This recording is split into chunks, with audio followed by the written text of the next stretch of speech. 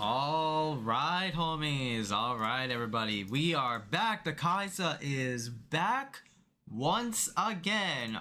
Where's my things? Where are my things? Damn it!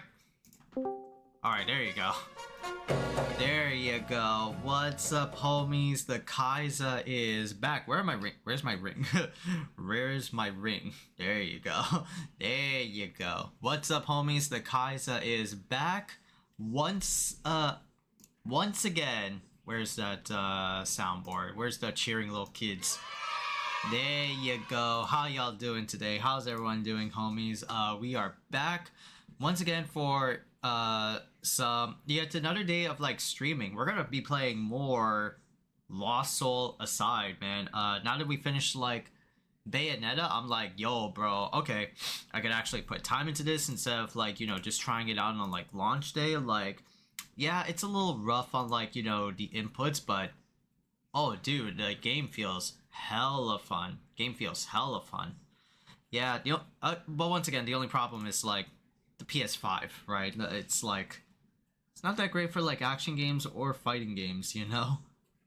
Very much like caked in like input delay. I have like no control over that unless I just like straight up like buy it on the Steam version, which I actually got my like paycheck for, you know? I actually got my paycheck. No, I am good and I'm not like borrowing money from mom. So that's good. That's good in a way. I like that. I like that. I like being independent. I like being an independent shopper, you know?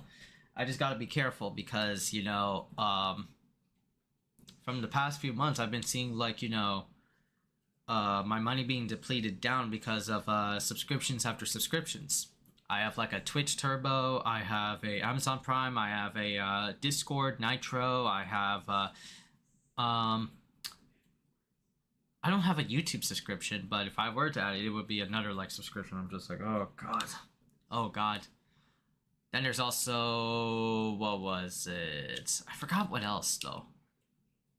I legit like forgot what else though. Oh, Microsoft for Xbox Game Pass, things like that. Alright, so it's, yeah, like a lot of money being used up for subscriptions, you know, every now and then. And I have like, I know there's like control over that, but at the same time it's like I don't have control over that because it's like these are things that I need slash like want, right? Unless there's like discounted prices, you know? Unless there's discounted prices.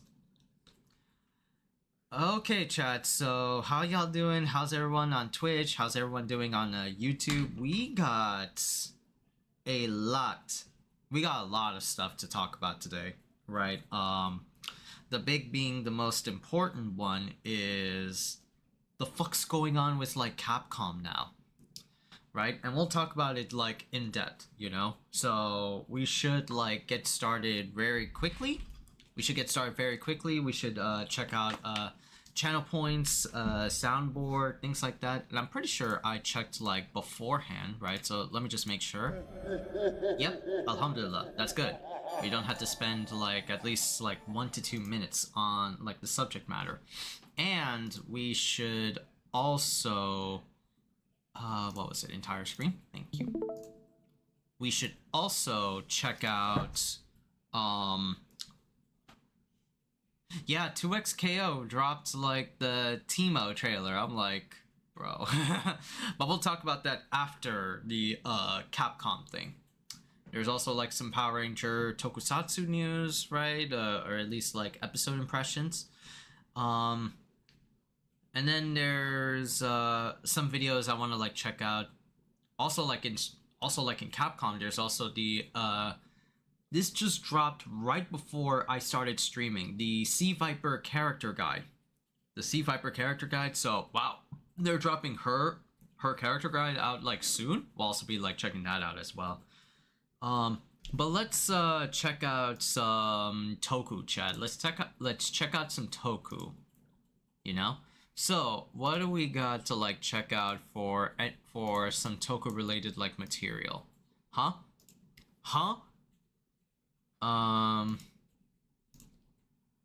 Let me just see. Ow, itchy, itchy, itchy, ow, itchy. Ah, man. Fucking yawning like crazy. Ooh, my goodness. Let's talk like, oh, let's start with like Kamen Rider. So now that we're done with like the 1, 2, 3 episode driven, or sorry, plot driven like Kamen Rider, now we go into our regularly scheduled Kamen Rider broadcast with little bits of like plot sprinkled in like each episode. And of course, like this is a Kamen Rider show, so there is going to be like 2 episode arcs for most of these like Kamen Rider show. They like built upon themselves like a drama. So yeah, what is this one about? Oh, protects the VIP bride. Apparently, Baku's next mission is like being a father slash priest and overseeing a very big wig exclusive wedding, and has to stop the nightmare that's gonna like disrupt the wedding.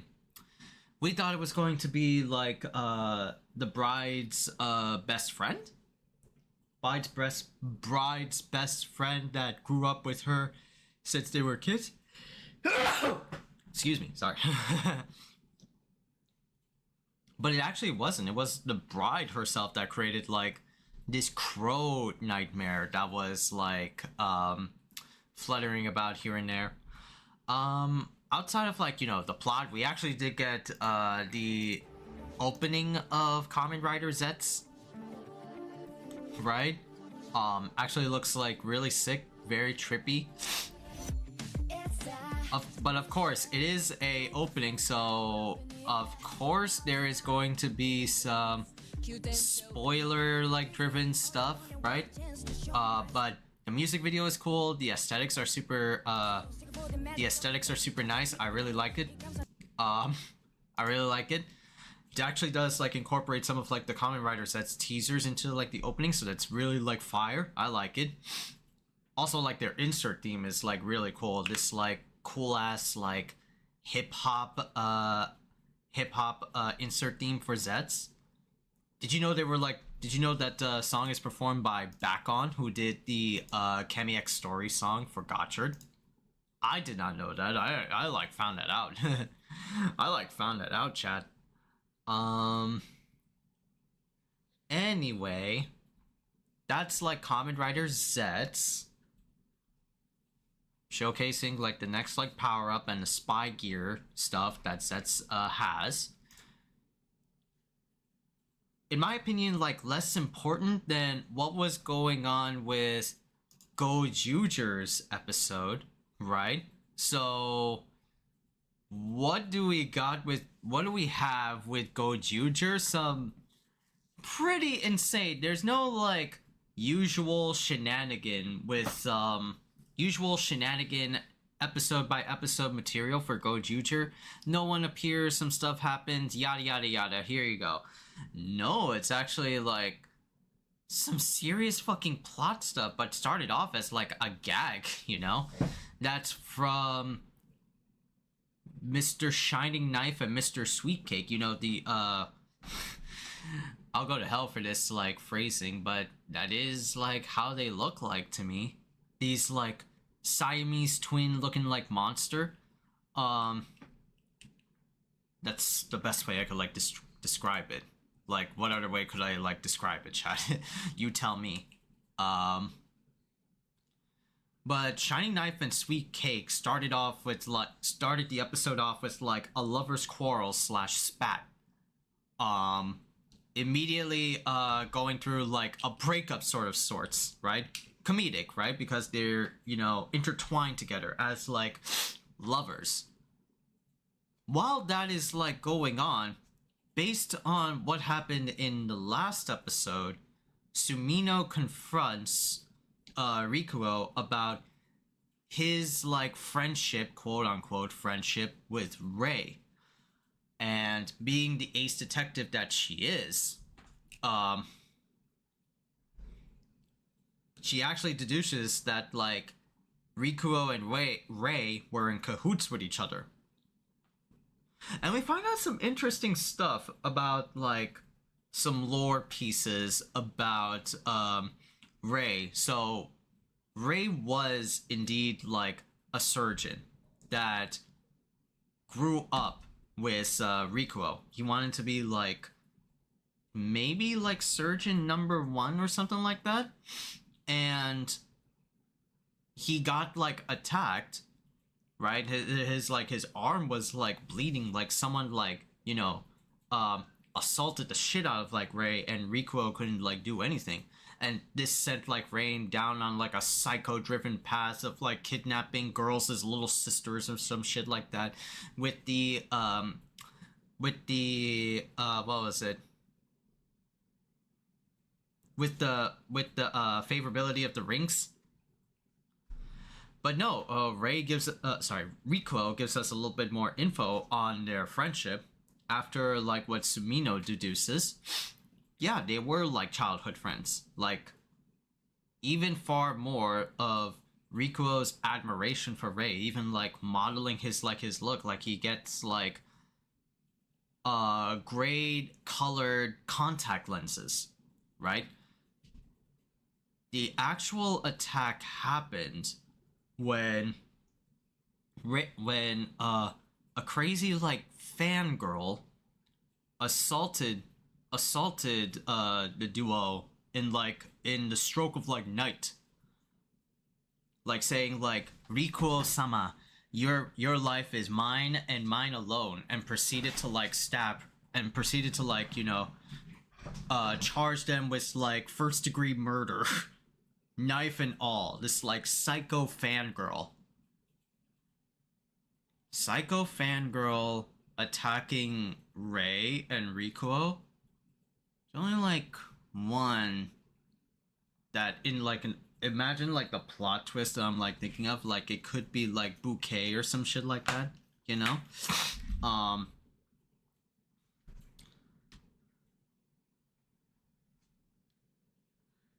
So Ray got like attacked in the process and like lost his arm, right? And this sent Ray down like a spiraling path, right? It was later found out that it was a terminal illness, right? After being struck in the hand. So the only one that was like compatible or had like a cure for that was technically Sumino's sister, Oto. So he kidnapped her and cryo-froze her ass, or like comatose her ass, because that's like what happened. And rightfully so, our girl gets fucking upset. Like, what the hell, bro? You helped your former best friend kidnap a girl's little sister. And what's even worse is that he's super psycho, that he's like make the contract with a fucking like monster on like the inside. And it's not like a no one or anything like that. No, rather it's like a calamity, right? Remember those bitches from like episode 0 or like episode 1 where there's like this big giant like puff cloud of like smoke, right? That was part of like the universe war, and Tegasword was involved in it. Yeah, this bitch makes like a first tease appearance, and makes like a contract with Ray.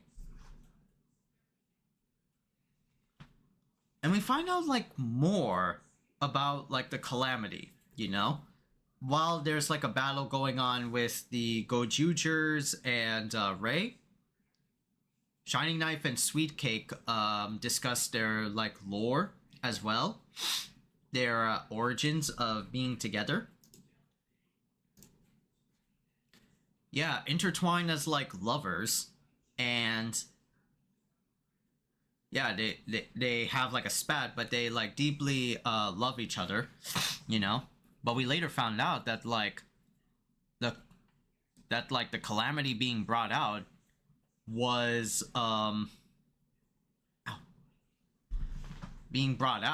it's like a super dickhead, one of the 4 generals, or the 4 horsemen of the apocalypse.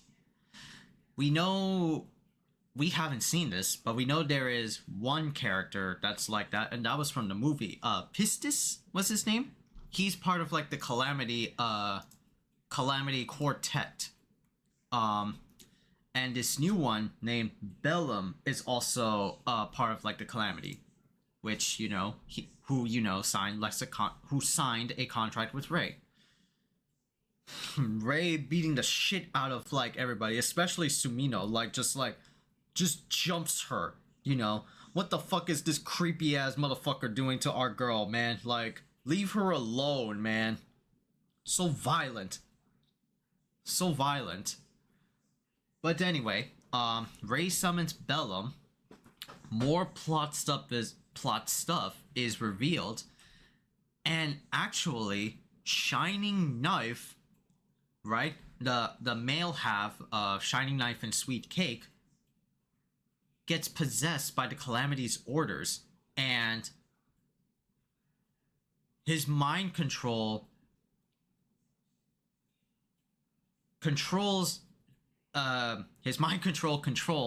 Shining Knife enough that he actually killed his other half, Sweet Cake. Like, damn, that's fucking dark, dude. And in doing so, proceeded to like grow giant. While Kuon just like watches like from the side, this creepy fuck. Like, they all like, the battle was intense, so everybody like escapes. Kinjiro gets on like the robot, defeats the giant size Shining Knife, and everyone just like bounces. And when Shining Knife wakes up, he like unknowingly killed his wife. Like, what the fuck is like going on? These fucking Calamity bitches, man. These fucking Calamity bitches. And what we're going to be seeing in the next episode is probably the Ray conclusion, or probably the Shining Knife Sweet Cake conclusion. Right? They're going to be like dead or something, And we'll actually see the next power-up that got like leaked ahead of like this episode's release. The Ryu Take a Sword, which is like this like blue giant like saber. So, wow, man. What a crazy fucking episode that we got. I wasn't expecting to go like this super like plot driven, Bellum being like a super powered fuckface, and Shining Knife being like part of like the Calamity clan, right? Super fucking raw. Super raw. I was not expecting all of that in this week's round of Kamen Rider Super Sentai. Damn, man. Them shits be hidden, bro. Like,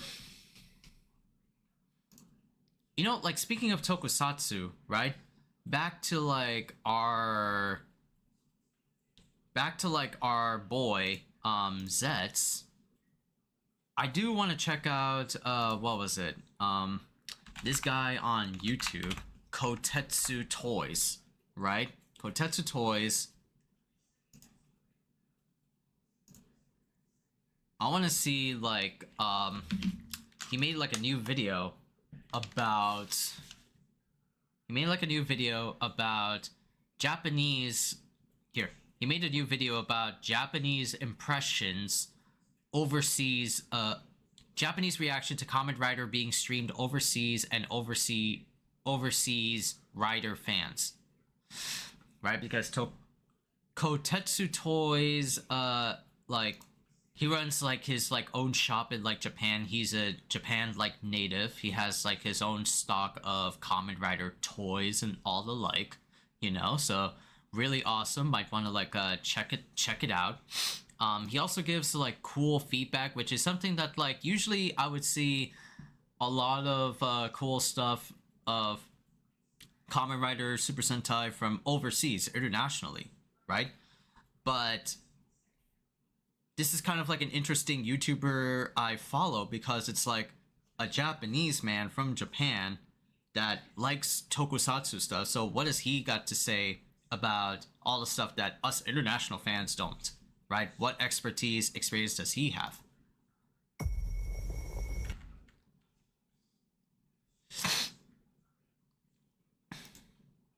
されてるな。だから仮面ライダー Z が海外でも公式で配信されるようになりましたが、これについて日本のファンがどう思っているのかを教えてください。Right? で、海外でも配信されてるってことは割と日本でも認知はされてるな。だからゼロが英語で喋ったりしてるのはやっぱり海外がどう思っているのかを教えてください。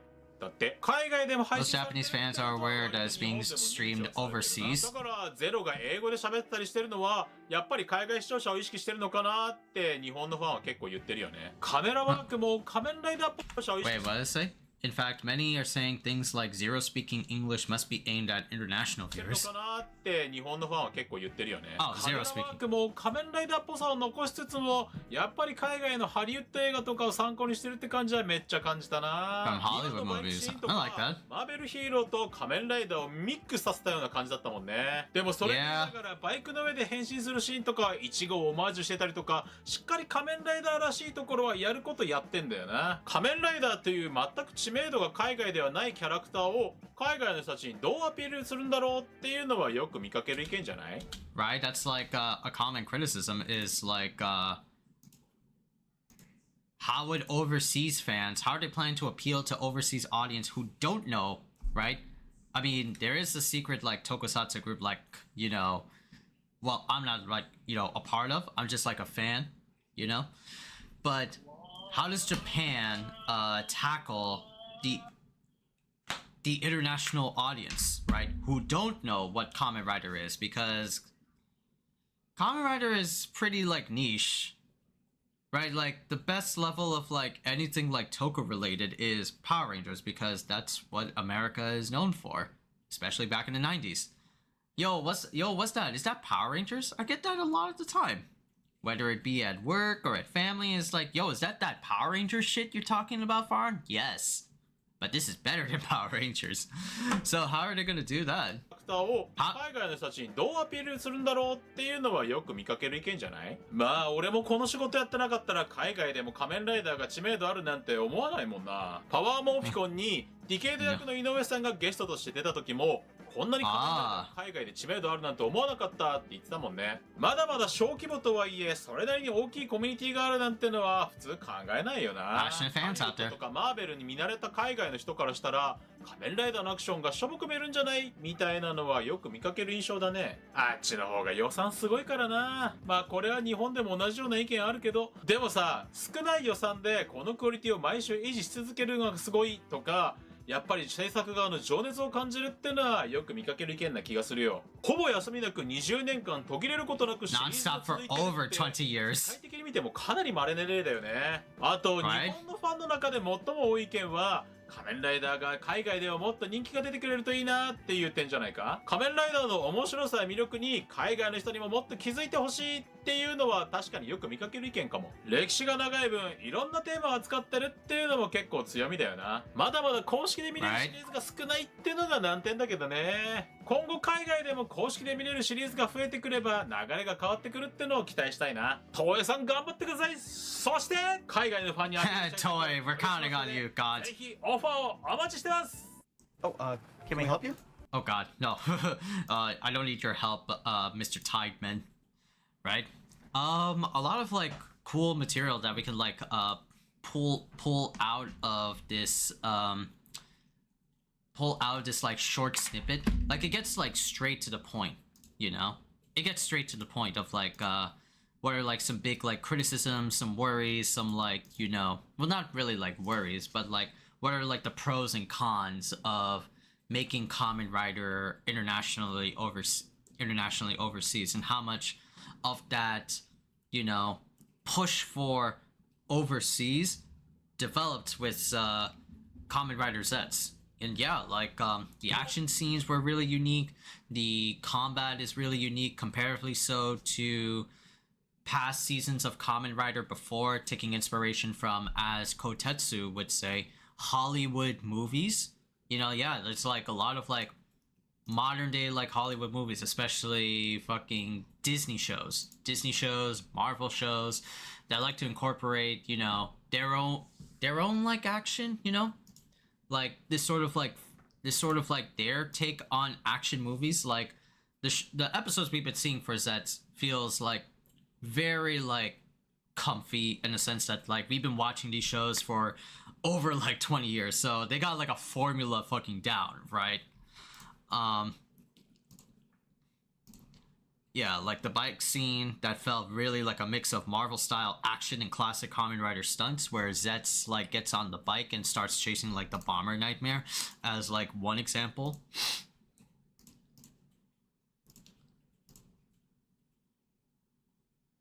Yeah, right? Like Kotetsu was even like surprised that he wouldn't have guessed that people abroad even knew what Kamen Rider is. Yeah, but that's the thing, right? He even said like there are like passionate fans out there who love like the smell of the game. The smell of the game. um yeah, just like if we love something to like a T, we gotta know like what it is, right? You know, for example, like me, I didn't know what like a Super Sentai like or Kamen Rider was because I was mostly like a Power Rangers kid.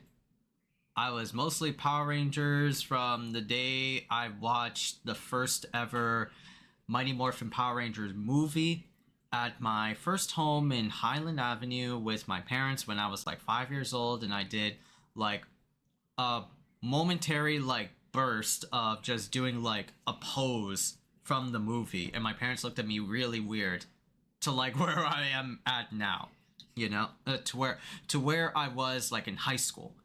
And then in high school, when they started doing like the Nickelodeon stuff, I was just super fucking disappointed with Power Rangers. You know, I was tired, I was bored of the new Power Rangers material. I didn't like the score. They were trying to emulate the Mighty Morphin style, but it did not work. So I just got like turned the fuck off. And that's when I was like in probably like college or something like that, I discovered Super Sentai. I started with Q Ranger, whatever's like present, like going on, and then I started with like Kamen Rider, and immediately I just went like backwards, like just to see like comparisons of how so and so season compared to so and so season in, let's say, like Super Sentai, and Kamen Rider was just a fresh new experience for me. And from there, I also watched like Ultraman, you know, so I became less of Power Rangers. I mean, I still like Power Rangers, but I became more of Kamen Rider Super Sentai because, like, I just got very disappointed with Western Power Rangers, you know? Albeit, you know, the Power Rangers Fortnite collab is really awesome, but it still is like Mighty Morphin. Hasbro won't let go of that shit, you know? Hasbro won't let go of that shit at all. That's like their moneymaker. But we start to see like a slow rise of like Kamen Rider appeal here in like in the West Coast. Now we have like cons and powered Morphicons, right? Not just like OG American actors from older seasons of Power Rangers, you know, doing all these like meet and greets and autograph signatures to fans out there. But also we get like Inoue, Masashiro Inoue, who plays like Kamen Rider Decade. And we even got like in LA, we got like Captain Marvelous and I'm the Famille attending Comic-Con panels. Like we see like maybe her social medias like going through like Texas and stuff like that, just like visiting around. Like, yeah, there's a lot of like, you know, international love for Power Rangers, and the Toko actors are completely okay with this, you know?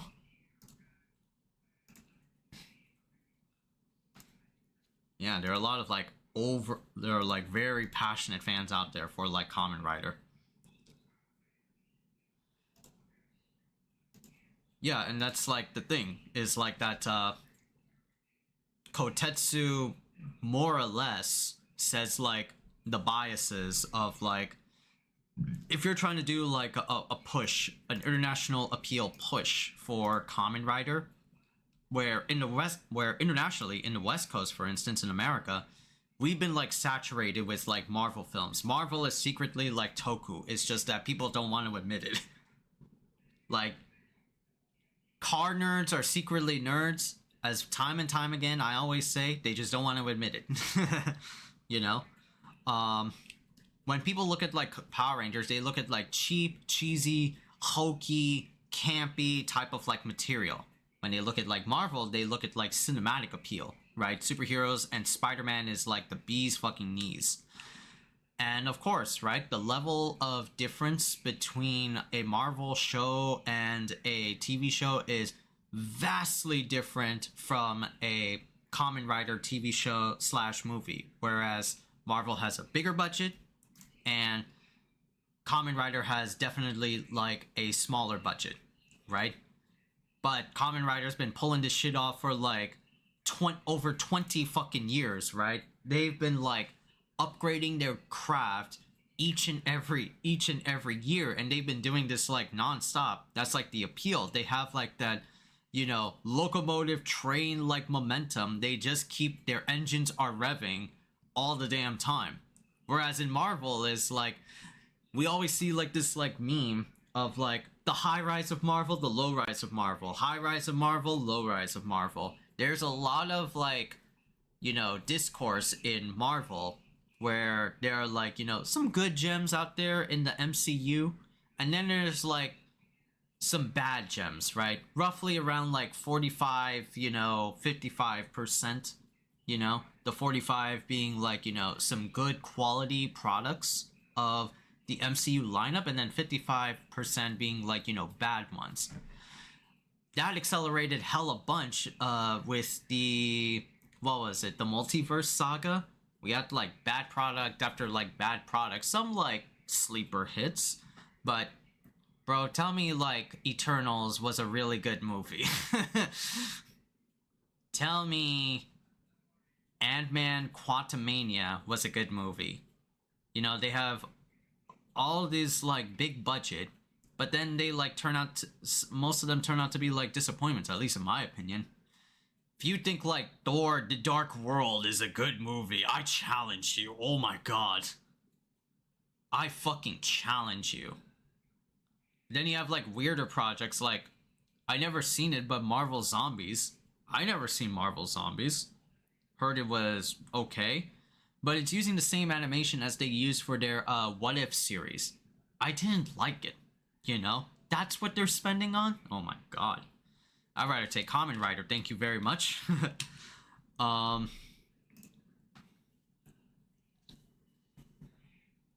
Yeah, so it's like the momentum that keeps on like going, and that's like how, what I feel Kamen Rider is incredible at.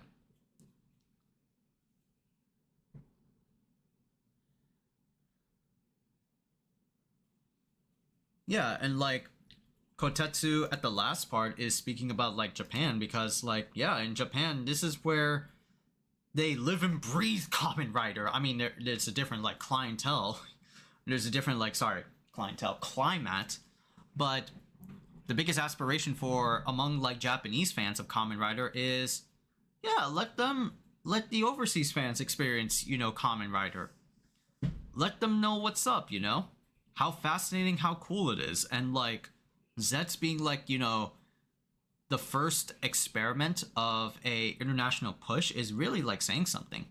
I like it though. I hope it like keeps that momentum, you know, going. I hope it actually like catches on. We actually like saw with Twitter, I think. Let me get like what was it? Toku Nation? Yeah, Toku Nation. Full episodes online, streaming on all platforms. Right, where is that? Yeah, Zets was even available at LA Comic-Con, right? Funny enough, like, look at this, like, crowd of international fans out there, right? Not just, like, Japanese fans, but international fans out there, man. Look at this shit. Look at this, like, cool-ass community, you know? Look at this cool ass community. There was also a lot of like stuff that was going down with the Zets LA Comic Con, you know, or there was like a Comic Con event going on, or there was like a Kamen Rider event going on at Comic Con. We saw like a couple of like teases and things like that about up and coming Kamen Rider projects, like W being on like one of the banners at the event, and then there's also like a badge that attendees can get, where it's like English, you know, text with Kamen Rider Gav, who didn't get like a English like overseas port like 01 and Geats and even like Ryuki, but there could be like teases that, oh shit, maybe they could be like coming over, you know, right? Zet's meet and greet, the first Comic-Con booth for the franchise in person to meet fans, a first for fans in North America. North American screening of Kamen Rider W Forever with English subtitles. Wow. Y'all got it good. World simulcast spotlight, Kamen Rider sets. Panel with special guests, that's producer Hideaki Yanaka. Yo, y'all got it good. The passion from the fans has been even more incredible than I expected. Meeting Kamen Rider fans, not just from the local area, but from around the world, who came a long way to be here, has been truly inspiring. It is through the support of passionate fans like you that this series will continue to grow and thrive globally. From the start, Zets was created with international fans in mind, while also staying true to the old Kamen Rider series. The series modernizes the story and concepts so new audiences can understand what makes Kamen Rider unique, while including Easter eggs and callbacks to past series for longtime fans to enjoy. Yeah, like just very huge push. Very huge push for fans alike. Damn, if they ever do it again, I want to go. Bro, even like Iron Mouse, famous VTuber that almost caught into like a scandal, went into like Comic-Con. Like shit, man. That's cool. That's fucking cool. Yeah, I even see teases like W in there. Like, what is W in there? You know? Why is build in there? Very like strong overseas push to, you know, grab more fans and get them acclimated into Kamen Rider. That's really like dope. I like that.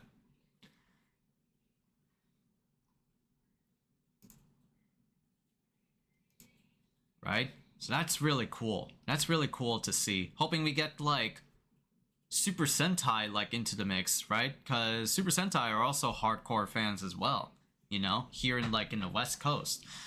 But this could be like the first step of many. Like, oof. Imagine the push for not Ultraman. Ultraman is already doing a push with like what was it? Omega, Arc, Blazer, right? They got that shit on lockdown. But yo, imagine like Super Sentai, where they could like post up like, let's say in the future a next Sentai, and it's gonna have an international push, right? What makes it better than Power Rangers, you know?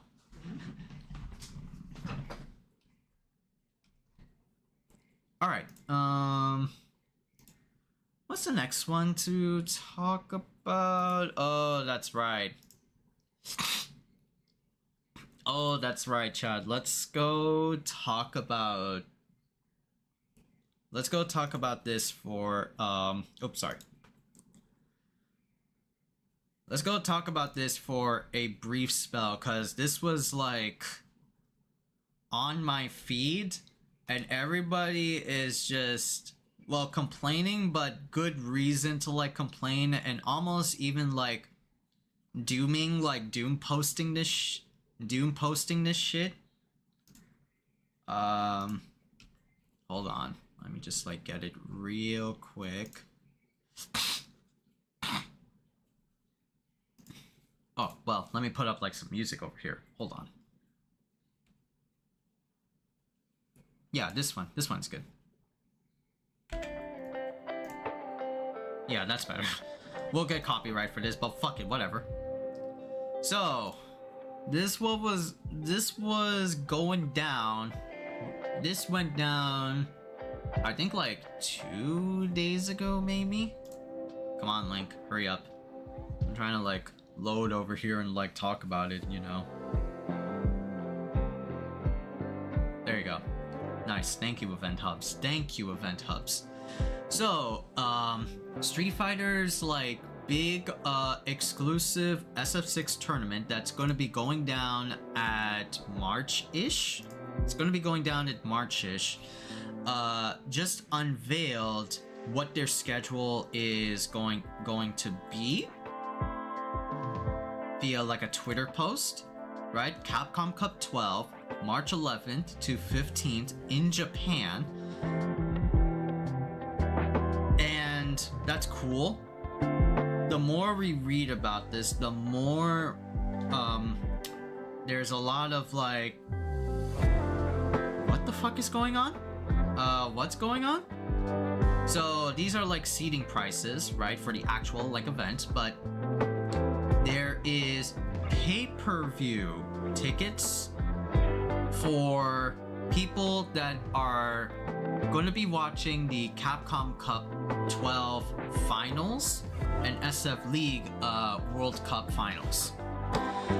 Pay-per-view is like a format that, let's say if we just like type in like Google right here, pay-per-view, right? Let's just use like, I hate this AI overview. A system where the customer pays a one-time fee to access specific content such as live sports events, concerts, or movies rather than subscribing to a service. Through cable and satellite providers, dedicated websites like ppv.com, and through online streaming platforms like YouTube and Hulu.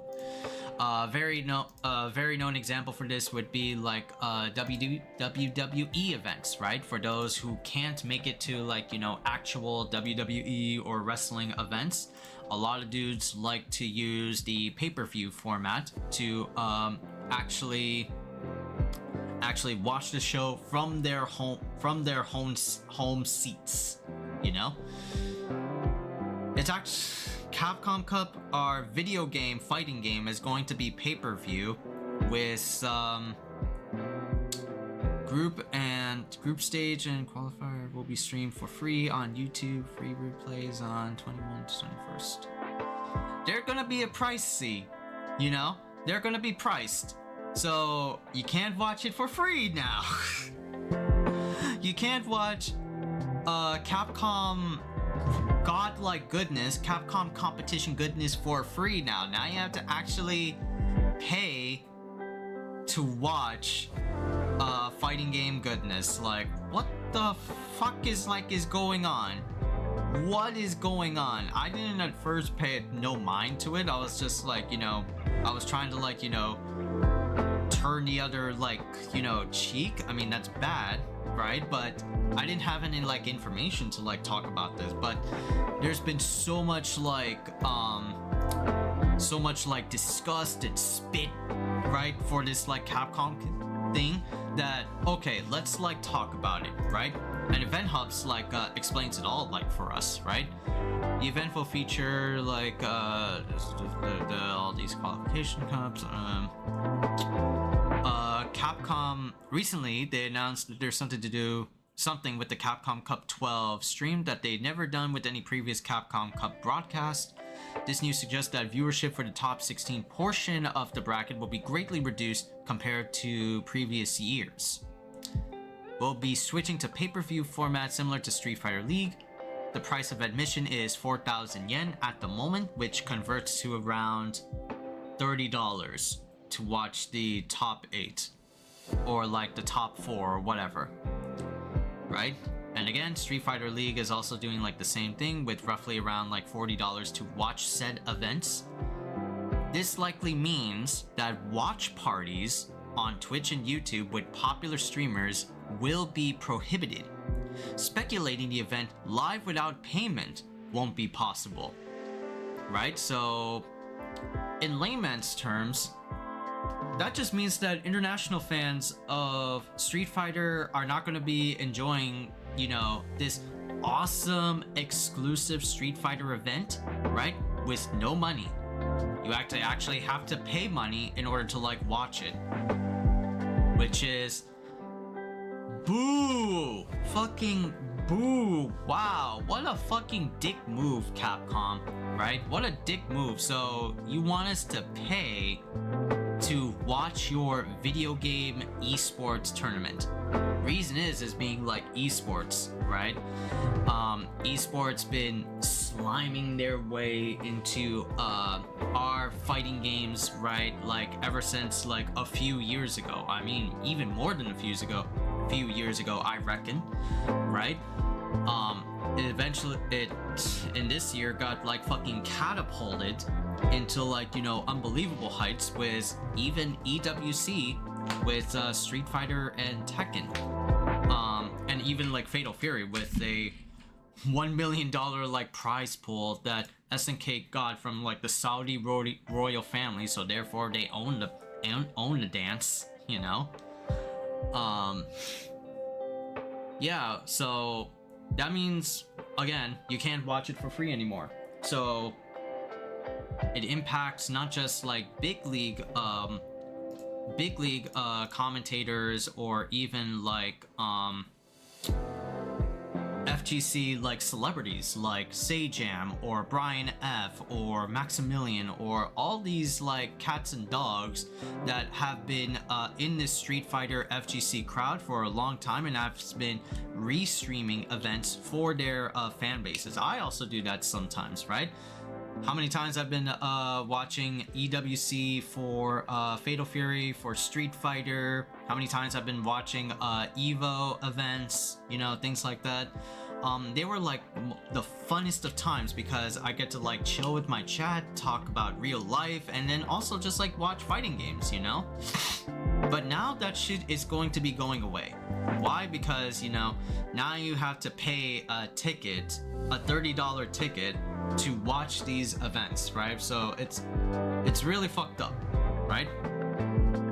It's really fucked up. Like I feel bad that now we won't get to like enjoy Street Fighter goodness anymore, or even like in the foreseeable future because of this pay-per-view format, right? And all fault again goes to like esports, right?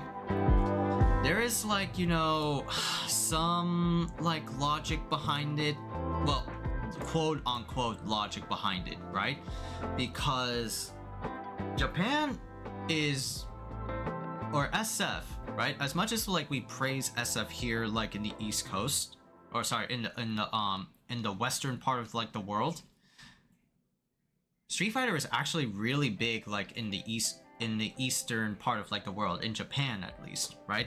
You see like lots of like good examples of like Japan really just favoriting,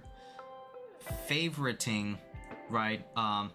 Their Street Fighter games, like most notably is Third Strike. Third Strike is heavily popular over there. There even still is like the Co-op Cup, which is like a big like grand stakes tournament for all the old school Third Strike heads that still play Third Strike to this day and compete in mad stacks of cash for that game. And of course, you know, Street Fighter 6 is heavily popular in Japan, right? Comparatively, so like if we draw up like, if we can like say numbers and statistics, and I looked this up actually right before talking about this, Japan streamers who stream Street Fighter 6, for example, Kawano, Tokido, Daigo, who else was there? Nemo, Fudo, right? They are so much larger in terms of their viewer count and popularity for Street Fighter than, let's say, over here in the western part of the world. Even like my favorite FGC streamer, Maximilian_dude, right, doesn't get as much views in comparison to some of like the Japanese streamers, right? Who play Street Fighter, who live and breathe Street Fighter, you know? So it's understandable where they're coming from, because Japan is concentrating their efforts on Street Fighter to a much more local base, rather than pushing for their game to be more abroad, right? So it's like they're going to be more local rather than international, and that just kills like chances of like the game like trying to catch like an audience, right, overseas, and you're just solely focusing on your group specifically, right? Japan makes like a lot of like money, but this is even more insidious, because like you're blocking off part of your, or most of your fan base, just so you can concentrate on like the esports scene in Japan. Really like fucked up that like what they're doing, you know? Like, of course, like I hate it, right? That just means that, you know, Japan gets like all the dibs, right? And this is like a worrying sign for like the future for, let's say, big sponsorship esports tourneys that, oh, let's say, God forbid, esports World Cup next year for Street Fighter Tekken, now they have to cost like 5,000 reals. 5,000 reals or 5,000 dirhams. Evo is going to cost like $500, right? Going to cost $500, something like that. No.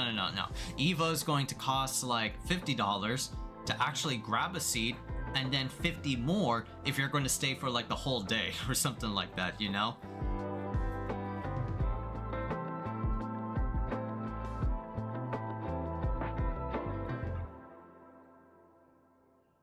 So it sucks because, like, yeah, you're just blocking off the homies that are going to be like, you know, out of state, out of country, and just focusing on the Japan side of things.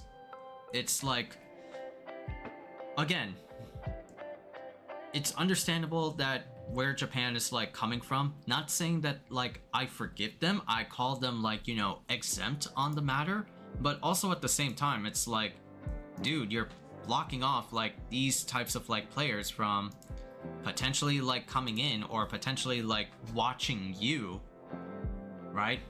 Just so you could like make a little bit of like profit. And of course, you can't say like Capcom is not okay with this, because, you know, they're a company at the end of the day, and they want to like, you know, seek out like profit for their company, and this is like, you know, what they like chose with. But more or less it affects like the devs, because, you know, guys like Matsumoto and Nakayama-san, who are very like open out there, very vocal with their like community, and have a lot of fun just meeting fans overseas, bro, they're gonna feel affected by this as well, because it's like, man, now Japan is like gatekeeping. Like, essentially that's like what it is. It's like, it's gatekeeping because they want to like make like, you know, profit for Japan. There's also like what was it?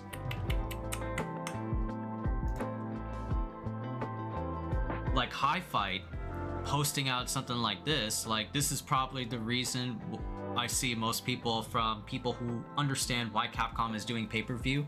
The esports division loses 1 billion yen, around 6-7 million US dollars every year based on Capcom's investment. So they have to do something to offbeat those losses, and lo and behold, that's pay-per-view. Lo and behold, that's pay-per-view. Bunch of like quarterly like losses and whatnot. I'm not gonna like translate all that.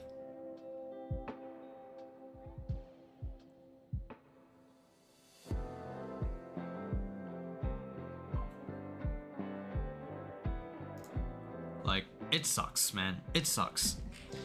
I don't necessarily like agree with it, right? But also it makes sense, quote unquote, where they're like coming from. So it's like, ay Allah, man. That just means that like if this like is in a positive like worth, what if they do this for like Evo? And you know what? A lot of like FGC folks are gonna be, you know, hitting up like locals now more than ever. Why go through all these like sponsors when you could just go to something like community friendly, like CEO, yo. Oh, what the hell?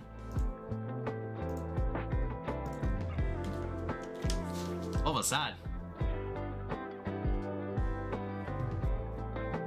What was that? Is James still playing Castlevania? I heard that soundboard though.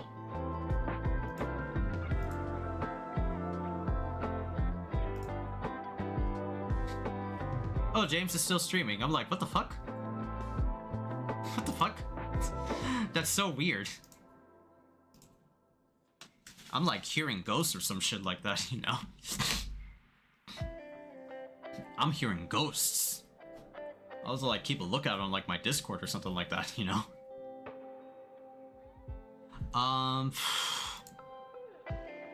So yeah. It just means that like going to community favorite events like Combo Breaker, CEO, right? What else is like is a good one that's like local driven? Probably Texas Showdown, maybe? Probably Texas Showdown. Some of those like events, even though they have also like sponsors there, but they're more community rich, right? They focus less on like, you know, the esports part, right? I hope so. I hope I'm not like jinxing it. But yeah, man, like this is like the problem with like, you know, esports like in a nutshell, right? Esports, like as like my mod would say, it like ruins games, you know, especially like fighting games. All this like celebrity stunt pulling, you know, all that shit, all of this like, you know, flack, and it's just like costing games like in the long run, making all of these like pushes for esports, you know.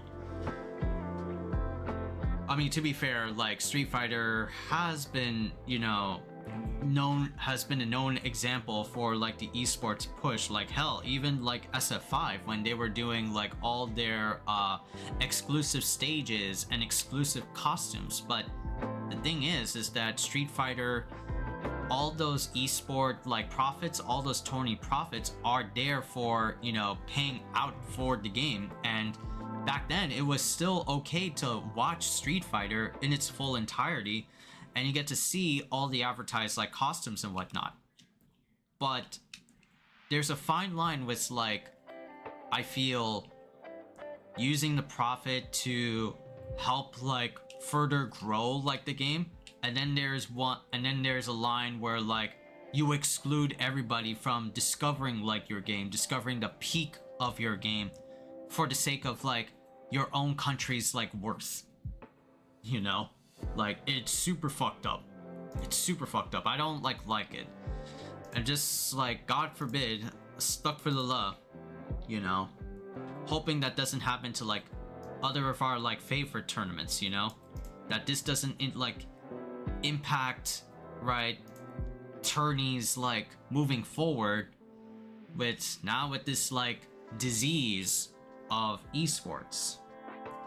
You want to avoid esports chat? Just like go to like a local, go to like a Combo Breaker, go for like a tournament that's like for the fans and by the fans, you know. All this like Riyadh Qadiyah pushing and all this like Nodwin like stuff and like Sony stepping down, like it like sucks. I do not like it, you know. Super sucks.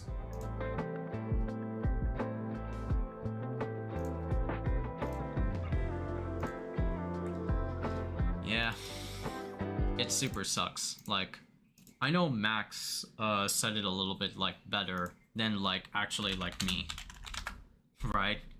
Because I'm a little bit like, you know, rambling on and just say like the same thing over and over and over again, you know?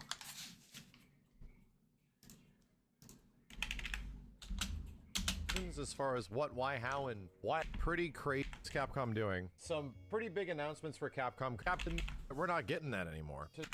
Almost 11 years now? Turns out there's a really good chance that we're not getting that anymore. To summarize what the hell's going down, I will use Event Hubs. Shout out to Event Hubs for the article compilation. Capcom's Big All Pro Tour, their big multi-million-dollar pro tour, has announced that Capcom Cup 12 finals will be switching to a pay-per-view format, similar to the Street Fighter League. Price of admission is 4,000 yen at the time. That's about 25 to 30 bucks. That is the same Capcom Cup that I rebroadcast, let's just say back in 2020, I think it was 2022, on Twitch alone. This was before I was doing YouTube streaming.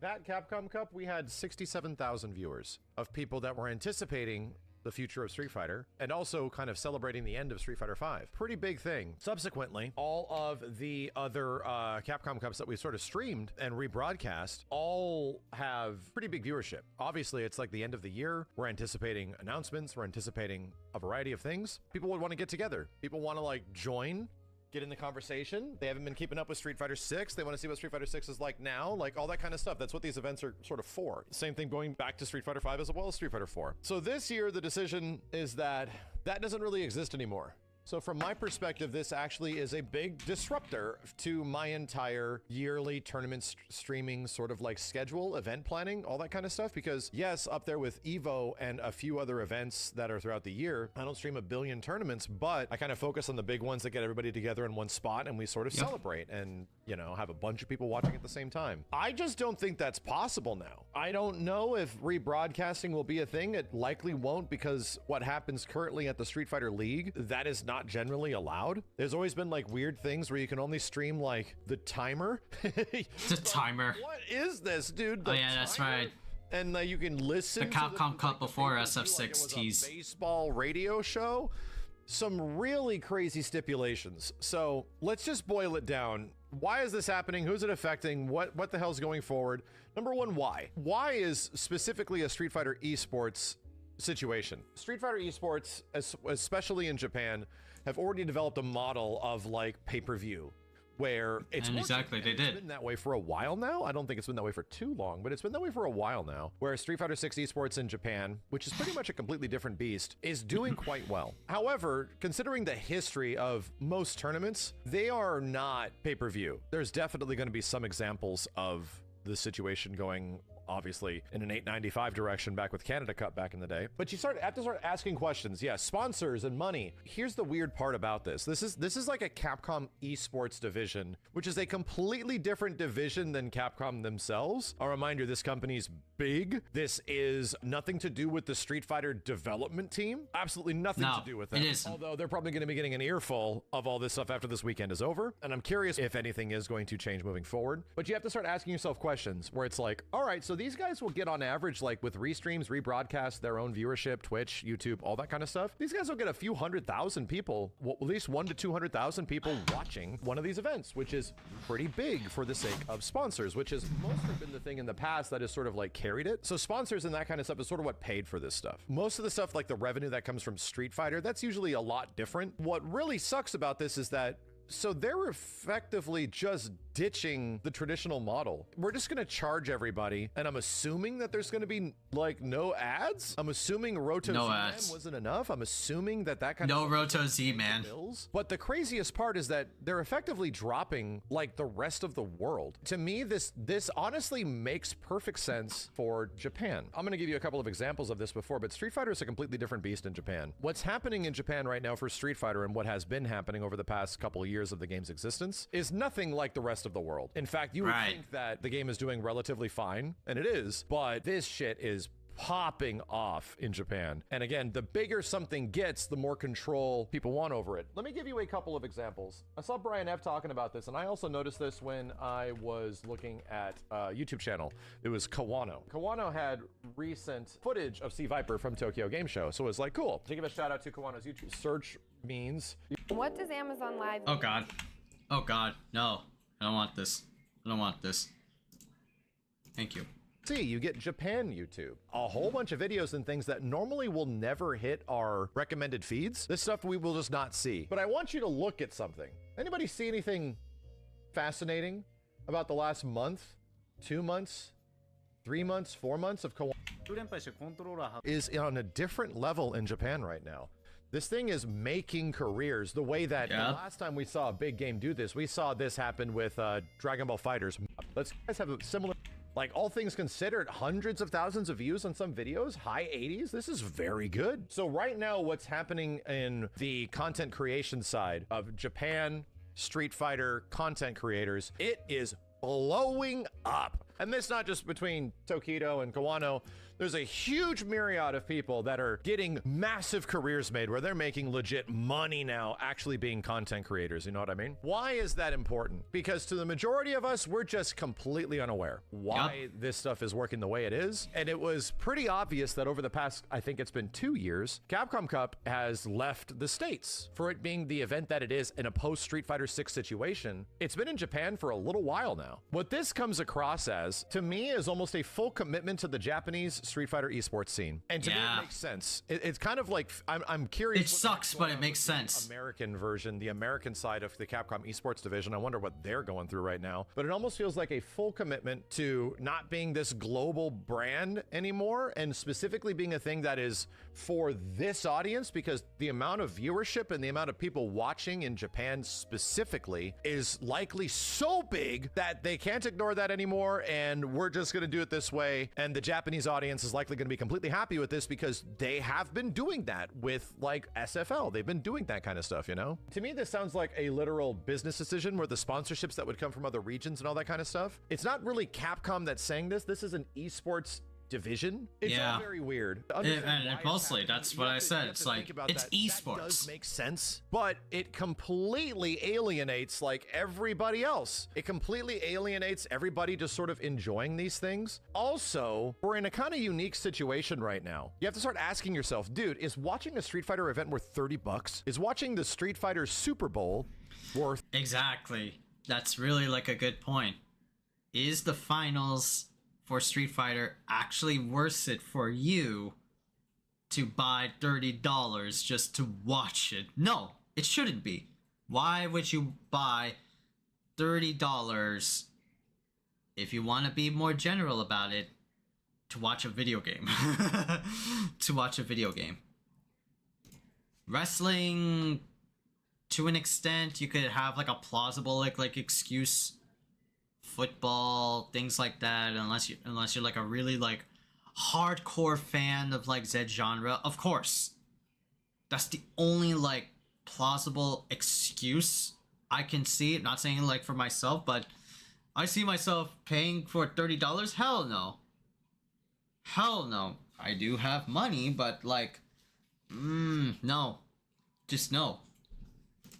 Like $30 to $40. In other regions, people have said, yes, in Japan, yes, we'll actually pay for this kind of stuff. But for the rest of us, hell no, dude. For almost everybody else, like fighting game tournaments are pretty much run on the revenue stream of like entrants that pay to get in, and also sponsorships that pay to keep the entire event rolling and running for the years that come, right? They do that so they can run ads on the streams, like live baked in ads, and then obviously just have the event pay for itself, you know? But that means that we get free events, we get free streams, we could just watch all this stuff, you know, for the most part. Pretty much eliminates the entire aspect of like enjoying tournaments. Let's be real. One of the things that most of us get really excited about at a Capcom Cup, at an EVO, info is the fact that we're not just looking at a tournament, we're looking at the future of this game, right? Looking at where this game could be going, what they want to show off, what they want to tell us, like all that kind of stuff. What do the devs have to say? So that's really exciting. It's exciting to be like, let's keep updated with what the competitive scene is doing and also learn from Like, Capcom. what's the Nobody's future? gonna watch that stuff now. They're gonna have to like wait till after that we're gonna hear about it or something. And now like that future is Like, closed or off behind a something. To me, paywall. like, sure, that's fine. That's the way news is distributed. But at the same point, it's like, I personally love the communal aspect of being together in a moment, right? Of us all being here. Because I've just grew up on this stuff, man. We're just used to it being this way. Being here in a communal moment to celebrate like the finality of this, these players, this game, also where the game could be going, and we watch the thing of the trailer or whatever. So that's pretty much gone. And that's what really bums me out about this situation, is that we don't get that communal sort of moment again. And it's also great for viewership. Like everybody else, like all the big Street Fighter streamers, like get to stream and restream and do all this kind of stuff that brings in audiences because people are curious and they want to hang out with you while you watch it. All I have to say is that I genuinely disagree with this decision. It feels like Street Fighter esports just put itself in a bubble in one specific region because that region is cool with this, and now they're asking for everybody else to be cool with this. I really do not see like them selling a lot of pay-per-view tickets for this outside of Japan. It might be like less than 10% of their overall pay-per-view sales, because to be real, and this is the thing that I have noticed just personally as a content creator, high-level gameplay isn't exactly as valuable as it used to be. In Japan, yes, I see that a lot of people in Japan are being introduced to Street Fighter, so they're going to want other Street Fighter content creators close to them because it's booming. Would you pay $30 to see throw loops? Would you pay $30 to see Ed doing his Ed shenanigans? Would you pay $30 to see Bison, Mai, the usual suspects of Street Fighter? No. It's big over here in Japan, right? Because Japan loves this shit. It's like crack. Over here in the West Coast, it's like, it's a little bit differently. You tell that to any of like my friends that like, they are hardcore Tekken fans. They're not really big Street Fighter fans. Street Fighter doesn't have that much like influence, you know, here casually than like, let's say Tekken does. Even after all the season 2s and even after like all that shit that Tekken is like fucking up now and are trying to like band-aid over, Tekken is still popular over here. Just that Japan really loves Virtual Fighter and Street Fighter. That's the only two that they like. So much. That's exactly why Tokido, Kawano, all these guys are getting such insane viewership, because they're Street Fighter players. They're teaching new players how to play. New people that don't understand this thing want to jump in and watch the good players that, you know, speak a language that they freaking understand. And their viewership is blowing up, right? We watched this happen for Street Fighter around the early 2010s. We watched this happen around Ultimate Marvel 3 and Street Fighter 4 era, especially. Maybe not as much Street Fighter 5, where like content creators like Excellent Adventures and Spooky and shit myself literally blew up. Like what's happening right now in Japan is that these content creators are effectively like reaping the viewership rewards that the American FGC sort of went through back in like 10, 12, 13 years ago. It makes sense. Are we going through that right now? No, because like high level gameplay is everywhere. You can go and watch these people stream at any time. You can watch the best players in the world put up some of the most highest quality gameplay of whatever game you want anytime. So it's like the cost to value ratio of what is like valuable from a gameplay perspective, not nearly as high as it used to be. Like again, when we were starting to put up videos and be content creators, were we the best? Absolutely not. But people did not want to have to put in the time to being content creators as much, right? Because that was so much effing work to learn all this stuff. What's happening right now is that Japan is reaping the rewards of that. Everyone's a content creator. Everyone's doing best. Everybody's a content creator all over the place. So there's a oversaturation of gameplay. It's everywhere, man. All I'm saying is that I don't see the value outside of Japan in its current state of spending 30-ish to 40-ish bucks to watch a stream. to like literally watch a stream of gameplay. The importance of it is big, don't get me wrong, but at the same point, it's like we're not in a situation that was from like 10 years ago in America where, yeah, you could have maybe done that way back in the day when it was really valuable to see these players play at this level and to fight each other in this environment. We see it like multiple times a year, dude. All I gotta say is that it's a bummer, and I think there's better ways to do this. And we have seen this done time and time again, and I'll use a few examples. As we have seen the esports divisions of fighting game developers. Oh, Max also brings up. Oh yeah, that's right. WB Games, right? Capcom. We see them have different approaches to sort of pay for their esports division, and how do they like justify it, do a cost-effective ratio? How do they make money in some way so they can keep doing this and also putting in millions of dollars into a prize pool, right? So here's the thing: other companies have already done this. People have done it well. The way you do it is that you get the esports side of it to really cooperate with the game itself. At the dawn of Mortal Kombat X, as well as Killer Instinct, these companies had an idea. Our esports divisions are like not big and they need money. What do? Killer Instinct and Mortal Kombat X made skins that did not cost a lot of money, but they said that this skin, if you buy it, goes directly into paying for our esports stuff. It's gonna give a prize pool to the players, and guess what? Prize pool was massive.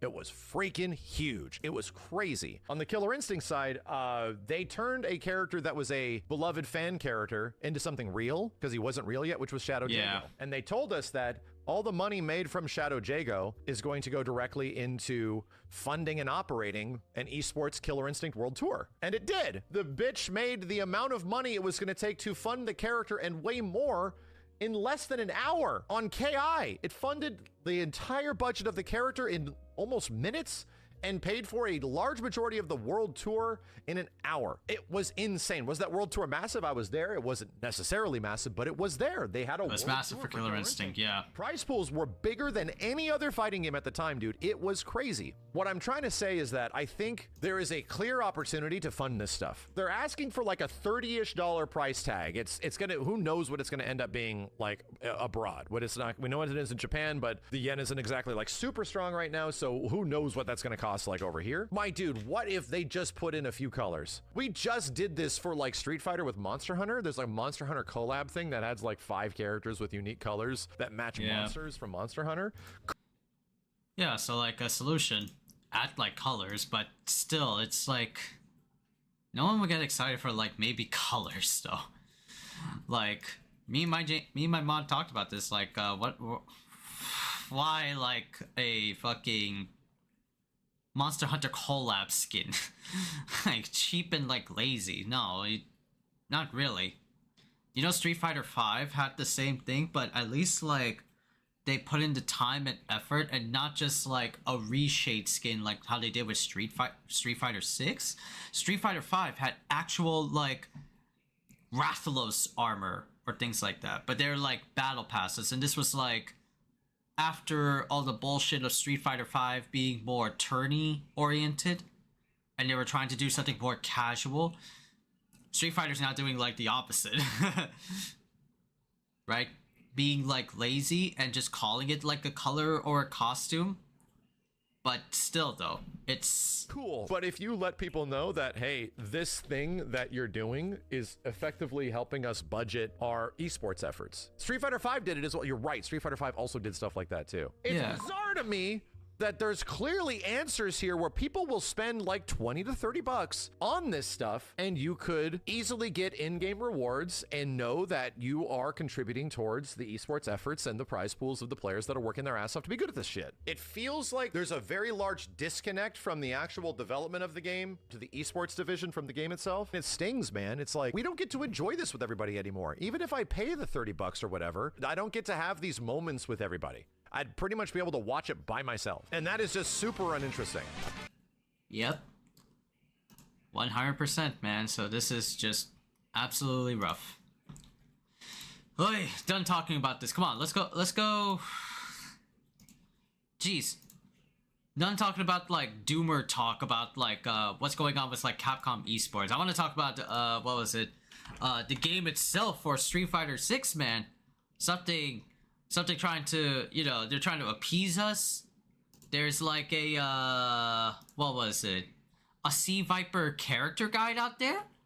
7 minutes? Let's check it out. We'll probably move it to like over here for y'all to like see the subtitles. Sea Viper confuses opponent with crafty mobility and overwhelms them with offense that incorporates her high jumps. Okay. Right. Okay.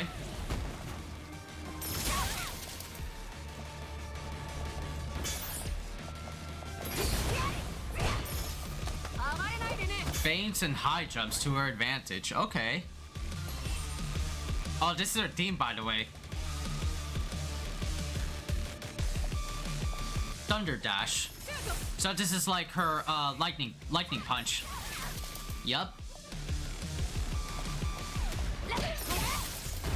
Heavy version is anti-air. Light mediums are like straight grounded. Heavy version's anti-air. Okay. Can combo from light attacks, but heavy is punishable because it leaves you jumping. Tracer combination. Yeah, this is what uses up drive gauge.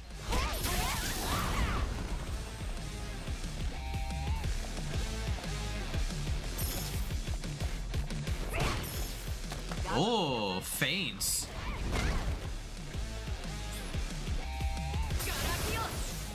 Ooh.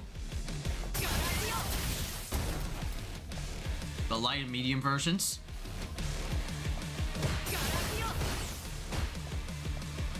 And it's recovers you, okay. Consult with your drive gauge, right?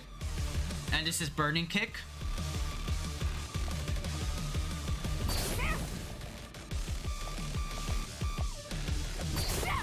Yep, burn kick's back.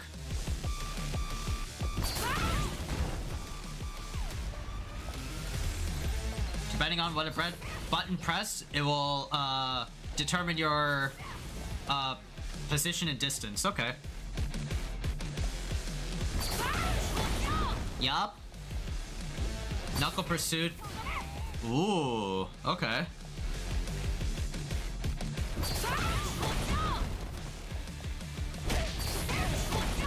You definitely want to use knuckle pursuit then. Okay.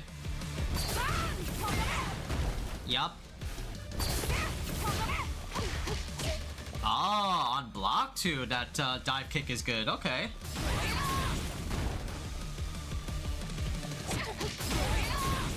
Ooh, okay. Covers a lot more range and combo potential. Okay. Aerial burn kick.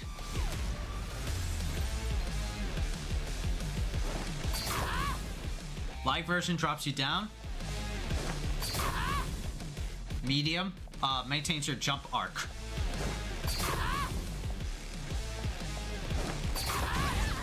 Yep. Cross up burn kick.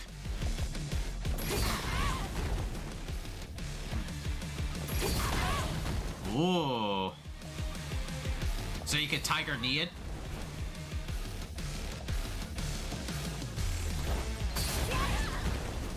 Overdrive, meter burn. Ooh. Okay. Seismic hammer. You're gonna have seismo cancels.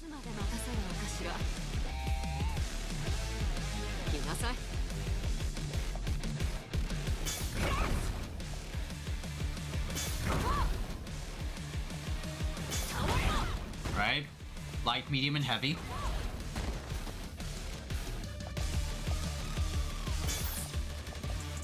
And yup, seismo cancels. Yup. How do you perform the feint though?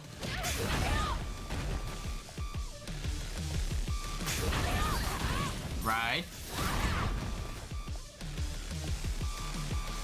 High jump. Yeah, think of it as like your super jump in this game. But it's at the cost of a drive gauge.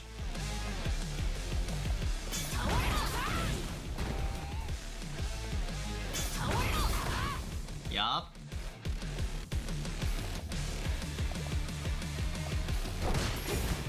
Ooh.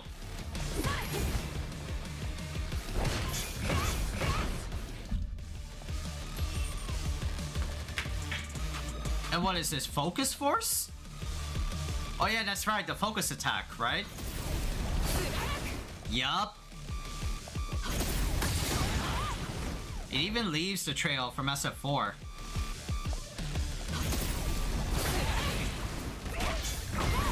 There's a crumple, yup. Totally SF4. Totally SF4.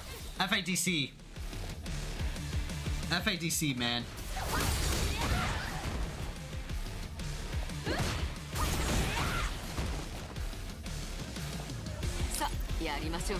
God. Okay, let's rock.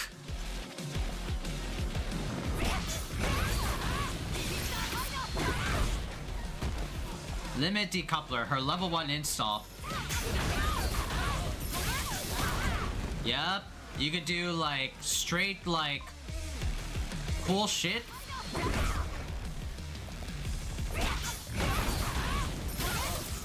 She's great for burnout because just like a little tidbit, because you can use high jump or follow attack even while in burnout.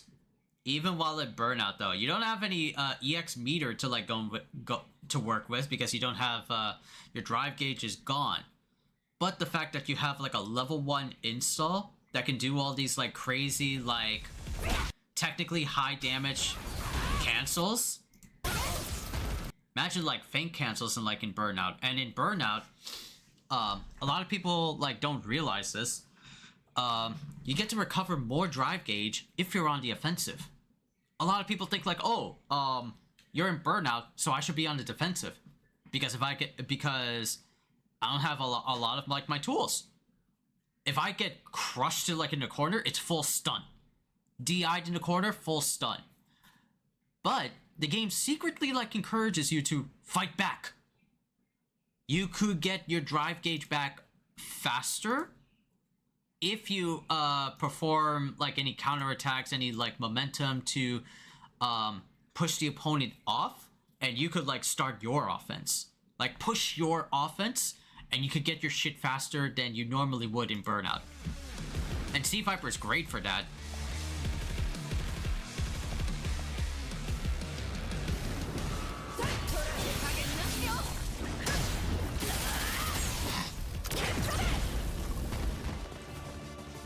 Yeah, level 2. Great for a combo ender. Alright. And Hard Luck Rejector, her level 3.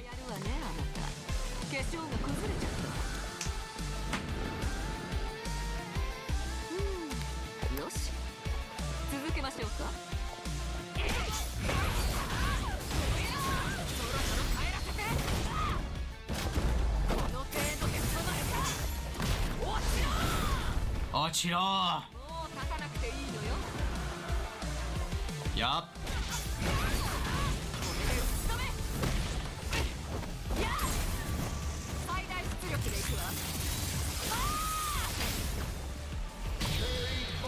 God.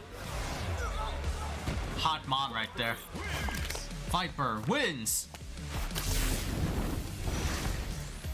Hot mom right there. God damn it.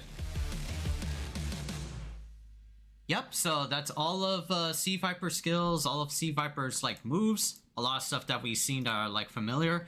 I just have like, my question is, how will the feints work? How will like feinting from, yeah, like this, how will feinting actually like execute in inputs, you know? Is it going to be like a hold down? Do you have to input the move again or things like that? What type of mechanism do you have to do for feintings? Was it like that like in SF4? Like what was the feinting in SF4 though? We could actually like maybe check that out and see, you know? We could maybe check that out in SF4.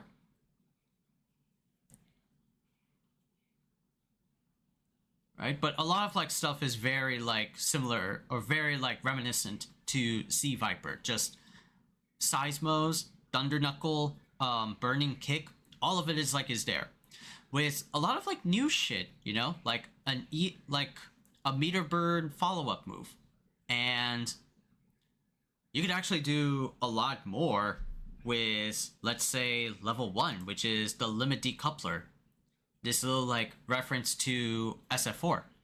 So you can do high jump moves, any like pursuit moves for 0 cost when you have this like level 1 super, and it's especially beneficial in burnout. Yup. Something like that, man. It's really sick. It's really sick.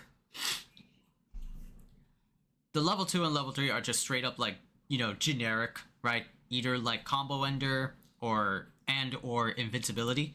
But she's definitely going to be, her playstyle is like literally like like get to like level 1 as fast as possible so you could do like a crazy nutty combos and bullshit,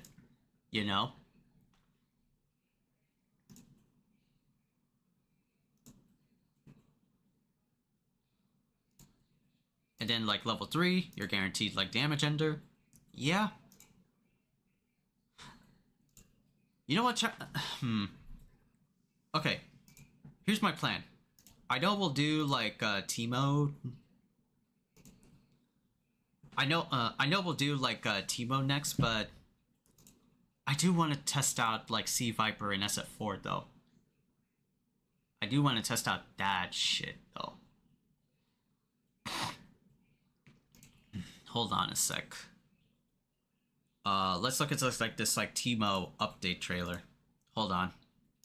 Oh god, pause. Record. Let's look at this like Teemo gameplay dev update. If you don't know like Teemo, right, there is like a gameplay trailer of him. We already did like what was it? A reaction of him. Yeah, this little bitch, we saw this trailer, right? This trailer is beautifully crafted. Just like looking at it again. You've got a magnificent mustache, sir. You look cold, mister. Want me to get a fire going? Oh! Hot stuff. God. I'm a Vandal Scout, sir, but okay.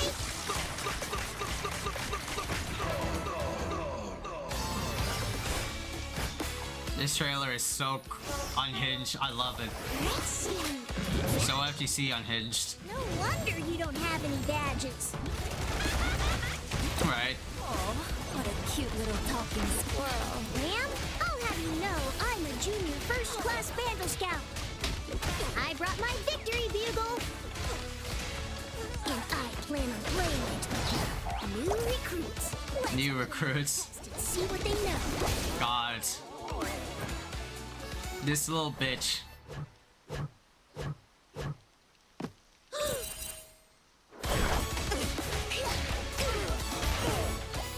Even the chat is getting to it, like at the top right there. Giant sea monsters as pets. Steady. Here it comes.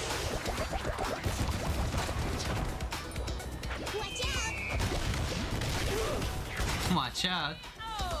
Hey, you earned the losing badge. You earned a losing badge. This. Let's go.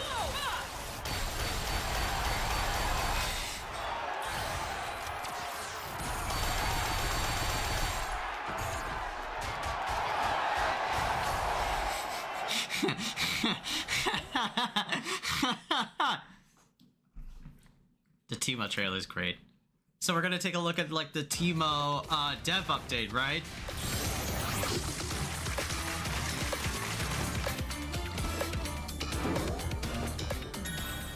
Hello, everybody. I'm Kyohei Lair. I'm a designer of KO. Today I'm here with... That's Marlin Pie? Holy shit, Marlin Pie is aged. Today is about Oh my Teemo. god. Finally, Teemo. I can hardly recognize him. So Teemo is a character that I learned about before I even learned about League of Legends. From the beginning, I knew he was like off-meta, meme-y, quirky character.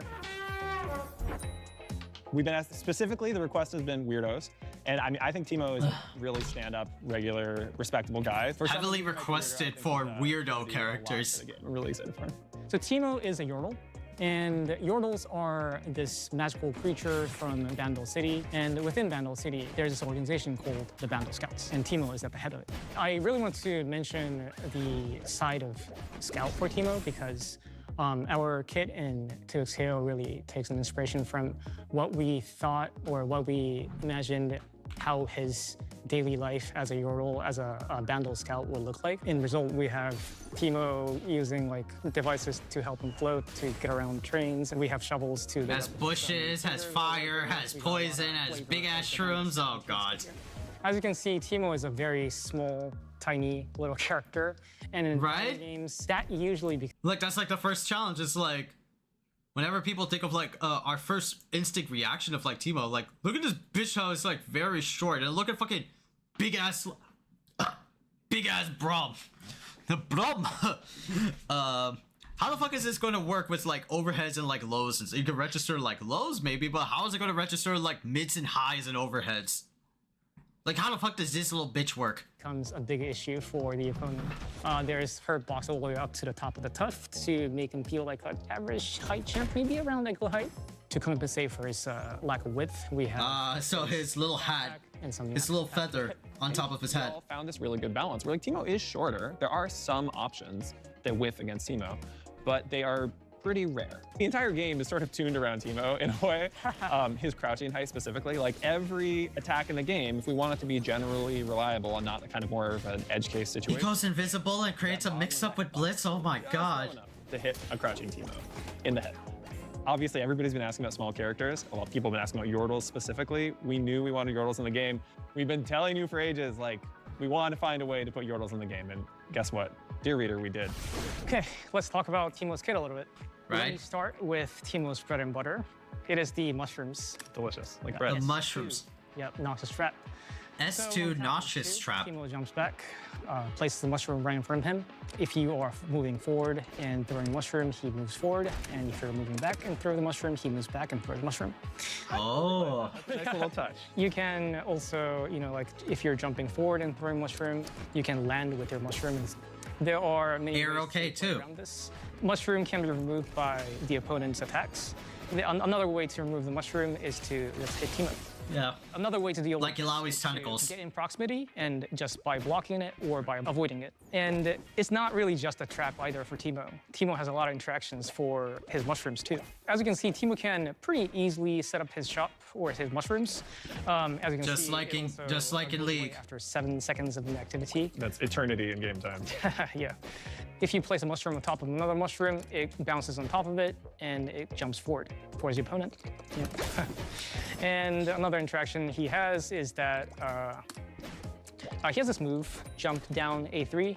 It has its own purposes, like a combo window move. But if you jump down H, he jumps up and he can move here. He's free to move afterwards. Brother.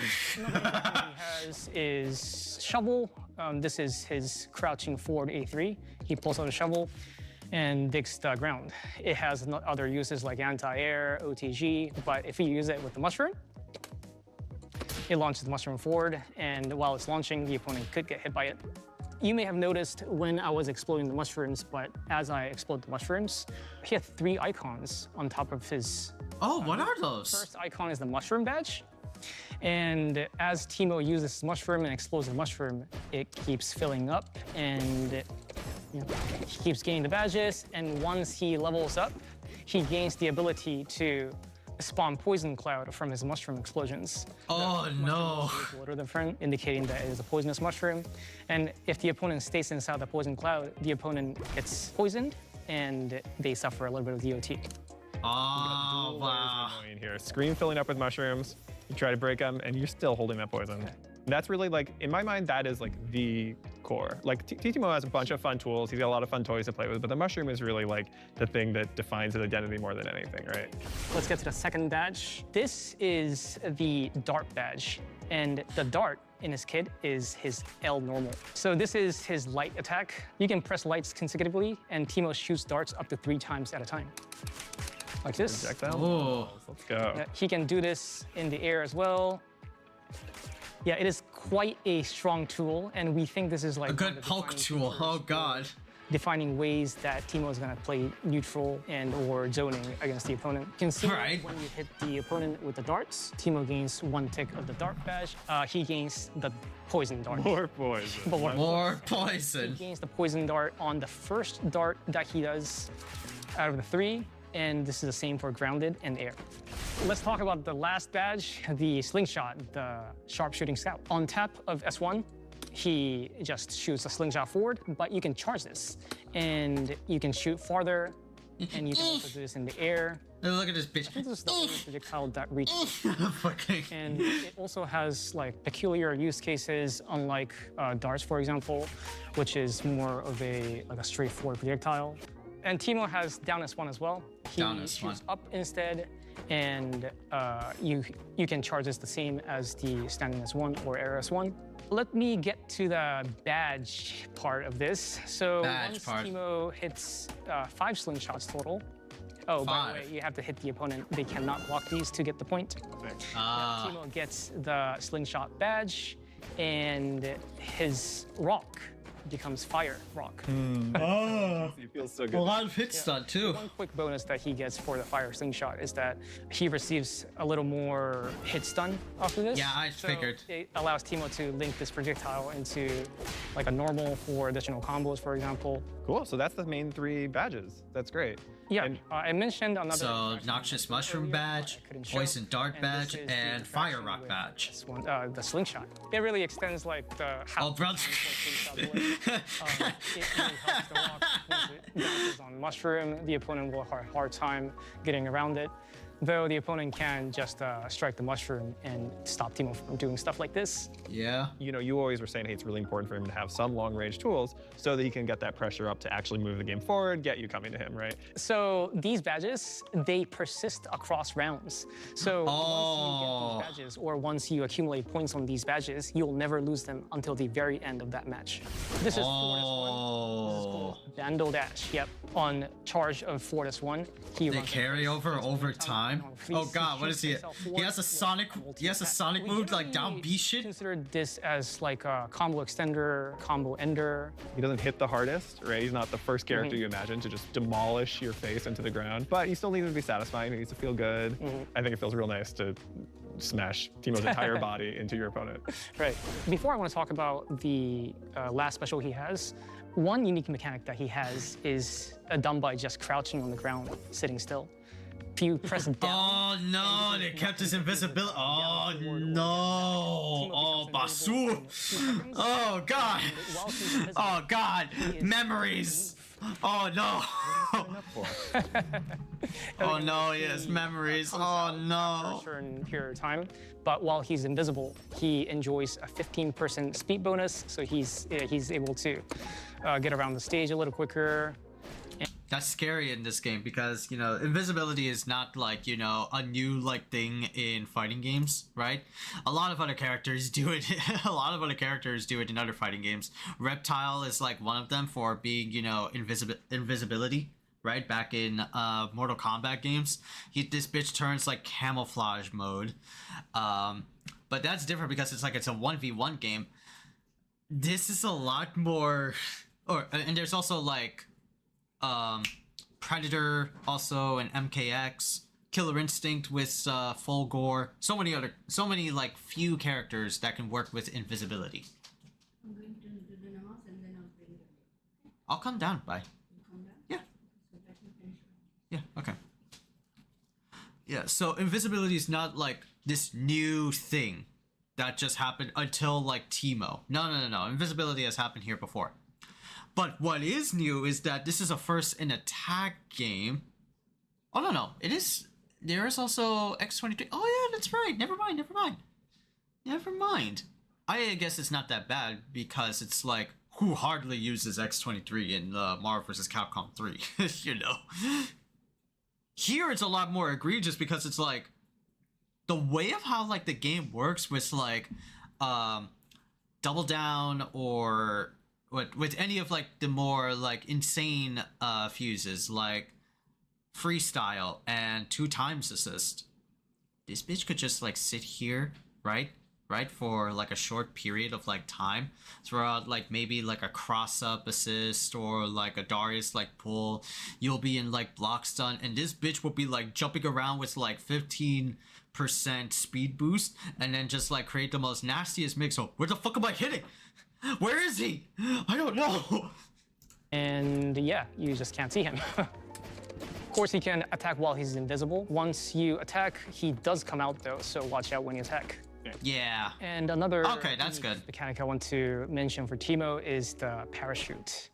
The parachute. This is done when you're in the air. You can hold up to deploy this parachute. And when you have this parachute deployed, you can move around with left or right. It's like a tool for Teemo to get around the stage. This leads me to the next special, or the last special. Yeah. Which is down S2. Guerrilla tactics. Yep. Gorilla.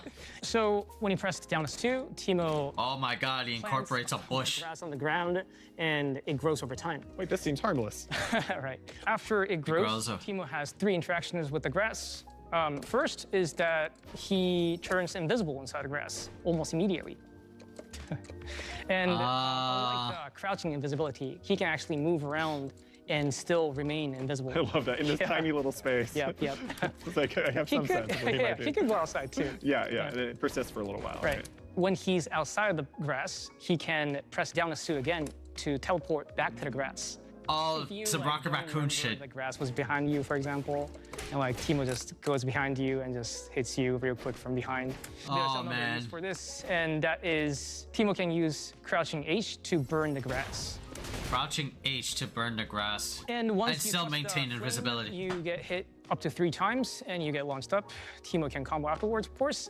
And another special feature about this fire is that once you get the fire and Teemo holds up, you can float on the updraft of the fire. Another interaction that Teemo has with the grass is that once you get the flame slingshot, he can set the grass ablaze with the flame slingshot as well.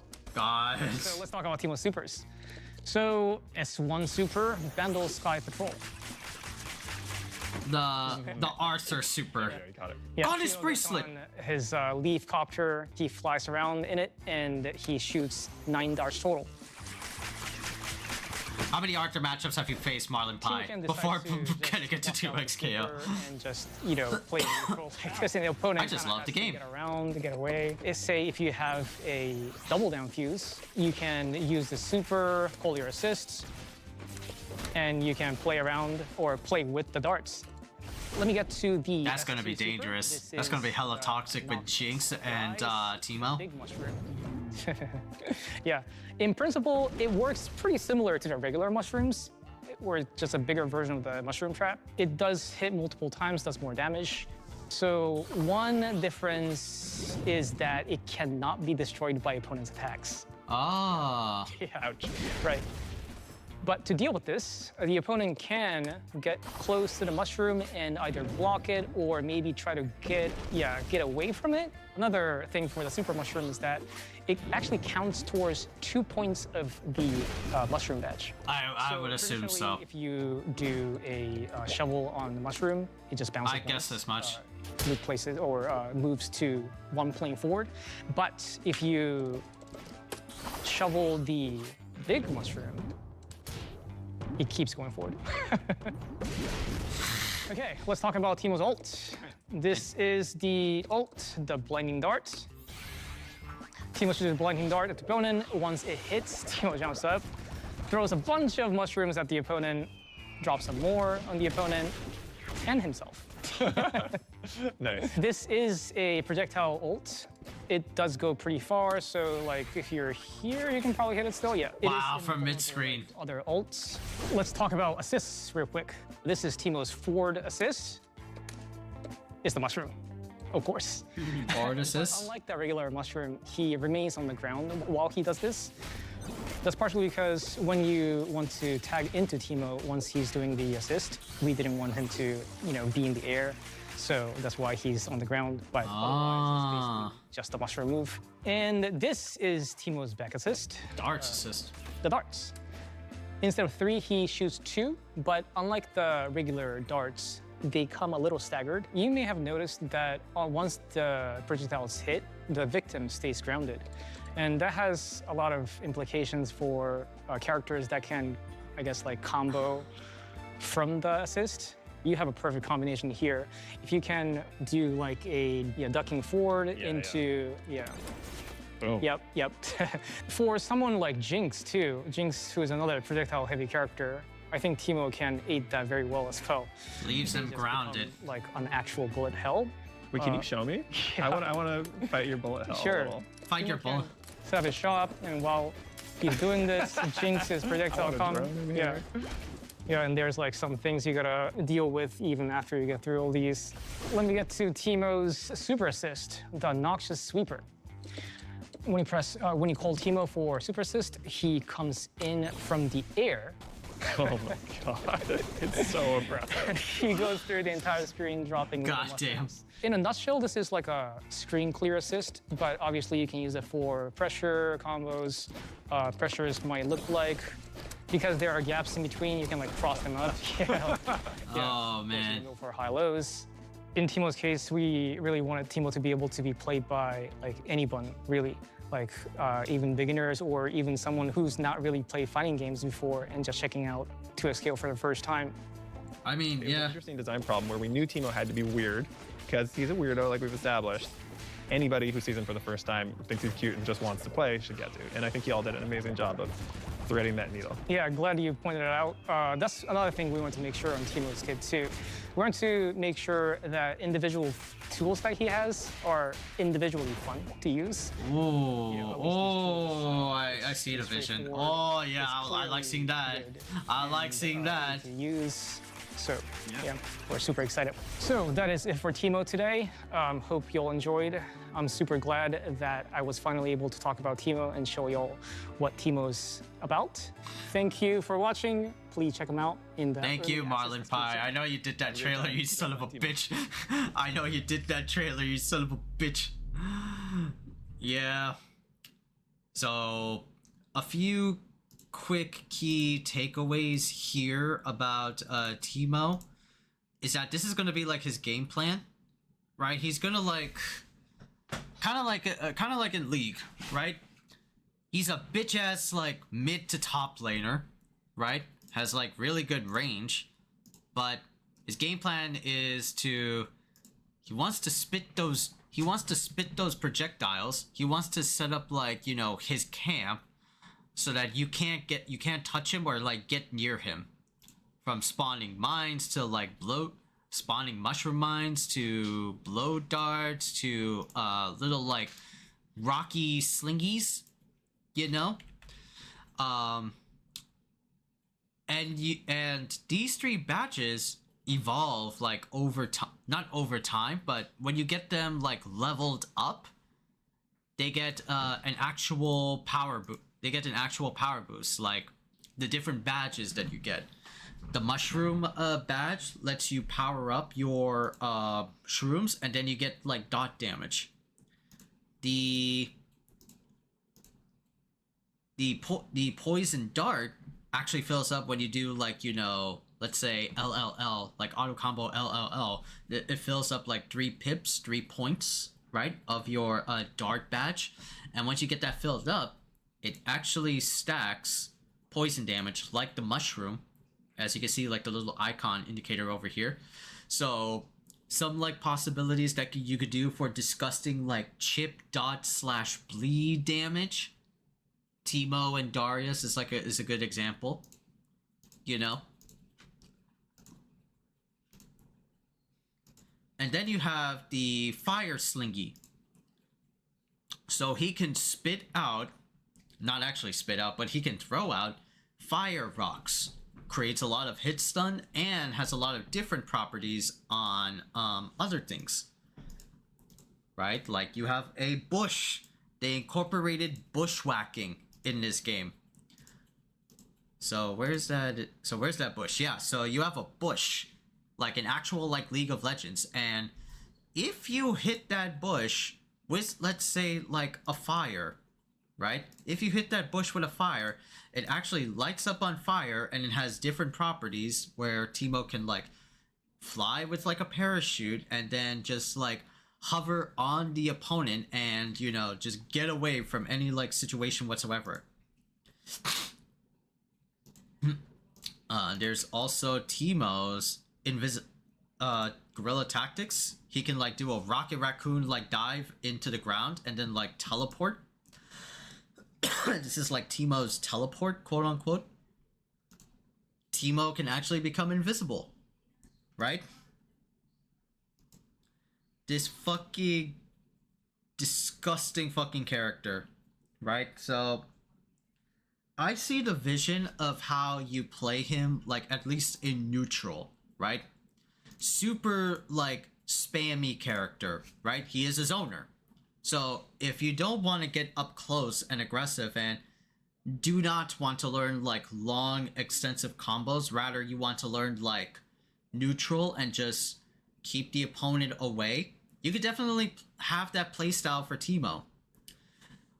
But me being like the combo head, I love like doing combos and stuff like that, right? So seeing this like at the very like near the end of this trailer where Marlon Pai shows off what Teemo's like capable of.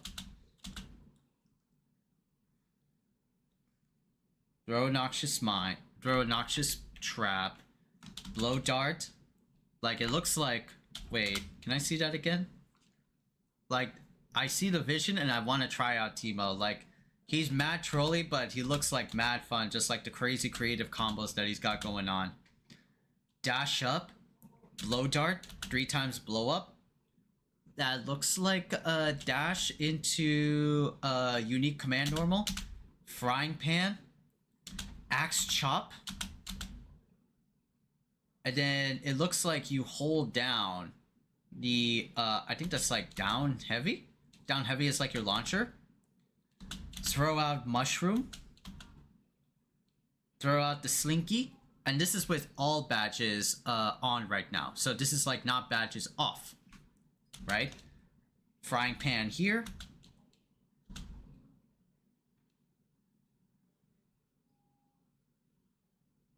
And this is not even like the full thing. This is just like a preview of like what's to come on those like crazy ass like lab monsters, i.e. me, that they will like come up with Teemo, right?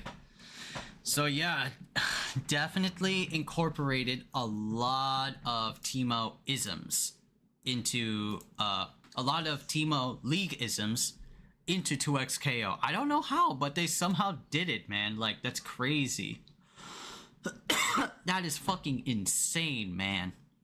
The fact that they were able to like, you know, pull this little creature off was like a miracle alone.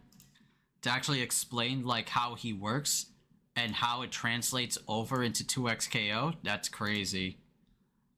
In a way, it makes sense because fighting games have happened like that with like dot damage. Like when I was like seeing the trailer, I was getting heavy fucking vibes from like Battle for the Grid, like Lauren Shiba and Scorpina with the slime ball that she like summons. I remember that shit, man. Like, oh man. But yeah, he looks fun. I talked about this with my friends, like especially like my boy Zin, and I was showing this off to his girlfriend Christine, cause they both love League. She likes it a lot more, but she absolutely loves Teemo. She loves like cute characters, right?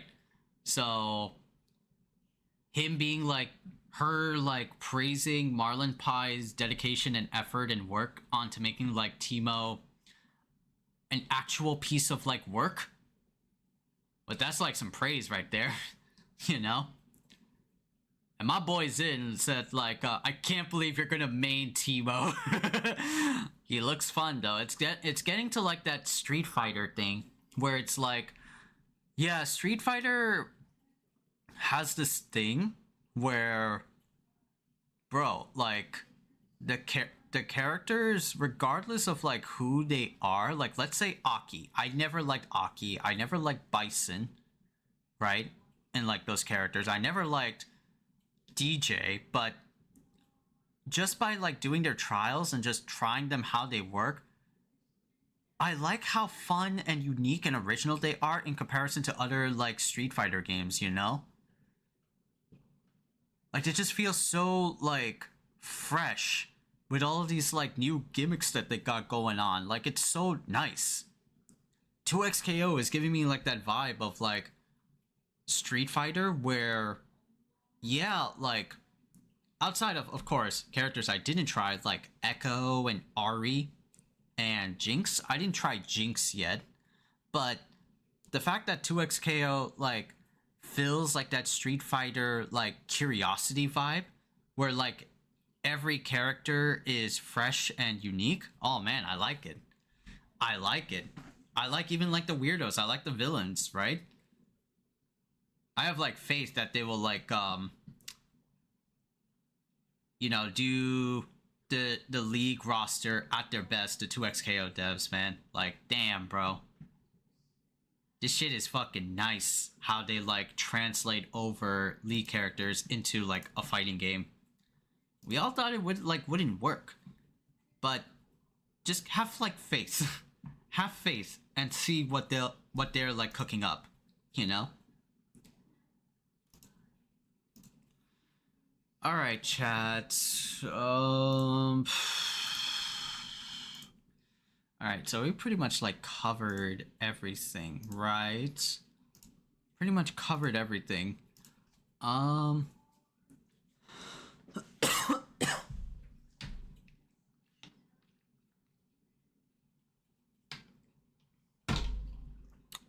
I did say I want to try out like SF4. Right, just to see how like C Viper, where's Ultra Street Fighter 4? How like C Viper played, right? Actually, let's do that. Let's take like a quickie and see how she like played in USF4, Chad. Let me get like my Street Fighter stick. I just want to see how she was back in SF4, just like a little test, an experiment to understand how to do feints, how to do high jump, right? Let's see how well this character works, you know? So we're gonna have to change it to SF4. There it is, Ultra SF4. Nice. I just want to see. I know we got to do Lost Soul aside, but I'm definitely like curious.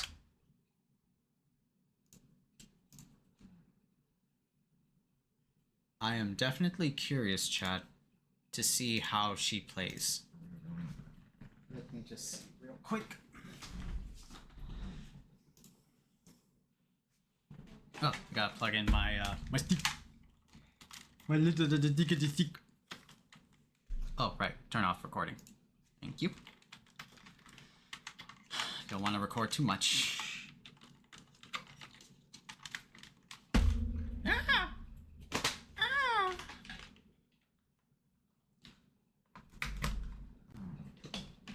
There you go. Good. Unknown controller support. Enable Steam input. Thank you. And I think I have to do borderless windows for this shit, right? Failed. What? Why did it fail?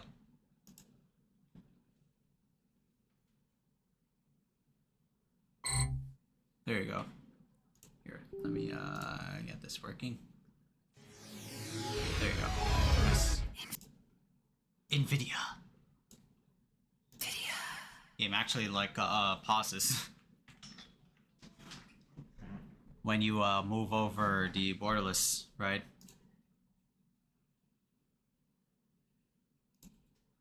Registered games again.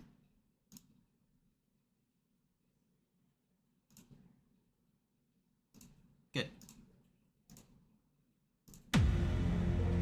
So if you turn away from your PC while turn away from the game while working on and work on your PC or something like that, the game actually like pauses. That's nice in a way. Ultra Street Fighter 4! Ultra Street Fighter 4! Right?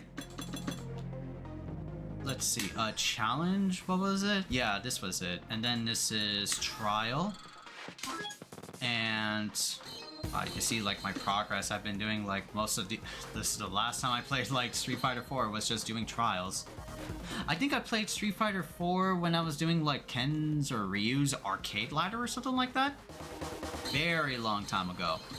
But where's C-Fighter at? Where's our girl at? I got up to most around like here. I stopped at like 21 because of how like the game is. But let's see, right? Let's do like these like trials for C Viper. Just get like an idea of how she worked. Ready, go!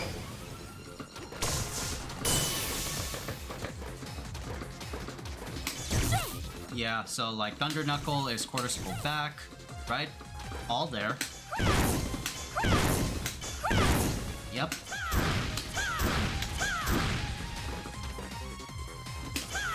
This is all burning kick. Yep, my focus attack is there. Yep, right? It's all there. That's thunder attack. Please wanna go home. God, what a baddie right here. What the hell, bro? What a baddie, bro. God damn. Please wanna go home. Can't wait for the eventual, like, swimsuit edition that C Viper's gonna get in SF6, bro. It will take a long fucking time. Like, it took them 3 years. I think, right? 2 years? 2 years? No. It's 2 years. Oh, no. Almost 3 years to get swimsuit characters, and it's not even for the whole roster. It's only for like a select few. Imagine the swimsuits for fucking C Viper, man. I could already imagine it. Ready, go! Crash! Please wanna go home. Ready, go! And this is emergency combination, which is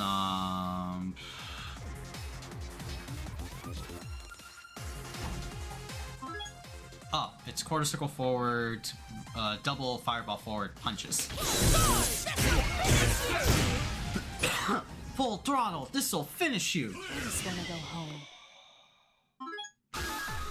Ready, go! And this is with all punches. That is an influence for her level 1 super. Ready, go! And of course this one is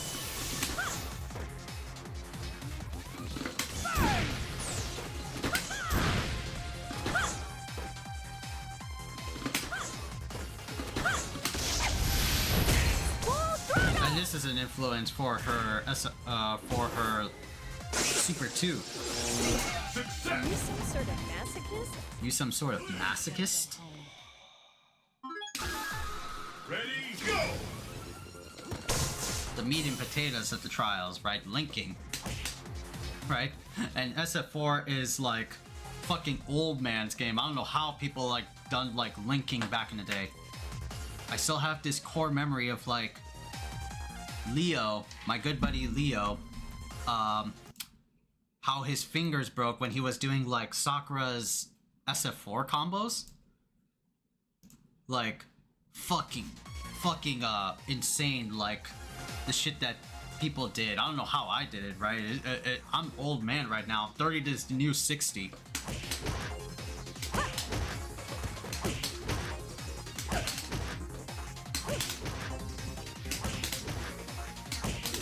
Success! 30 is the new 60. I can't make that link, you know, right? This is old school stuff. These are like single digit like frames, you know?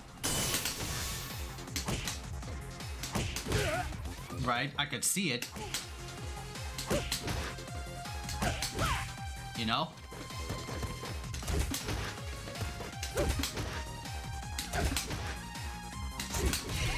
Yup. Like I could see it. Just wanna go home. Ready, go! I'm not gonna do this on an actual like AI, otherwise I'll be fucked. Success! Medium and medium is like so far the easiest because you have a gap in between and you can actually identify and see how they look like, you know? Ready, go! So what is this? Seismic cancel. Success! Oh, so it is double tap. Is she gonna have like double tap or... Huh, okay. That's not that bad.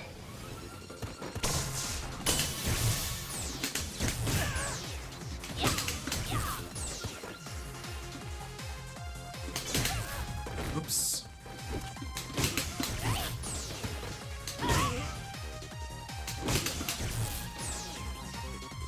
Ooh, how do you do?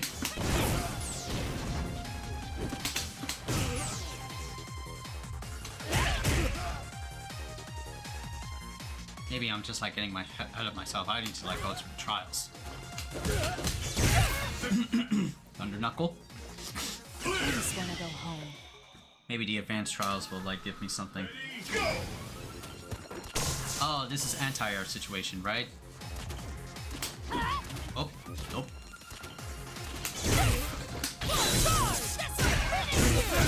Yup, anti-air situation. Just wanna go home. Ready, go! EX seismic hammer. Oh, this one. I remember this one. And then high jump after it. Yeah, I remember this one.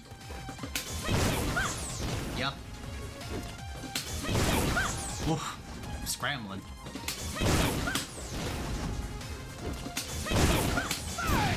Burn!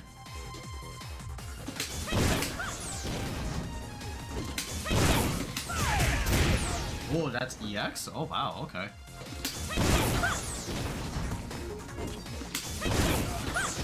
Oop.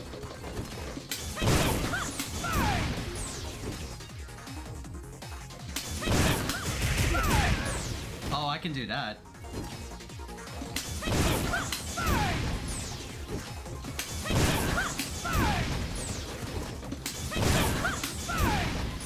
Oh, this one's hard.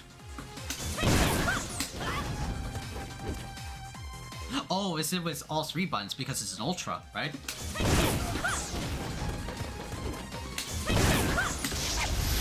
Yeah, that's right. That was it. Okay.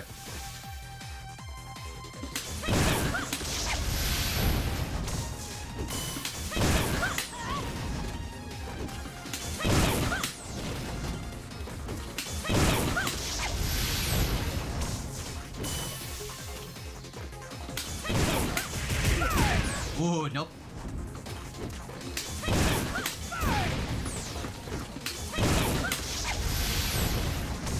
Ooh.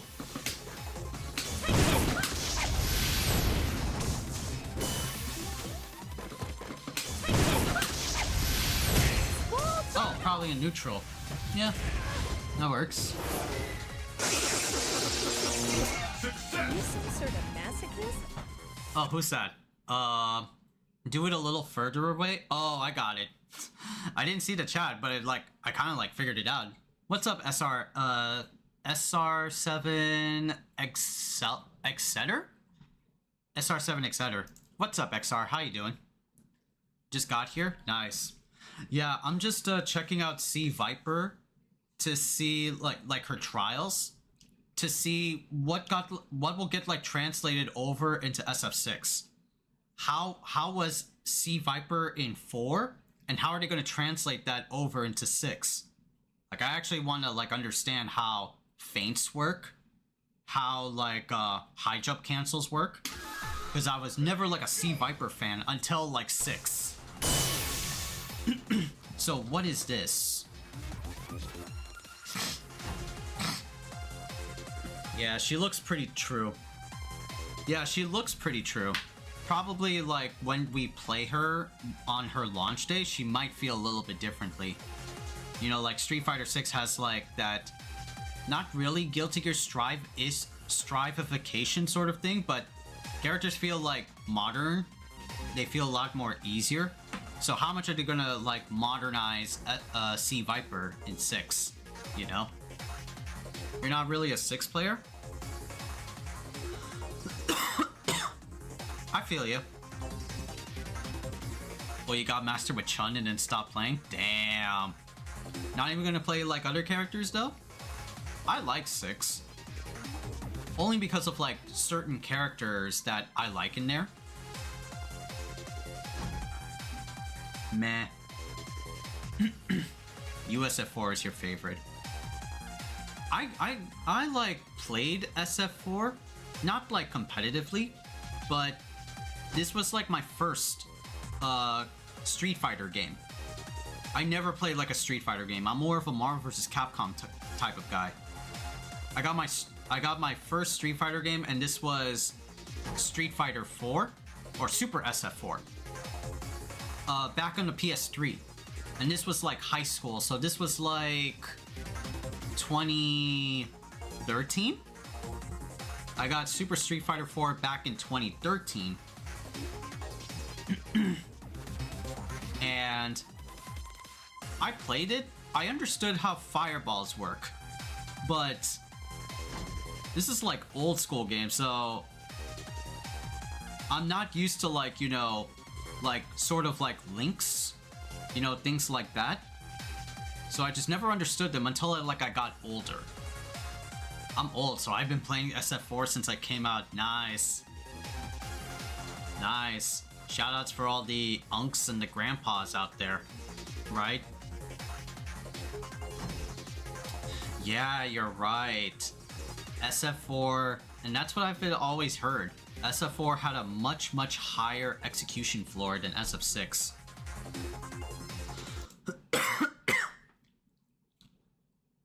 You just turned 18 in May? Mashallah, that's awesome. Happy birthday to your oldest kid who turned 18. Belated birthday.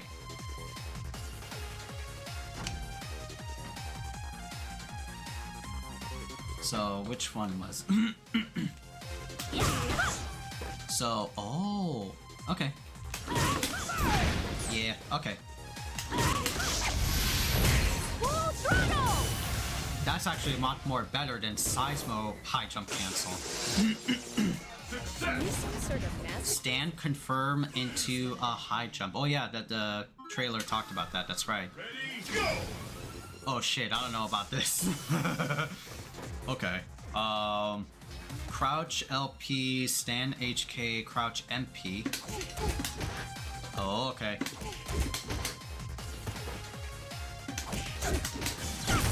Oops, that's EX. I didn't mean to do that.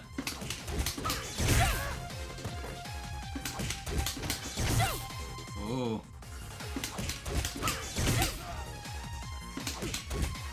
Do you know about plinking? I know plinking in, like plink dashing in MVC3. What's plinking here in SF4?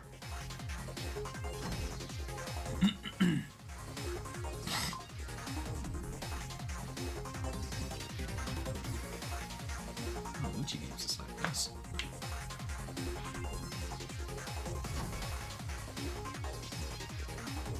Priority linking? What's that?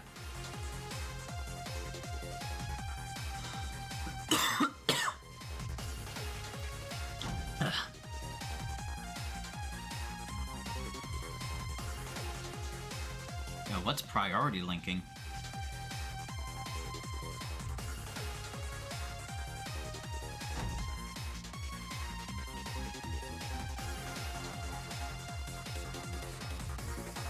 So, FP? Oh. So, Fierce Punch. You mean Fierce Punch with FP, right? SR7?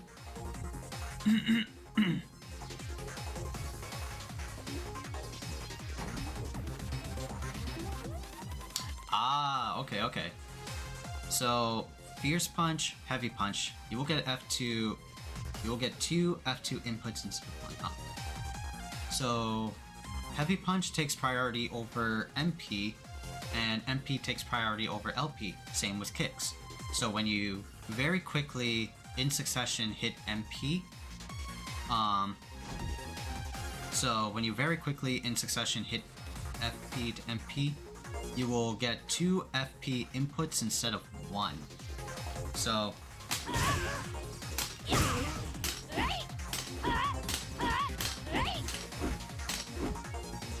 and the idea behind it is like you hit FP and then immediately do MP with your 2 fingers, right? Like I'm doing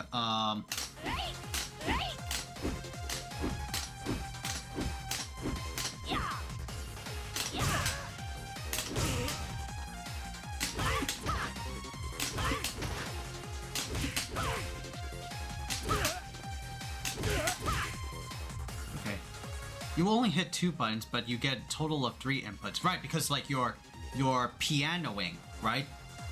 You're pianoing like 2 inputs in order to get a succession of like 1. Oh, not exactly?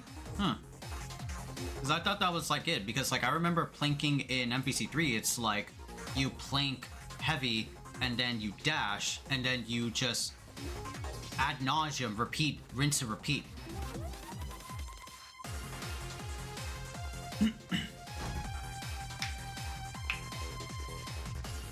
I wouldn't call it piano though. Oh, okay. So it's just like plinking.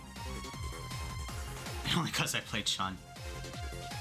Okay, I see. Okay, I'll hit up like training mode, right? But but I want to see like these like trials though. Okay. Oops. Oops. Yeah, you'll be able to see how it looks. You'll be able to see the inputs and how it looks. Okay. And it makes it easier to understand. Gotcha. Yeah, like I got like an idea like in my head, but I'll definitely like hit up training mode to understand like SF4 plinking.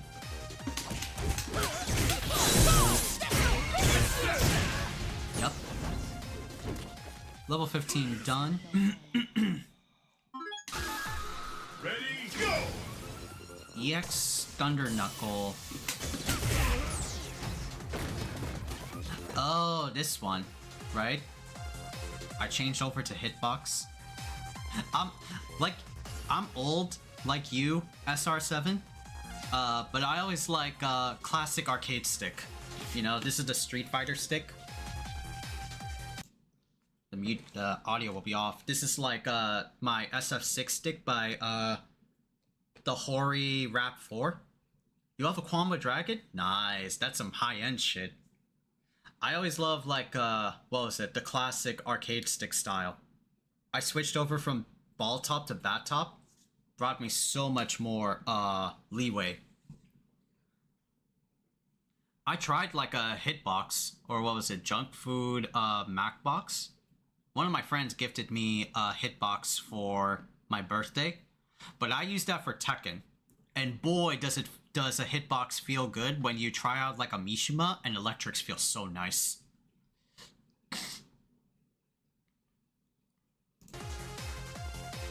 I don't like the concave buttons.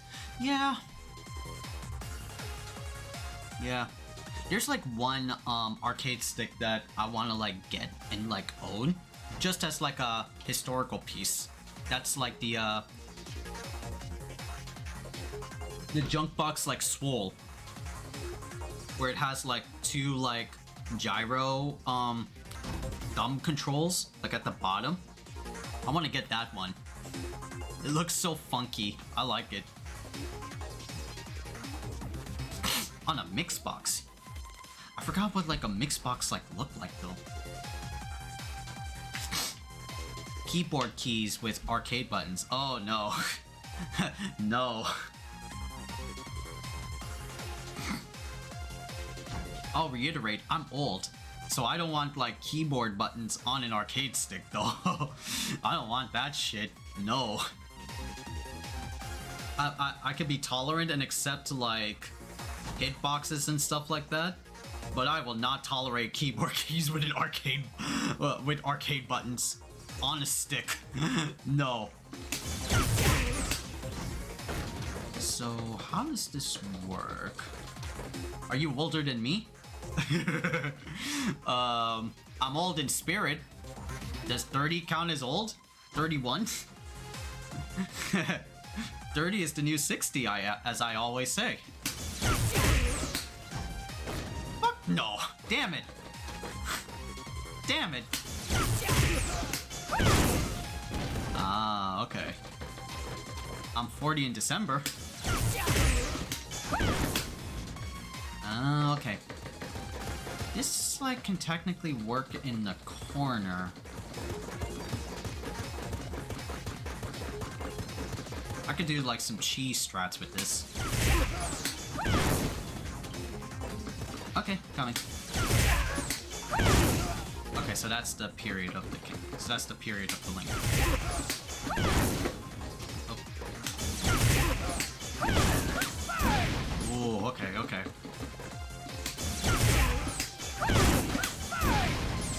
Just hitting that double fireball forward with that.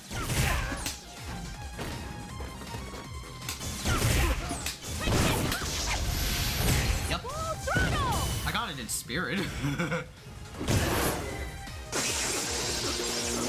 Does really good damage. 40 in December. Oh.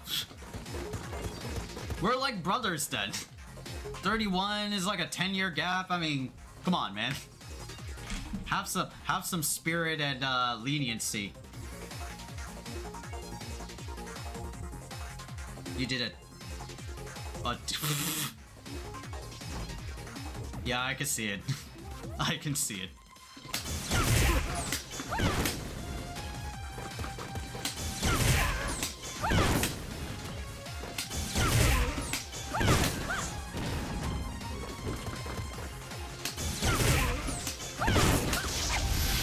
There you go.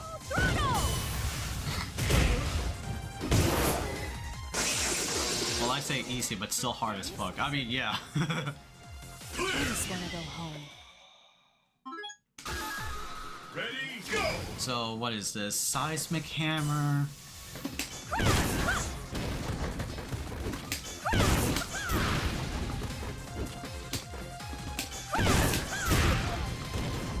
Oh, I see.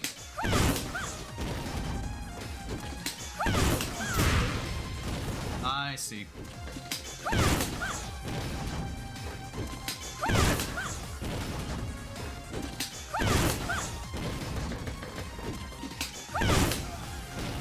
I just have to like high jump it.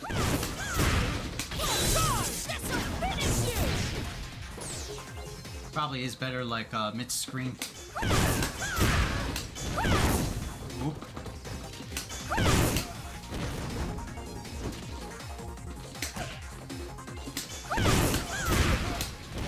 Oof.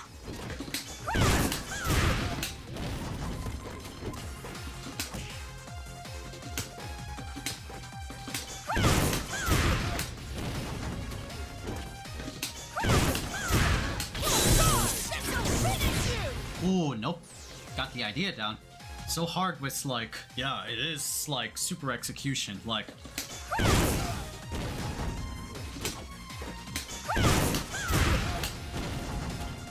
Super execution. Oops.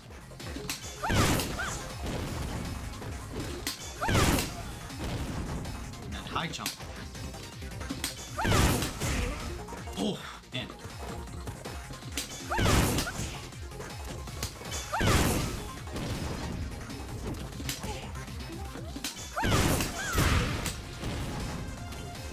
And has to have time to land.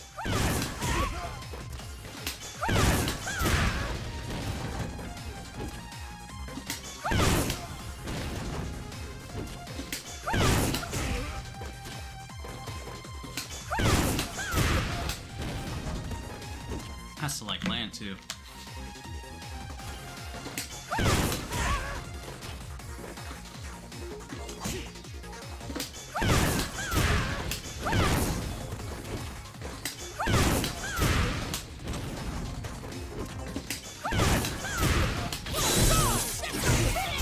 There you go. What happened, Rip Discord? What's up, James? What happened to Rip Discord? Is anything going on?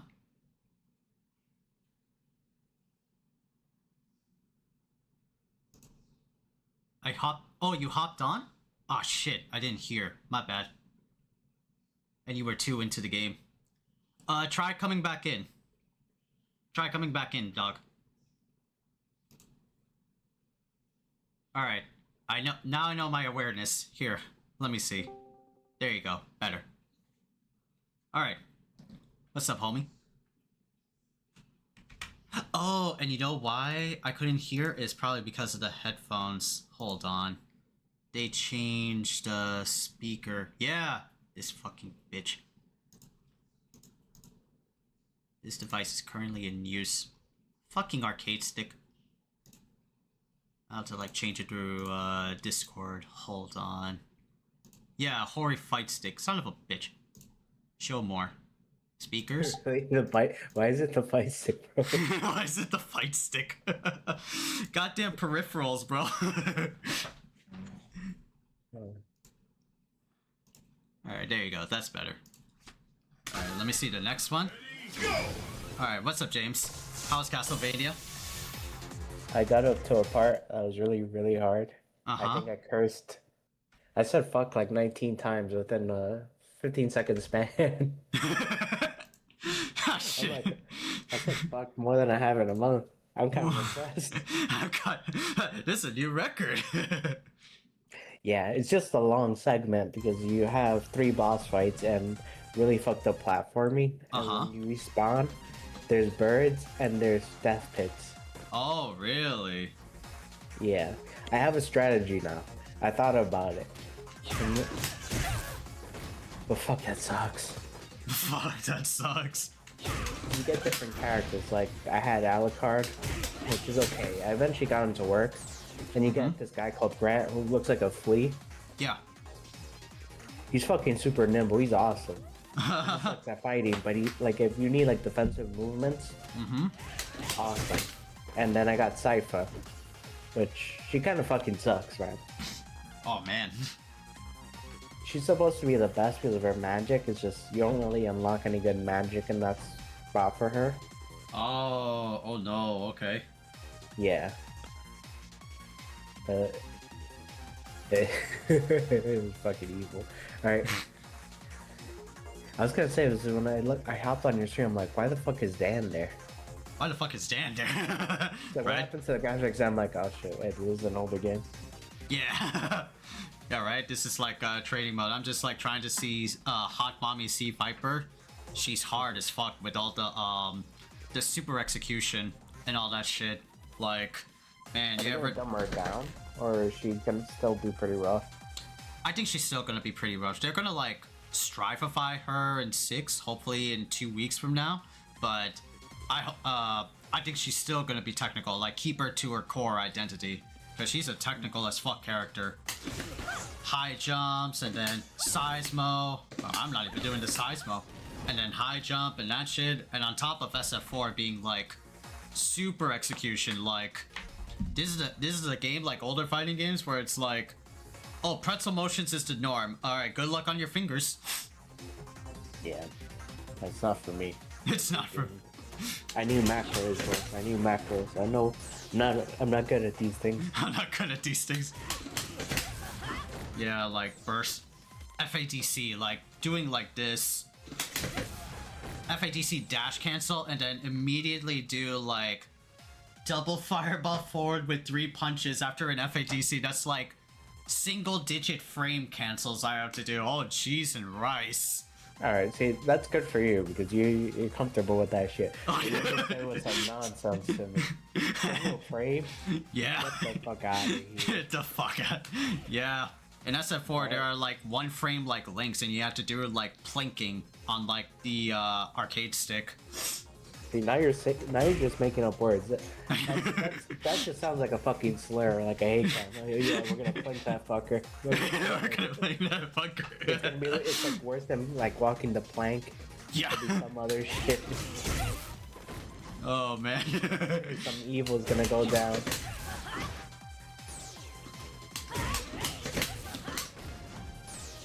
And what was it? Fireball? Oh yeah, fireball forward. Okay. Oh, got it. Okay, cool. All right, you're right. I did get this shit. Damn, my fingers. Nice. I think my fingers don't remember. My fingers do remember. Yeah, when it comes to like rhythm or like execution, I know you always get that eventually. And that's with with Burger King. You Okay. had fun playing the damn what is the challenges for Ultimate Marvel vs. Capcom? Oh yeah, I did. I mean, to be fair, some of them frustrated me because some characters I didn't complete in the whole roster because they're really tight. But I did have fun with most of the others. Those trials are like really not practical. They're not practical for in-game, but they're just there to show off the game. But it's not really like useful in person-to-person combat. Yeah, I only got up to like I'm halfway with Beautiful Joan. Then I'm like, you know what? This thing for me. Oh yeah, that's right, Vijo. That's right, Vijo. Yeah. You had to do like one trial where you had to do the mash move like in the air after like an air combo, and then end it with like S, and then do like hyper hop level 1 OTG super. That's right. Go to the other room, slap someone, come back. Yeah. And depending on the reverberation of the slap and the echo, you'll hit the particle in your computer that it'll change the frame just enough to continue the combo. Yeah. It's like those pro like Japanese girls that make a living out of like those really intense like slaps. They have like a hand chalk. I know Justin Wong did that. Like he had like a slap to the face by a pro Japanese girl, just like fuck.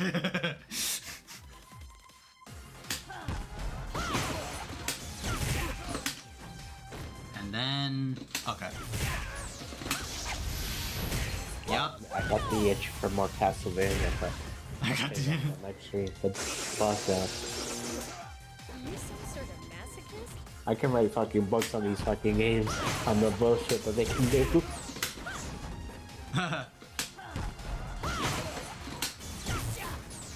Oh, so it has to be forward.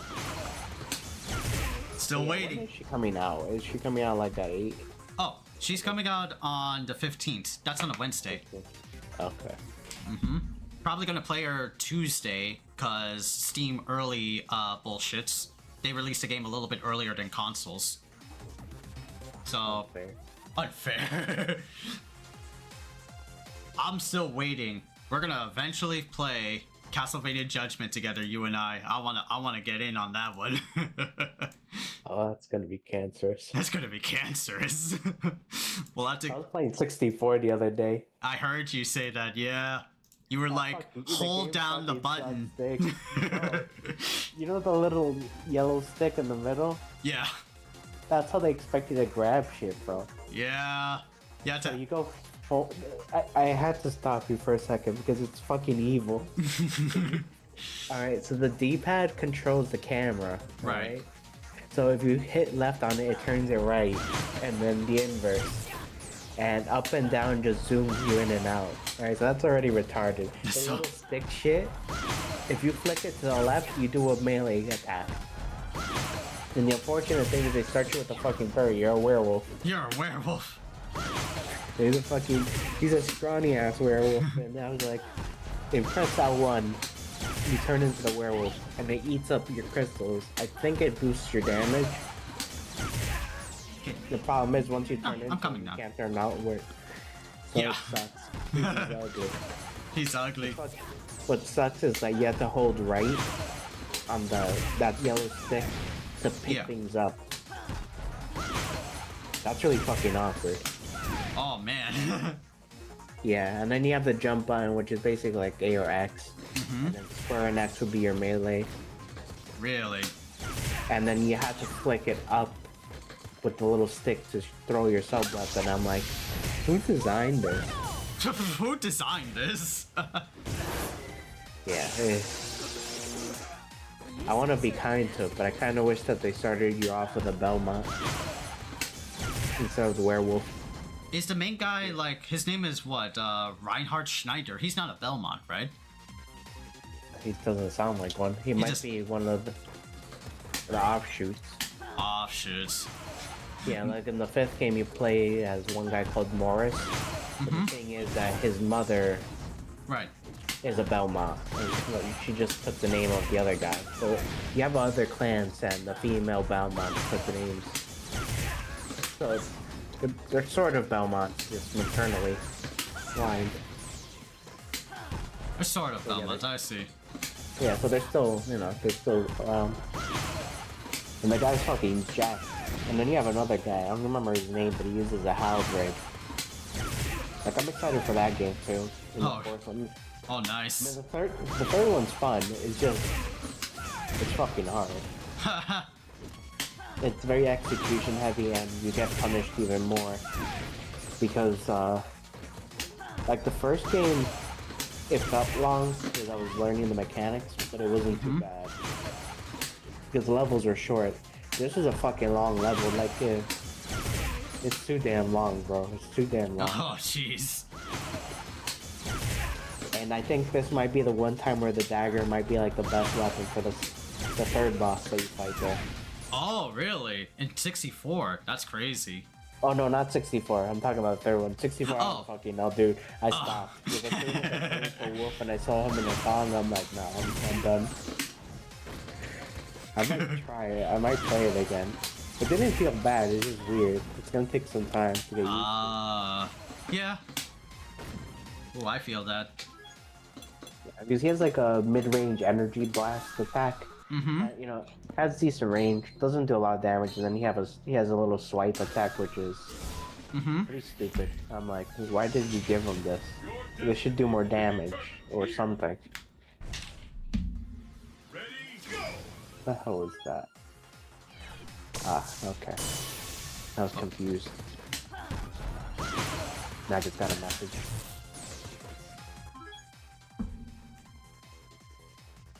Focus attack, dash cancel. Oh, no. This is, Thunder Knuckle cancel. And that's with like 2 buttons.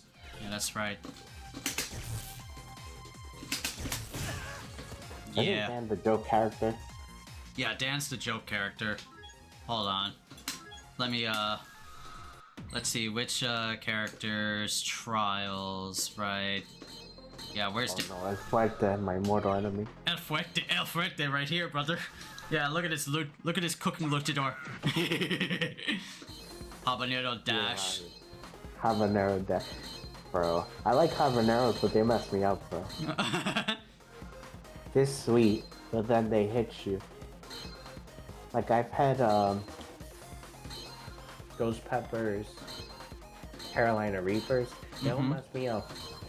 Like, from the initial burn and the after effects, not too bad. But habanero, that's what I imagine people talk about. Like, the flavor is great and the burn's fine. Yeah. But then it comes back and it keeps hurting you. God, this guy would be terrifying if they remake him. Like, imagine the high definition oil, bro. Where's that ultra that he does? I forgot which one is what. I forgot. Both of them are ridiculous, but where's the one where he like legit like... Is it oil coaster where he jumps? Go to next level. Oil combination hold. Yes, this one. That's right. It's with down, down, down, 3 kicks. Down, down, down. Yeah, this one. I forgot about this. Yeah. He twirls you around and shits you out. Oh, fucking god. That's just wrong, bro. That's just wrong, bro. You could use more training. I think you could use more training. Yeah, we stop with Sea Viper, chat. I'm just showing my mod all the different like characters that SF4 had. Which one was there that was like diabolical? I think I only got like 2 characters that were full trial. The rest were just really hard because of their execution. My boy T-Hawk I completed all the way through. Raging Typhoon. Raging It feels Slash. like he's always resting his hands on some invisible tables. He He's does. walking around like an eagle. Yeah. Yeah, look at that. Yeah, right? Fucking god. Ah! Which one was it? Oh, half circle back. Oh, that was it, yeah. Got you, not bad. I love this throw. Oh shit, bro. That took a lot of health. That took off a lot of health. Yeah, these are like Ultra 2s. They're really like powerful in this game.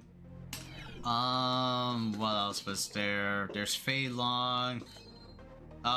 Everybody's favorite girl that they want to like come back, Makoto. Big ass fucking karate girl with big ass hands. Target combo 1. Yeah. This girl is like definitely like SF fandom like #1 requested girl to come back in 6. What was like her? Female Ryu. It's female Lee. No, Ryu. Oh yeah. Oh yeah. Yeah. Where's Ibuki, bro?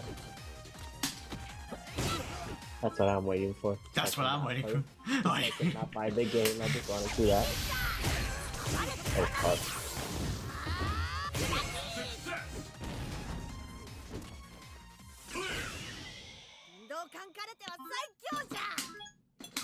Saikyoja. Yeah, where's this girl? Yeah. Yeah, she's also really fun in this game.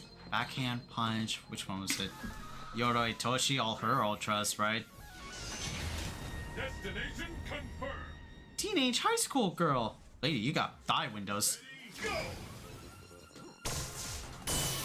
Which one was it?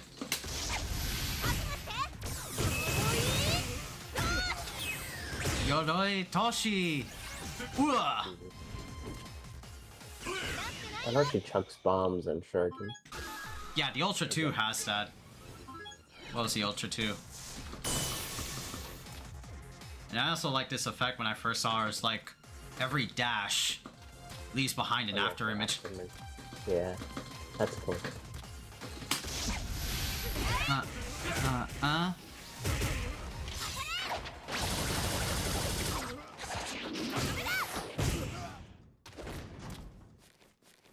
I'm surprised you didn't. Where is it? Where's that one character? Where's my boy Guy? Guy's also a ninja. Where's my boy? Yeah, there he is. Ozanshu. Before Kimberly, there was Guy. Before her big ass whale forehead, there was Guy. She does have a giant forehead. She does. Yeah, she's also ninja. He's also ninja as fuck. Yo! Full slide. Shoulder. Right.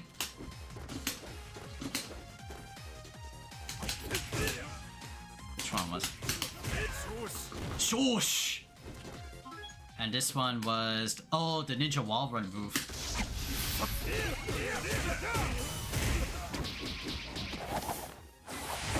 The Azuna drop. The Azuna drop, yeah. They didn't do much damage though. What is this? Oh no, because of the trial system, they count the first hit and they don't count the rest of the damage. Infinite Sand. It's eternal. Infinite 10 is eternal. It's only like hittable grabs like this one. Oop, nope, not that one. Not that one. Hosanto. This one. Fuck, it's a zero rage grab. There you go.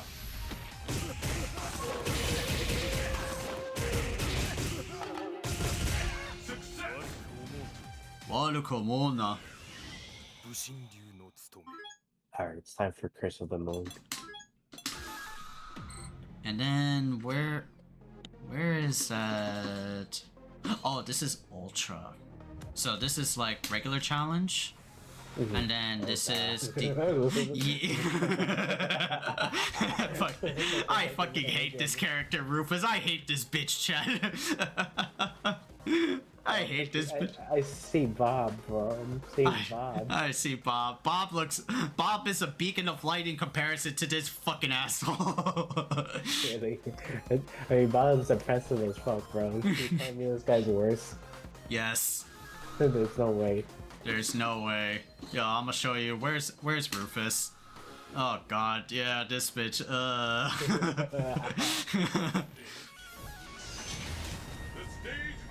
Yeah, that's all stuff right now. Oh my god. Yeah. So fat. Oh my god, the jiggle. Yeah. You talk about jiggle like with DOA and all this shit, bro. Look at SF4's jiggle. Ugh. I forgot this character existed, Chad. I threw him out of my mind until until today. It came back with a vengeance. Snake strike! Snake strike! Snake strike! Galactic tornado! Which one was it? Which one was the flip kick that he had for Rufus, Chad? I forgot like what it was. He made a new character specific combo, SR7? Nice. Galactic tornado! Did you get a load of that? You hear him like swishling his body ugh, god. I like it. That's peak performance, bro. That's peak Messiah kick! Did you get a load of that? Ready, go! No, I didn't get a load of that. I didn't get a load of that, bro. Did you get a load of that? Yeah, where's the ultra, chat? I need to get to do like the ultra. Spectacle romance. Oh, this one. Yeah. That's right. Big Bang Typhoon. That was his ultra too. Comical ass like Tom and Jerry shit. What was the input for this? Oh, double fireball back.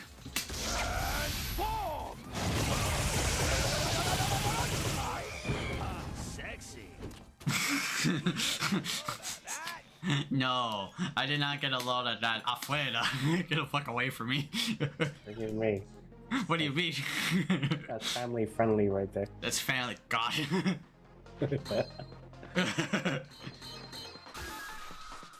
Yeah, I get disowned. I'm never allowed in the chat again. Get disowned.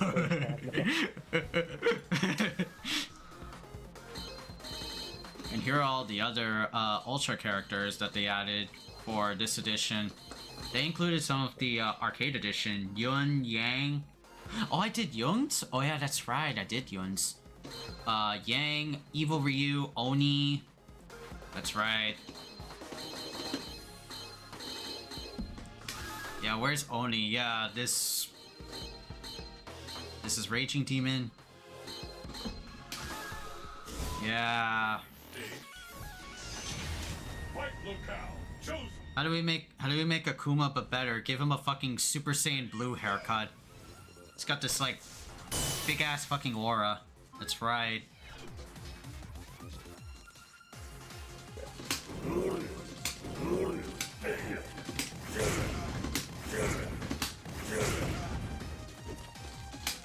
Quite sad.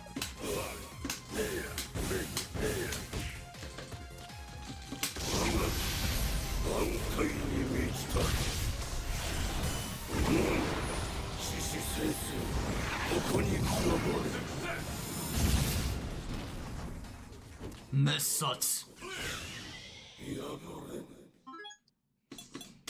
That's right. Okay, chat. Alright, it's 10:30. I gotta get to like dinner right now. Getting hungry. See you next time. I'll be back after half an hour, chat, and we're gonna play some Lost Soul Aside. Later, dude.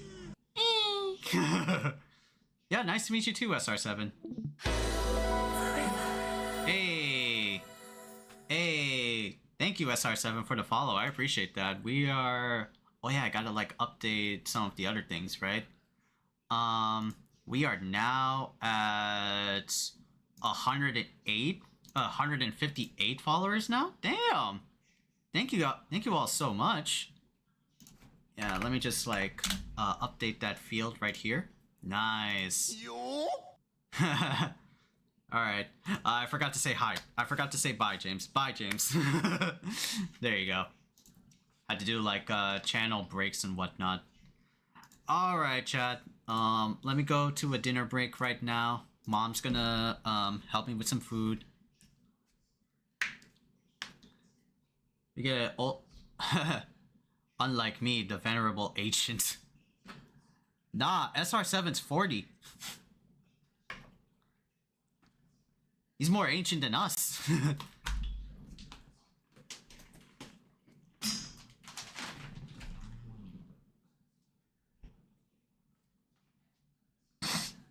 Okay. Let me just say like a what was it, dinner break right now? But I got like some idea of Sea Viper in SF4 chat. I see the vision, right?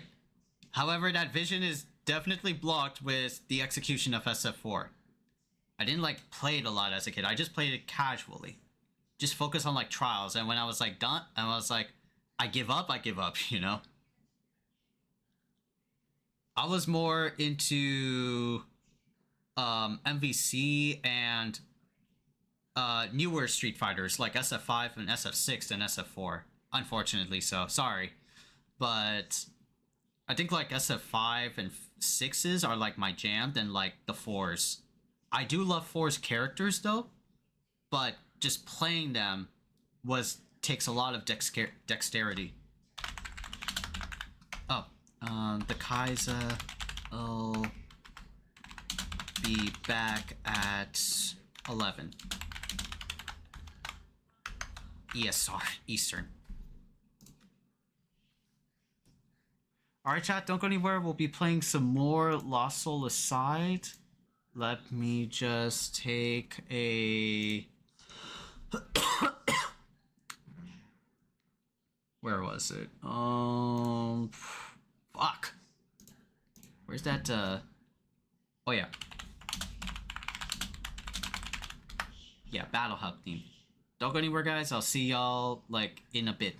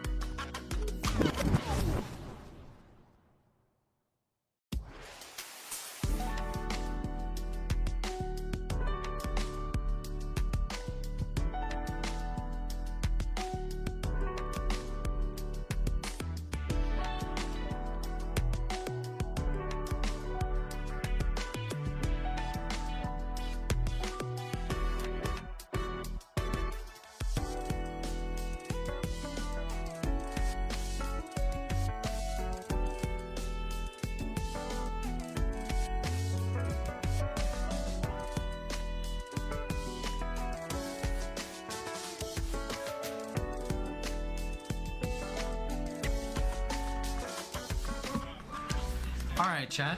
We're back. Sorry, just looking at some other streams. You know. I was looking at Max's live and he's checking out the Teemo trailer.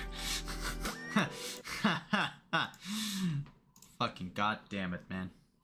Alright, chat. We're back. We are live. We just played technically like a little bit of like Street Fighter.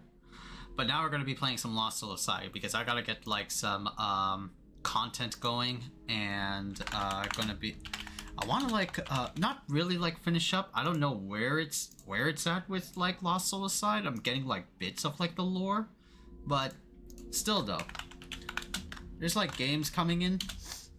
I know Ghost of Tsushima is gonna be coming out Thursday, and we're gonna be fucking mask off, fucking mask off, fucking mask off, fucking mask off. Have a taste of bitch. Have a taste of bitch. God. Yeah,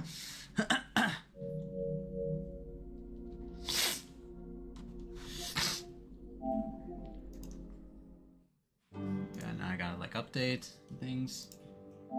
Okay, cool. Alright, so we're gonna be playing some Lost Soul Aside, and now I could actually move my my live dashy boards to over here, and we'll go to stream live preview. Okay, cool, nice. Ouchie, ow. New audio device detected. No, we don't need that. Alright. Press X to start. Load game. Where's like that, Oh, right. I should also... Manual save. Thank you. Confirm. Oh, gotta also... What? Oh, where am I? Oh, this 9 foot tall protagonist.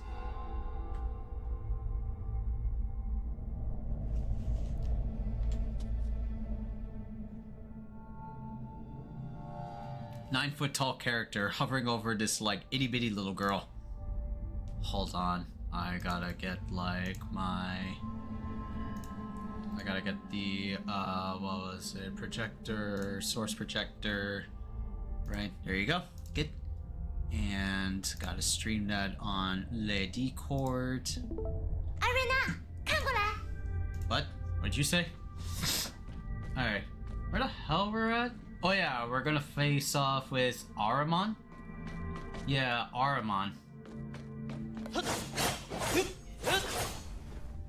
I have like Ice Sword.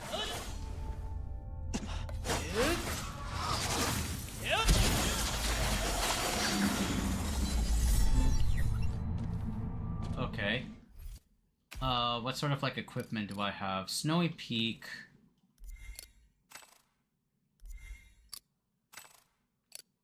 This is like Gold Flame. Both are like in the same attack range. But this is like higher attack. Sort of. Weapon accessory. Oh, you could customize your sword. Oh yeah, that's right.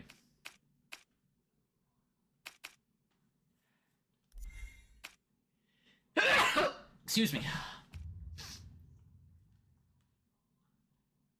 Where the fuck do I put this? It's so dumb looking. Arena power recharge rate by...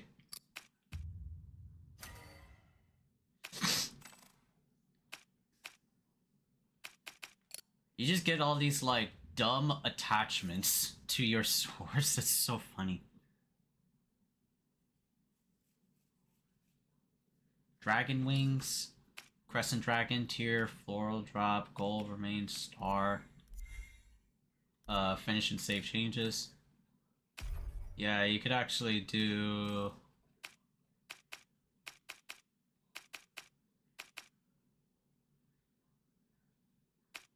Equipped on another weapon. Health restoration.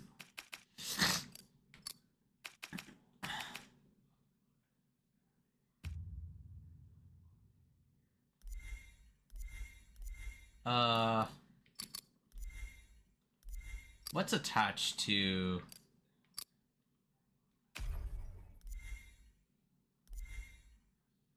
Yeah, this is attached to...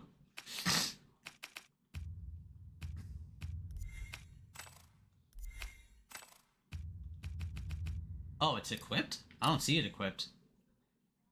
Remove accessory.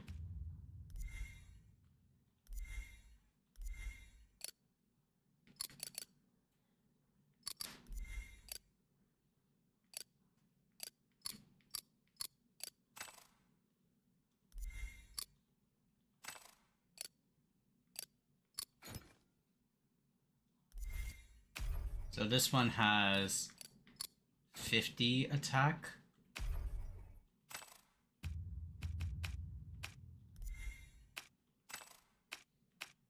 What's this equipped to? Weapon accessory?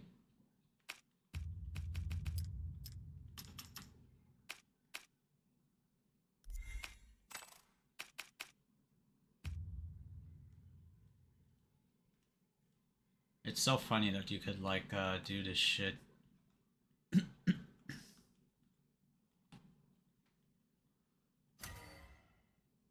And it looks so odd.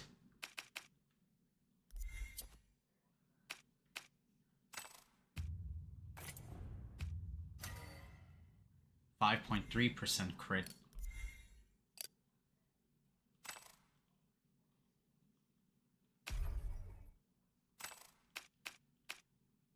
Equipped on another weapon. What's the other weapon though? Oh, transfer it? Yes. Rotate.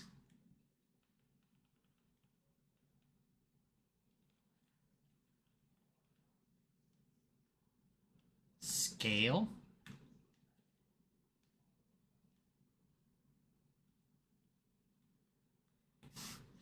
God, this is some weird, freaky bullshit.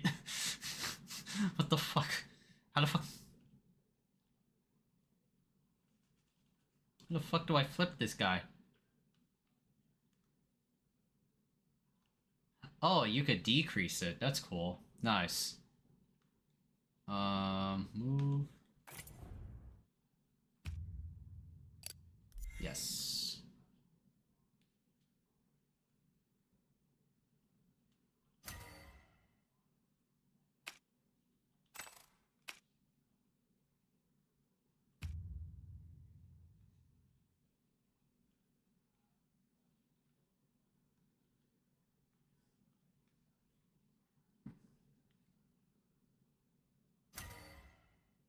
That's nice, in a way.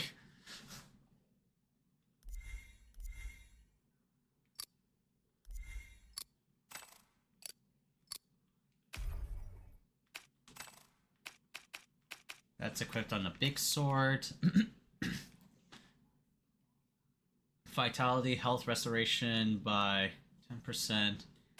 Boost for level 1, 2, and 3.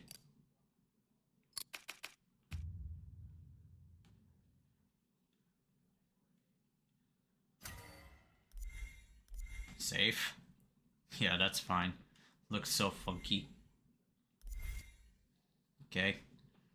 We got like 5 ability points.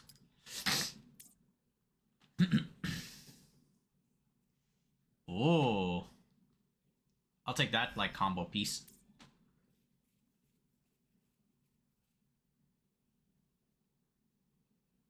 Oh shit.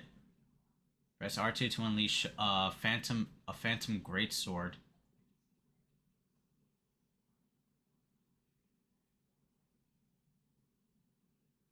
That one is 2.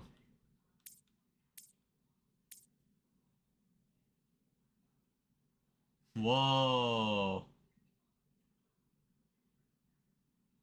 I do like that though. What is this one? Gifted energy?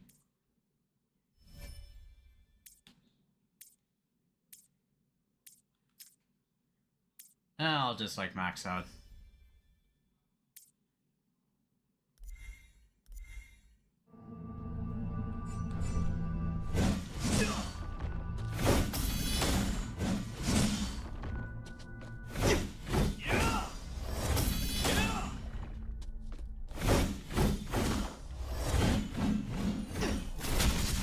So that's that one. Okay. Woo! Woo! 地有点滑。 Okay.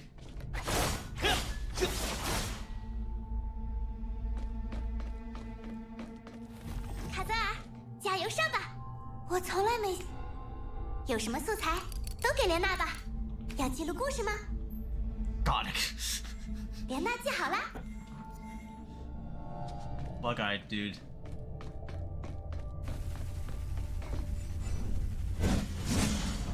人类啊，你们的挣扎是徒劳的。时空循环再临，我们终将取得生命的奥秘，生命核心。 Okay.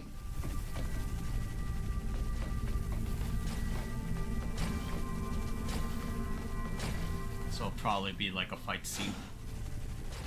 时空循环这个词我有些在意。空洛相信，生命是无数时空循环的聚合。对于他们来说，不断追寻生命的奥秘，也是空洛在时空循环中的执念。 Ah, I see. Combat puzzles up in here?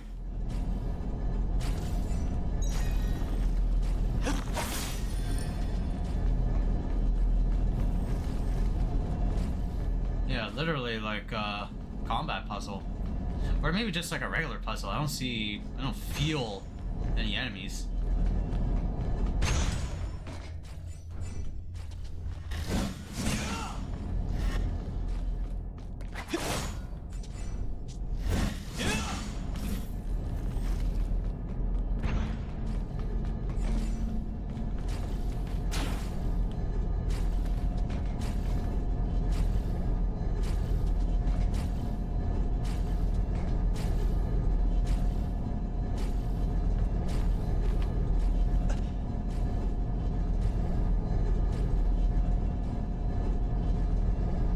So what do we do with this, chat?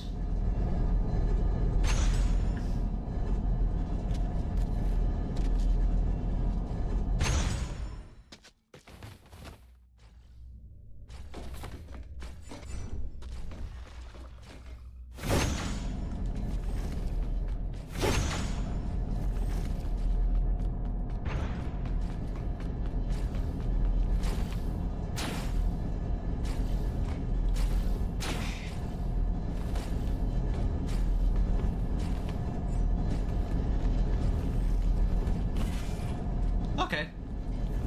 Cool. 会有帮助的。 Those for like some stuff over there. Okay.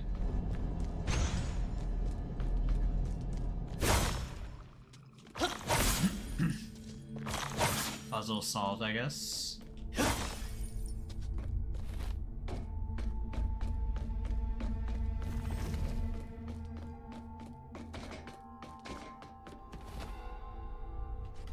Ah! 走路看路，卡泽尔。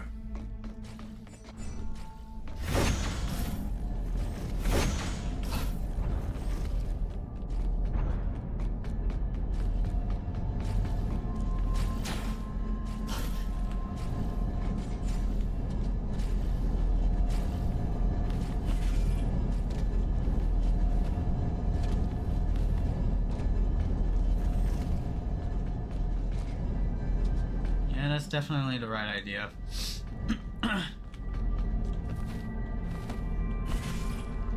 Yay! Alright, we just have to jump. Or double jump. And then, like, dash cancel.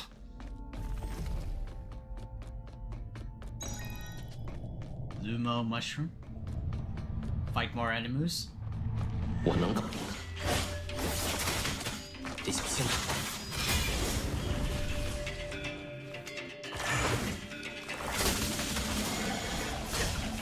Oh shit!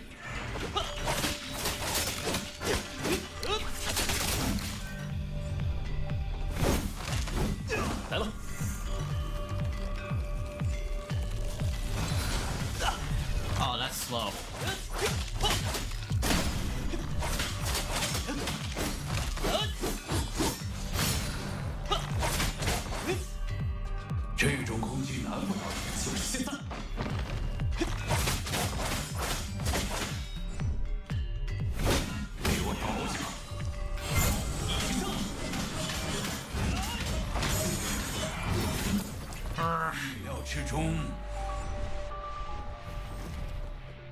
All right.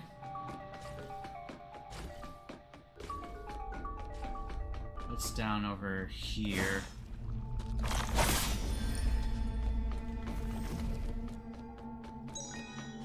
Molten magma. Things to like press.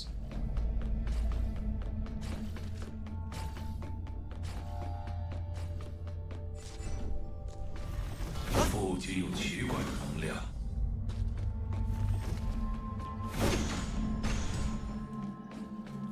I see.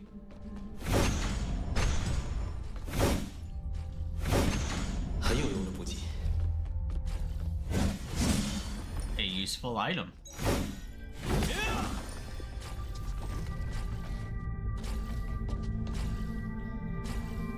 Oh, 有点意思。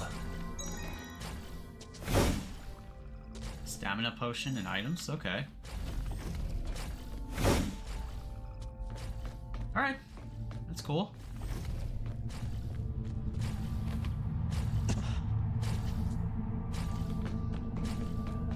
This must be what you have to do to get up. Something.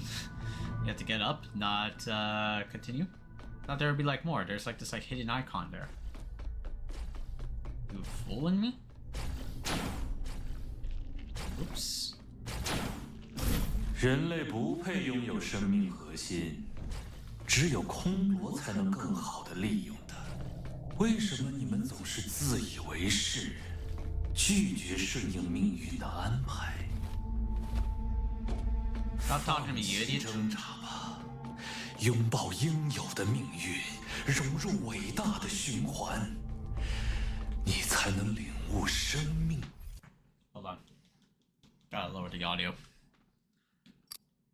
的奥秘，命运，生命的奥秘，只会说些好听的，不想让我们好好生活的。无论是你还是帝国，我一定都会干掉。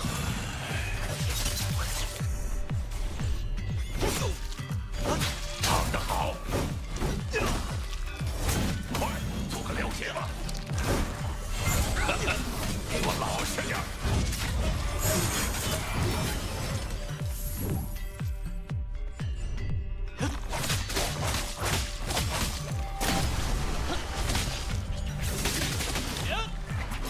喂，小心点。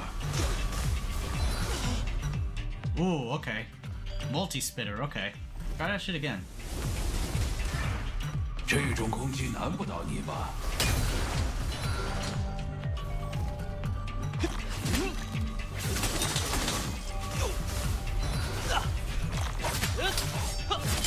别盯上！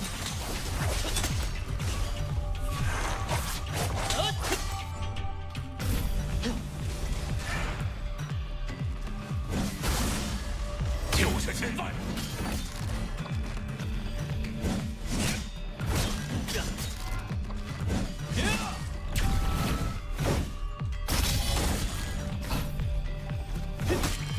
瓦瑞纳大人的力量如何？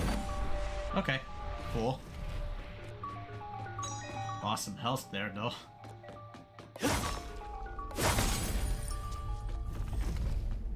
Alright.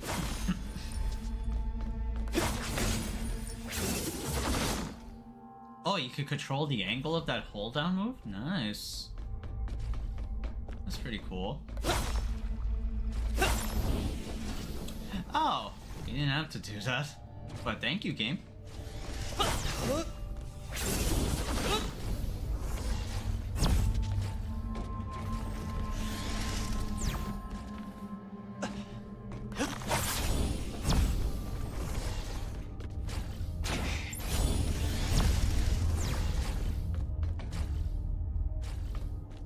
What's down over here? 别给我丢人，小子！ Ooh, challenge mission. Okay, I like this. 借我力量！好险！被盯上了。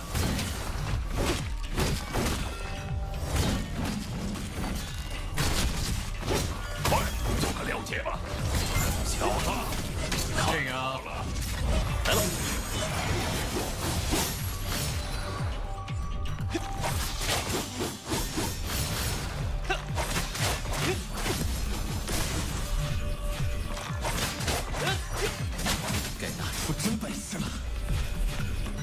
挺谨慎的嘛，小子。 Oh no, that's not it. There you go. 给你点颜色瞧瞧，给我老实点。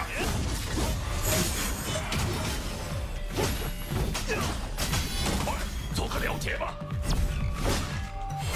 阿瑞娜，来吧。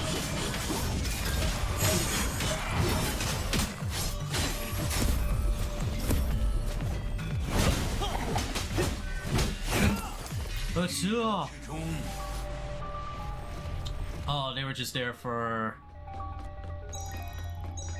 the treasure chest and some moolah. You better give me a potion back, you son of a bitch. 会有帮助的。 What the fuck is a Star Soul nectars?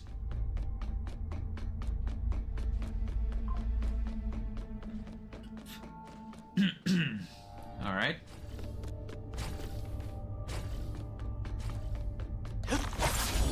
Okay. Follow the minimap of destiny. Ooh. What's this spot? Hold on. Ooh. God, the minimap showed me something, and my critical thinking prowess. Medical solvent. Alright, what's this?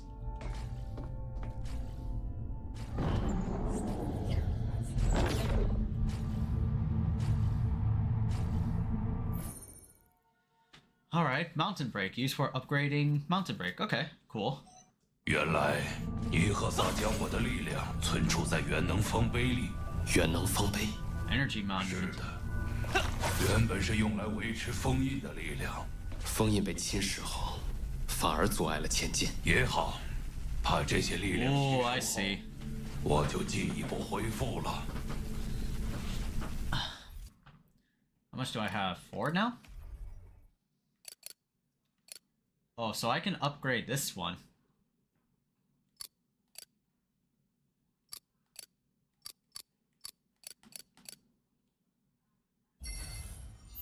Now at level 2, massive damage to enemies.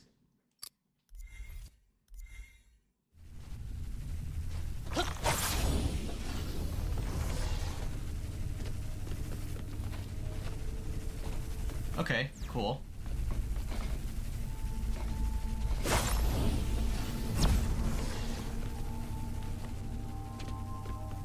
This must be a combat room of some kind. 准备战斗吧。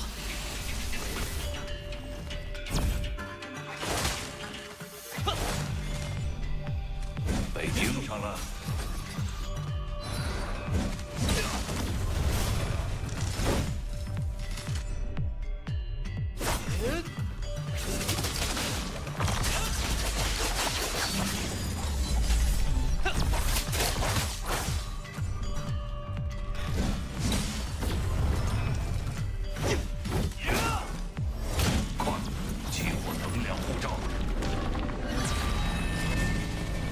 Activate the barrier? What barrier?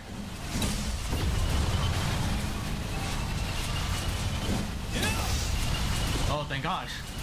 It's in the middle. 别给我丢人，小子！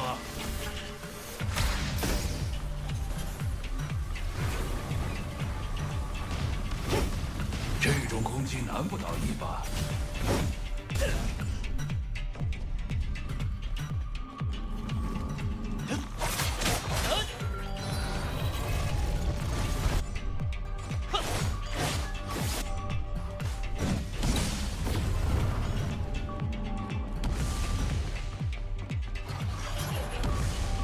Oh, this bitch is a keep away character.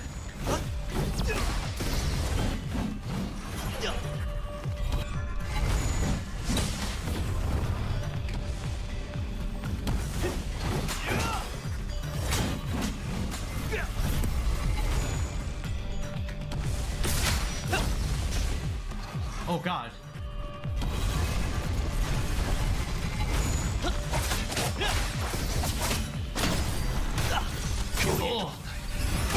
Oh! Damn. He does a lot. 阿瑞娜，拜托了。脆弱的人类。 Oh, so my double trigger doesn't recover health? My devil trigger doesn't recover health. What? Alright, game. Alright, fine. 我能搞定的。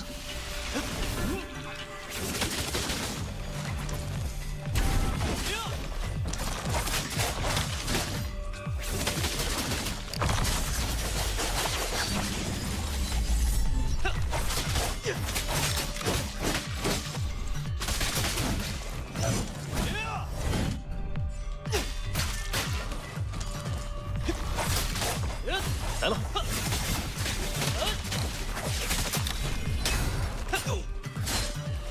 就是现在。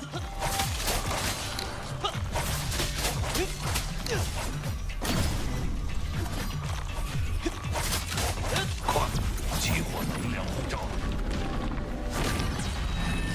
Alright, right here.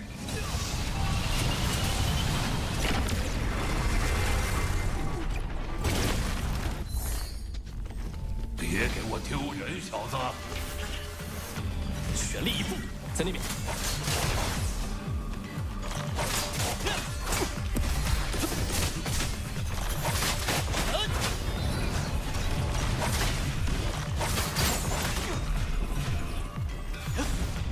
Ah, you bitch. 不妙。 Okay, so it's a. 躺着好，就是现在。该拿出真本事了。阿瑞娜，来吧！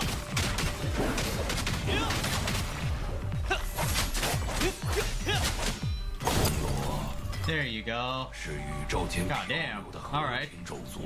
然而，不知从何时起，像布涅西斯那样想要掠夺的家伙越来越多。Marina, you're talking, but I ain't doing too hot, bro. Yo, little girl, I need some healing. I need some healing, you feel me?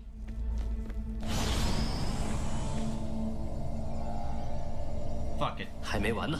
I'll get like a rest point when I come near her. She like is like your Dark Souls 你们的世 camp. 界之初，啊不，我自始至终就没有认同过他们的理念。 So they were like best friends or like brothers or some shit? Like what's going on? 距离碎片越来越近了。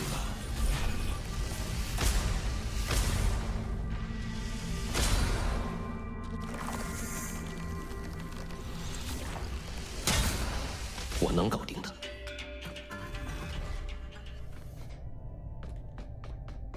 Oh, there she is, right there in the middle of the fucking open.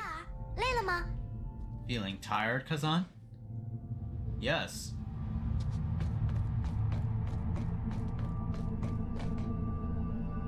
Yeah, what's down over here, though? 累了吗？有什么素材 Yep. 都给莲娜吧。这些是最棒的商品。材料，材料。哎，试试莲娜的手艺。 No.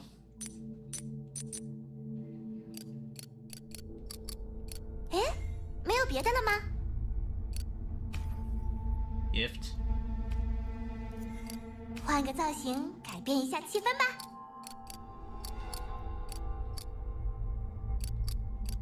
收工，收工。 Yeah, whatever. Whatever, girl. Actually, let me save first. 累了吗？莲娜会好好记录的。 Never heard. Oops. 哦，是珍贵的素材呢。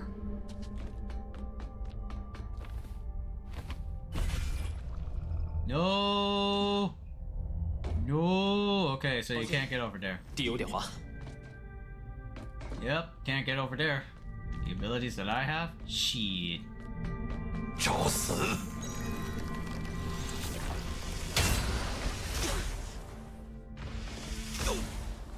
Ow, bitch. Try that again.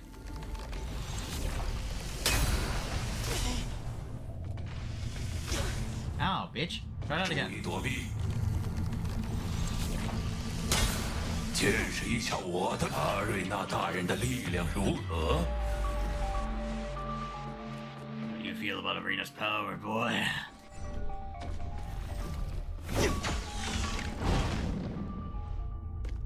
Just to lower the platform, okay.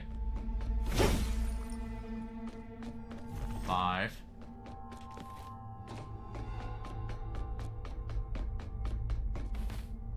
Combat puzzle arena. 得小心了。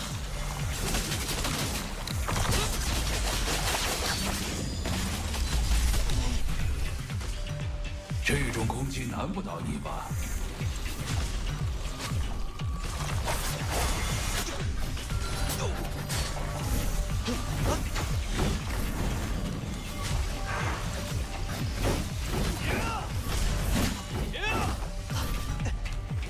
在那边。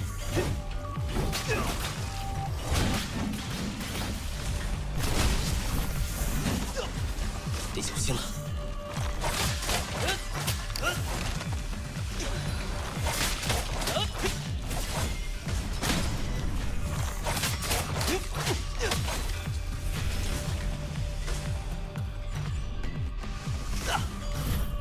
来了。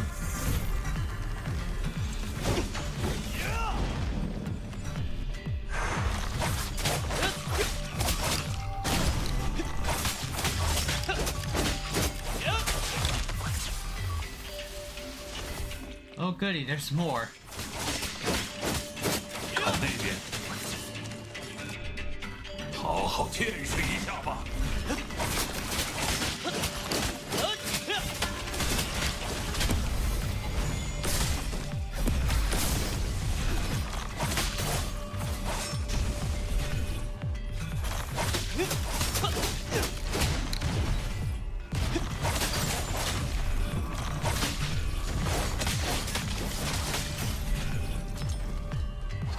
How am I gonna deal with you, you asshole?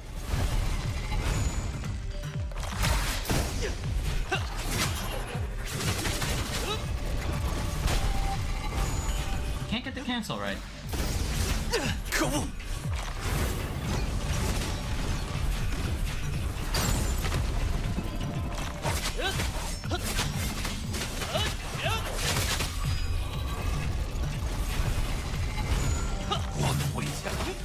Oh, fire. Fire indeed hot. Oh, no.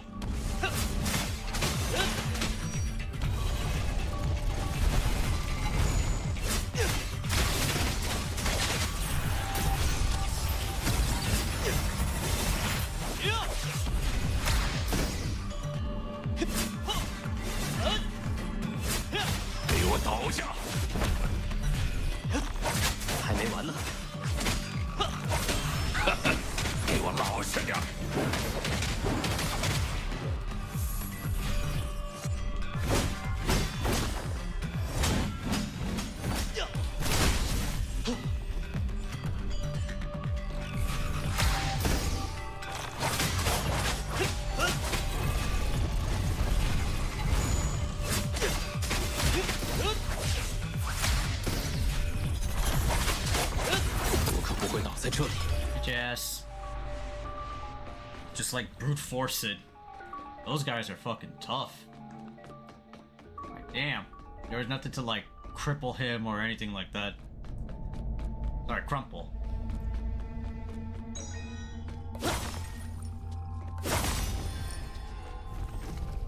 I could just like, wait, can I like, I could go back to our girl, our little girl.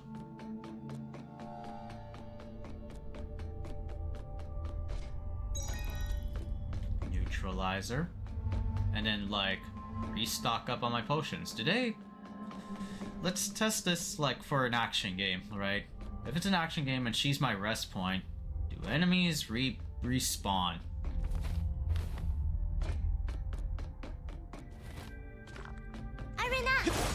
Uh-oh.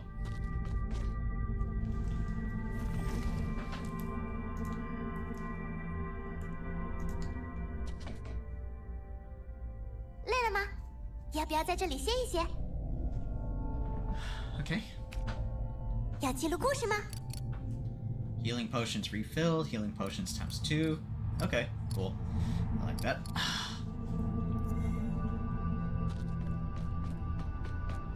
Doing good bitrate wise. No hiccups or anything of the like.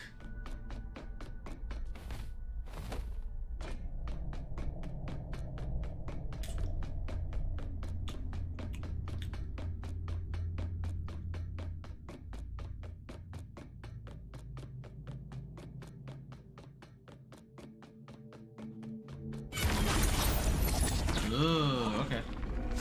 你以为融合了另一个废物人类就能阻止我吗？ By merging with another human? 快！ I see. So I gotta like hurry.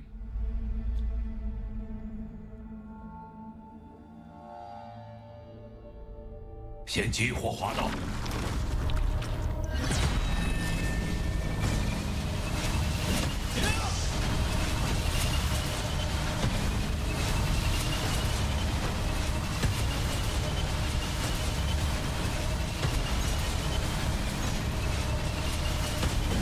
有封印的限制，哦，这种规模的攻击也不是简单的事。别给我丢人，小子！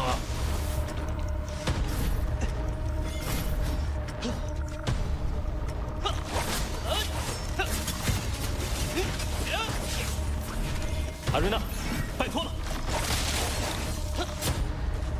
So it doesn't. 就是现在！被这种攻击难不倒你吧？一起上吧！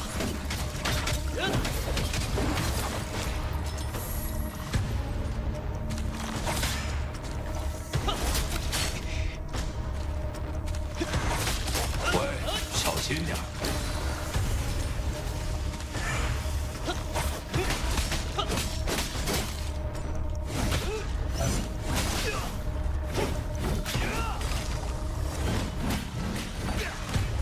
得小心了。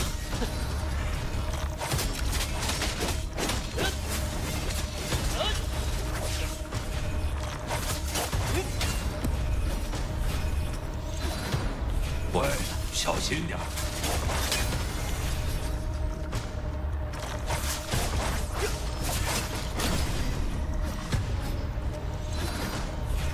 Oh, it went that way? 快，做个了解吧。阿瑞娜，来吧！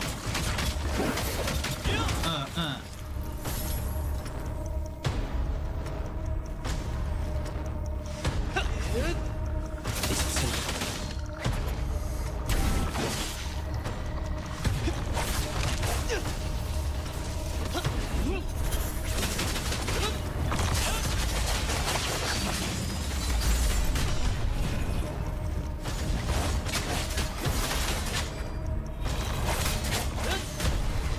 Oh, I thought I dodged that.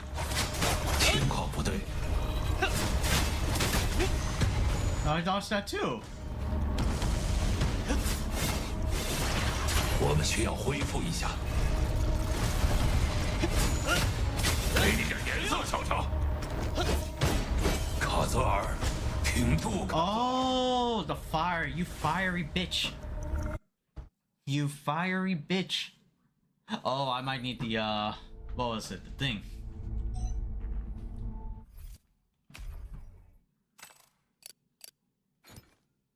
Yeah, I might need this to deal with those fire assholes.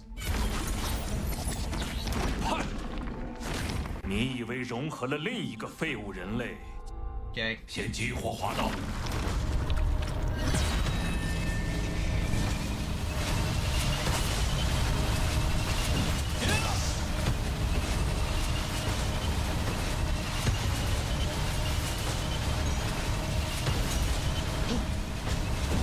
有封印的限制， There you go. 这种规模的攻击也不是简单的事。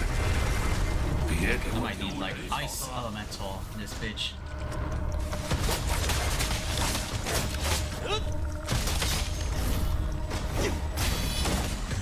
来了。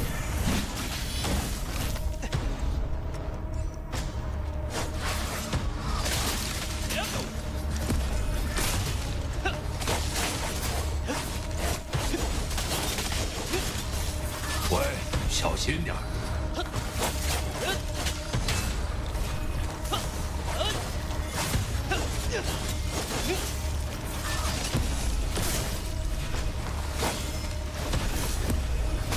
被盯上了。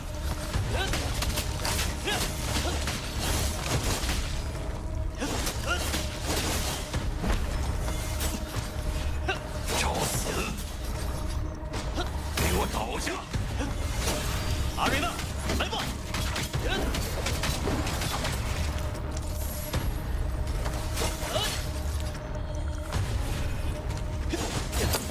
注意躲避！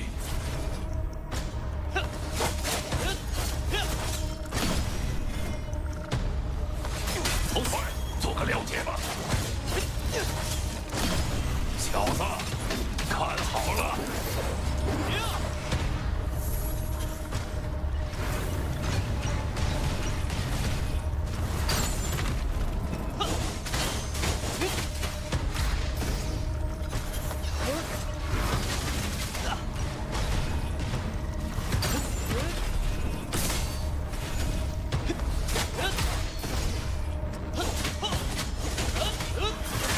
让你见识一下我的威力！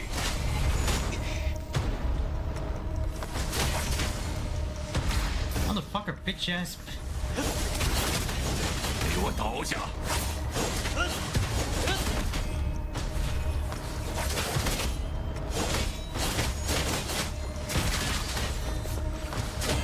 阿瑞娜，来吧！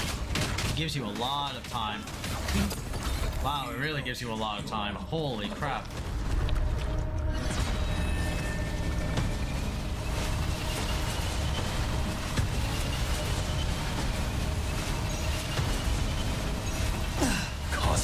Oh, there are obstacles. I thought I could like press. Oh, it says it right there. Press triangle to attack. Okay.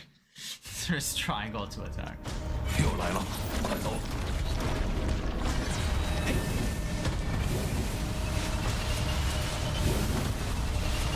能量护罩就在前面。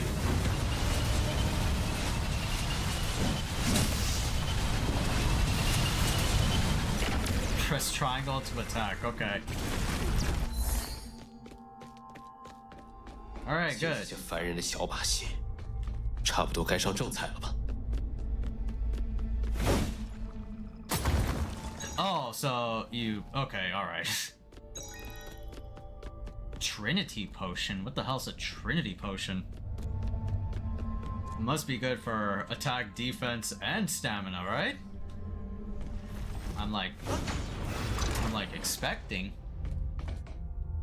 Can you let me get in? Thank you.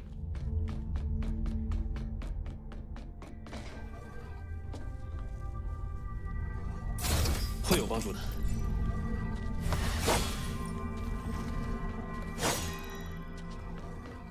Okay. Let me just upgrade a bit.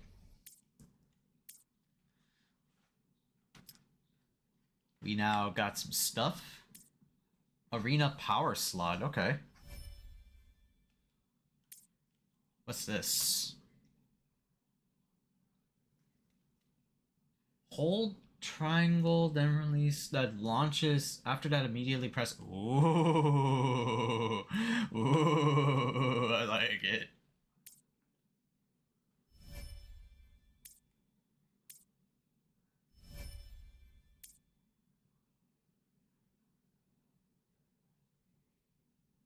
Oh, that's nice. That's cool. Trinket slot. What's that one?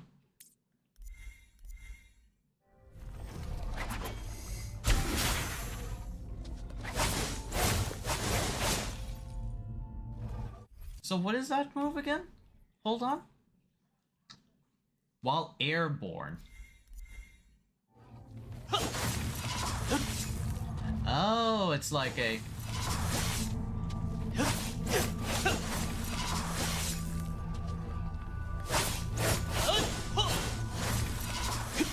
I see, that's cool. So it like closes the distance, right? Alright. It's cool. I like that.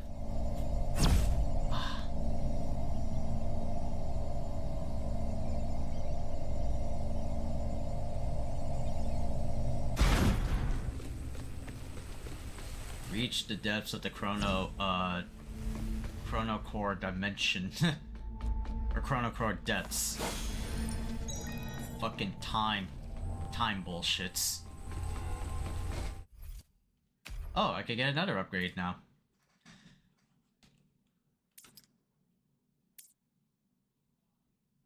Cleave. World break. Whoa.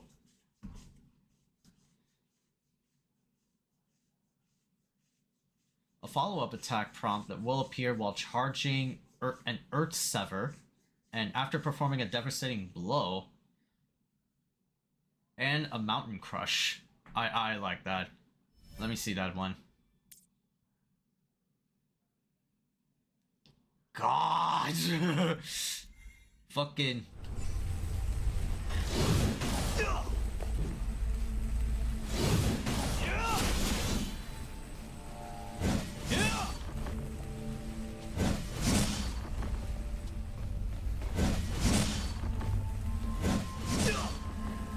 Oh, I see it.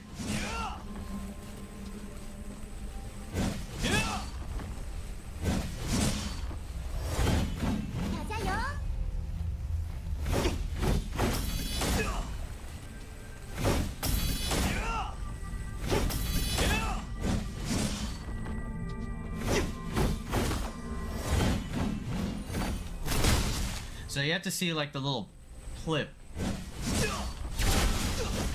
So you have to like hold it down. God, dude, wow, fucking ore farming bastard. 很近了，要记录故事吗？有什么素材都给莲娜吧。哦，原来还有这样的事。This is all new to me. 嘿嘿，要做什么？够了吗？别客气，这些是最棒的商品。没有看上的吗？看看莲娜的小，这些可以拿到工坊里用哦。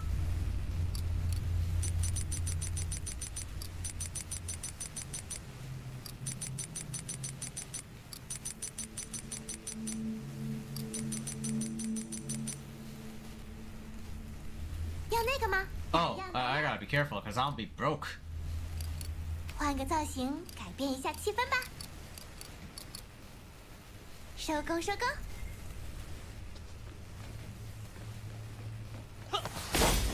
Where are we at? Oh, lovely.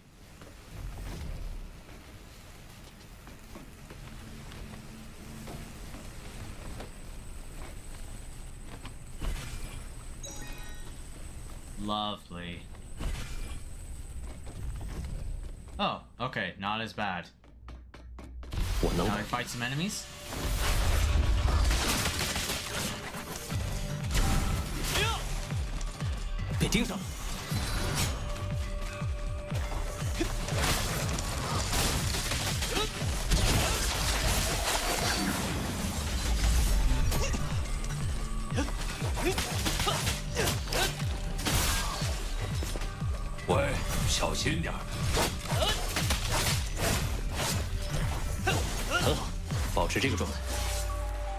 Okay. Alright, lasers. Laser!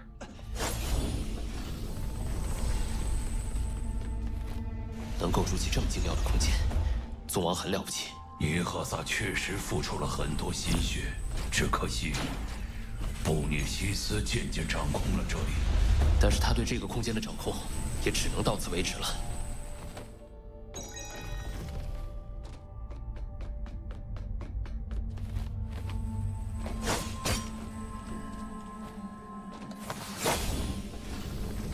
There you go.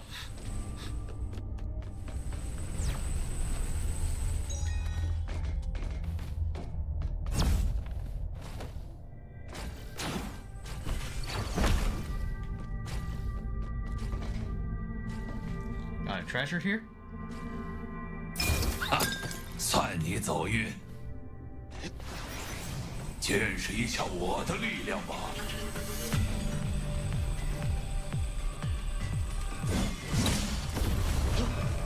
注意躲避，藏得好。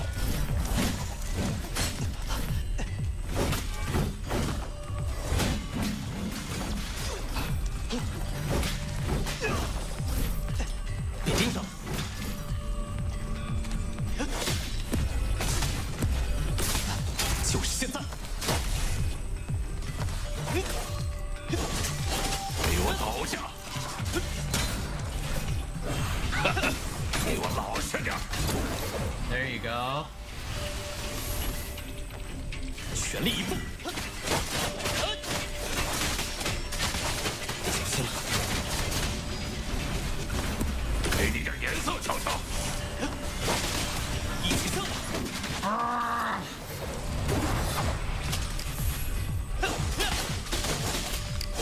在那边。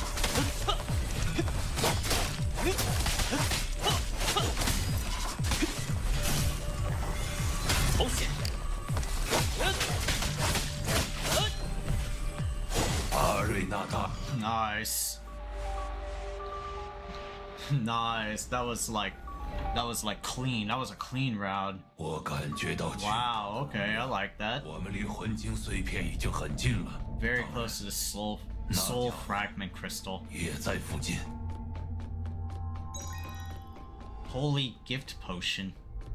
I gotta like check out these equipment and items that I got. High potion, holy gift potion. All status ailments against enemies accumulate 60% faster for 13 seconds. Wow, okay. Increases attack. Whoa.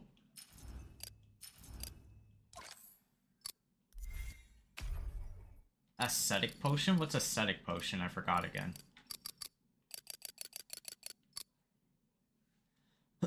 Oh, stamina reduction. Okay, I see.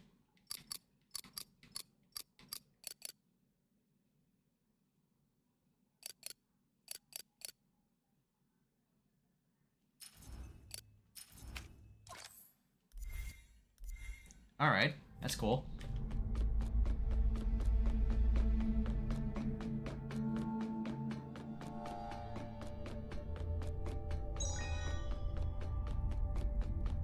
And of course you're here. Yup, this is like big battle right now.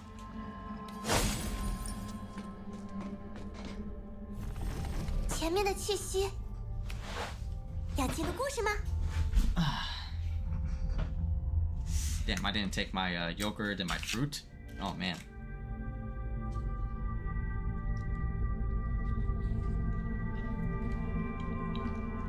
We're gonna wrap up stream when we finish up the boss. And yeah, that'll be it. 有什么素材都给莲娜吧。哦，是珍贵的素材呢。嘿嘿，要做什么？ Damn, so still nothing. Not like buying things would get us results. No.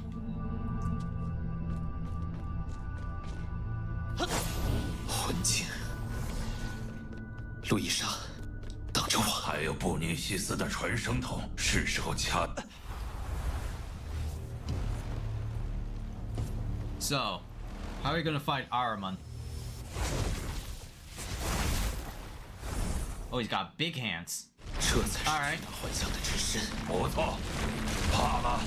哼，应该挺耐砍的吧。 So, he has ice, right? Let's go equip, like, a fire.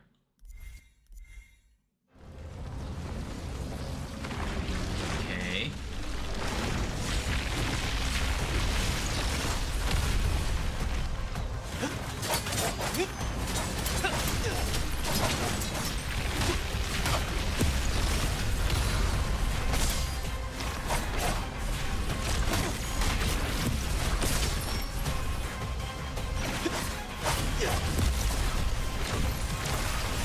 Ah, that's cheating, sir.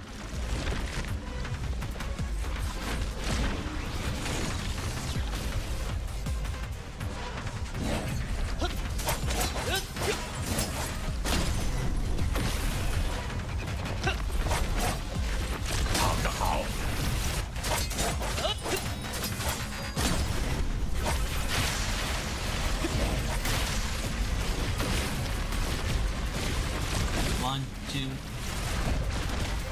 Oh, okay.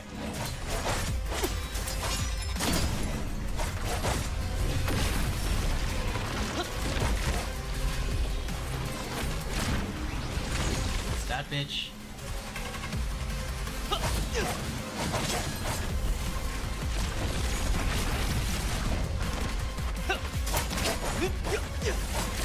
就是现在！给我倒下！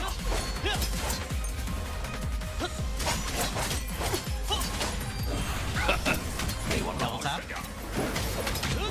Oh, he only has one life bar? Must be two faces. Oh, there's a half face now. 又是这招！别担心，看地上，空罗能量可不是只有他才能调用。 There you go. 尔呢？下。不值一提，注意了。明白。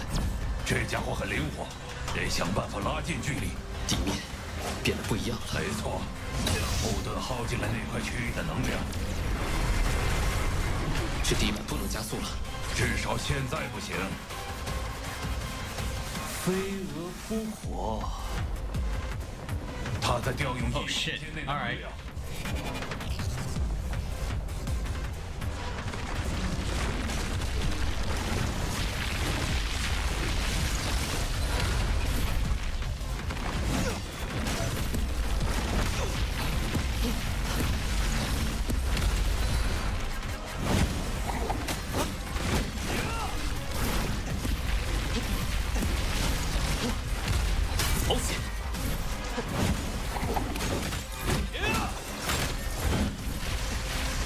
Oh, I have the greatsword. That's right. Cool.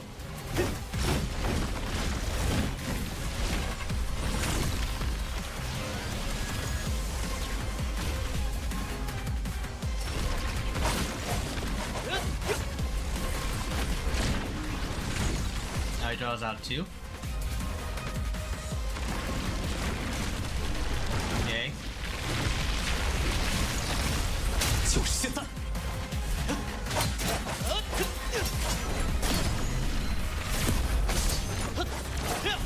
还是那一招。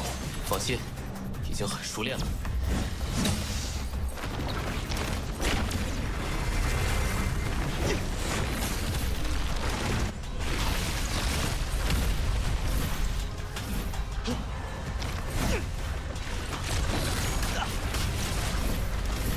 Oh, 3 attacks. Okay.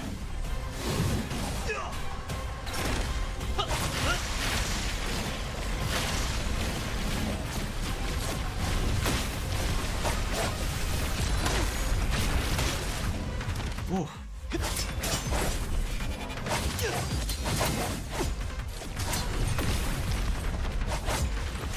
Oh, 就是现在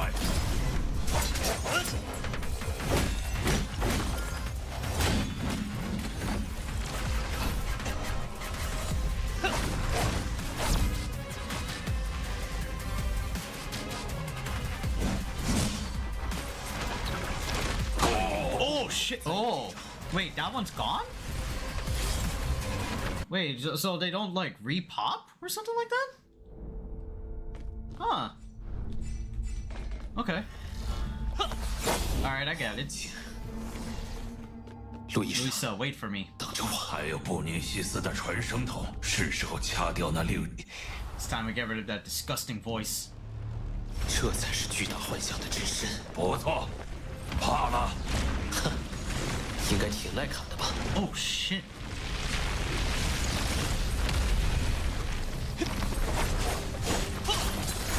就是现在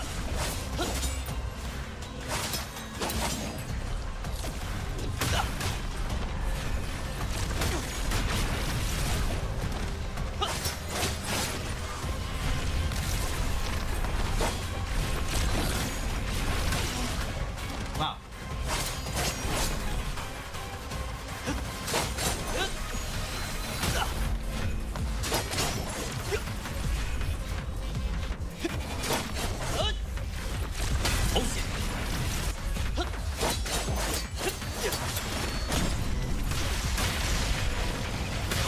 Oh, man. Okay, alright.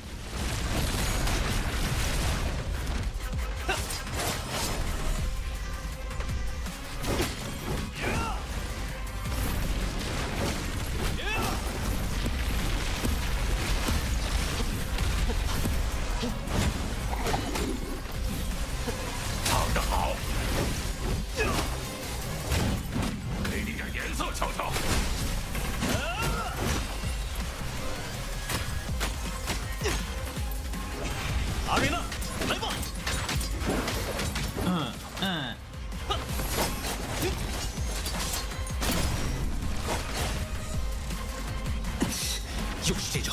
别担心，看地上，呵呵，空罗能量可不是只有他才能调用。阿瑞娜，下。注意了。明白。这家伙很灵活，得想办法拉近距离。地面变得不一样了。没错，护盾耗尽了那块区域的能量。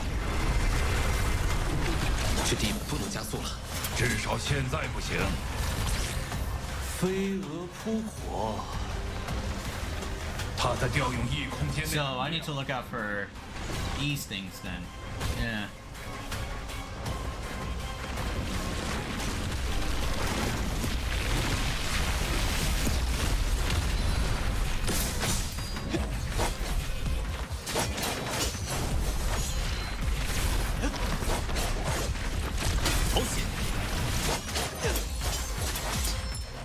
好见识一下吧。还是那一招。放心，已经很熟练了。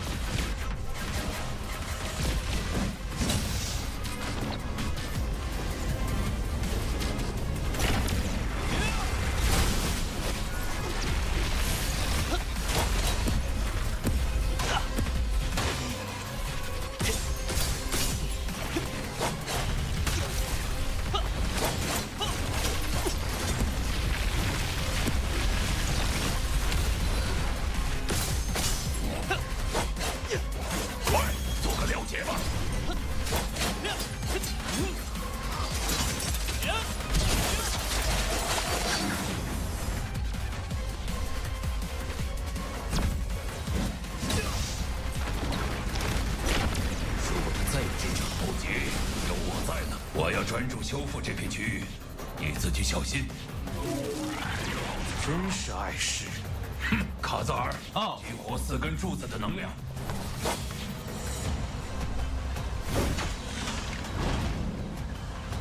不是护盾，时间解脱，只来得及修复地面。用滑行躲避吧，看我的吧。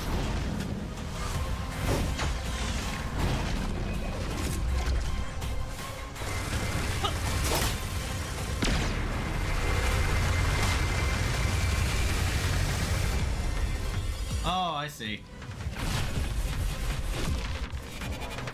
Okay. 你还好吧？不过如此。不过，总算是熬过去了。Oh, he changed up his tactics.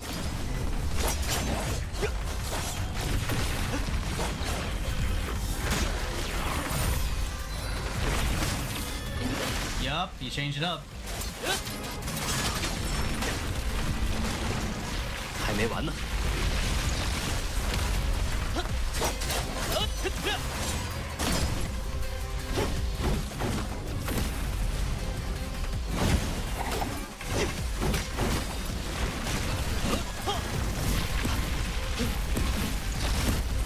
藏得好。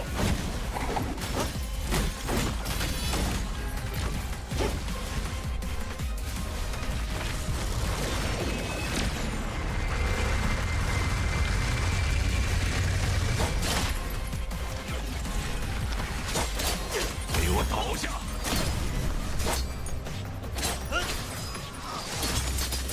哈哈，给我老实点。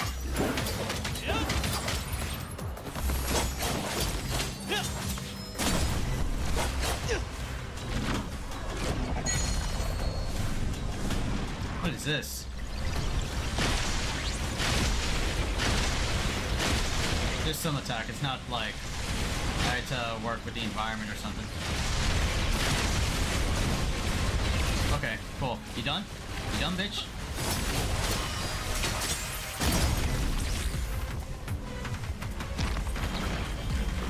One, two, three, four.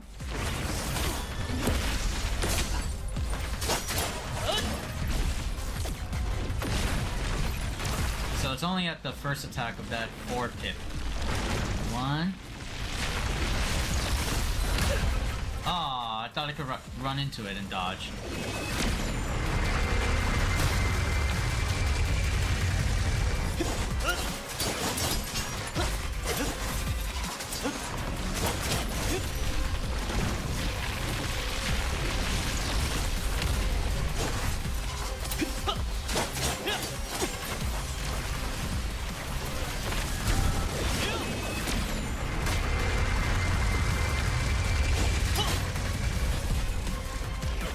like brute forcing it.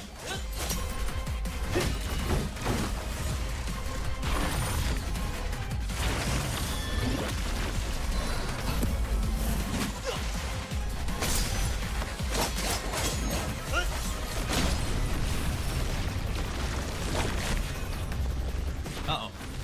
He's gonna throw those La Bambas. I see that shit.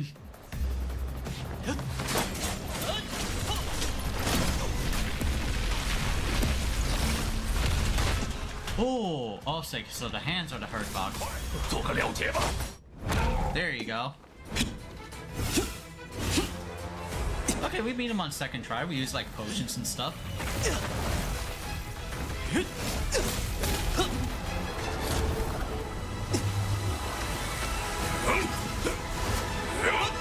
Oh shit. Yeah, get this bitch out of here and curb stomp him.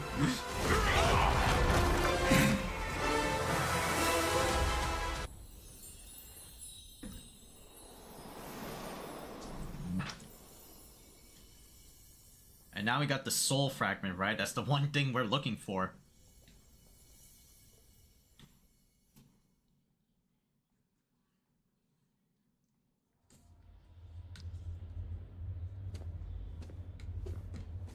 Now we're back, guys. Who the fuck is Armin? We don't know.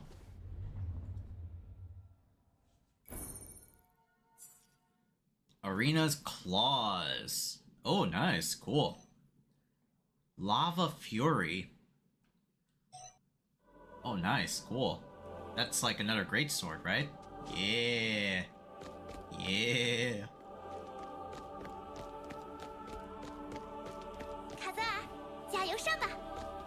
Oh, these are like candles. Okay. Alright, we got 2 upgrades. And I think this one? Oh, that damage is ass though. That damage is ass though.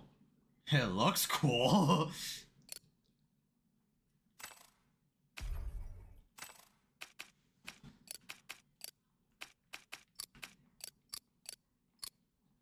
Break and gifted energy.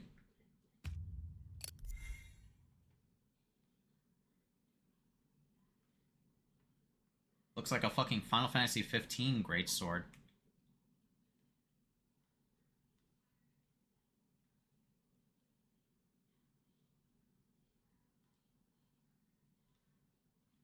Let's just like place it down over here.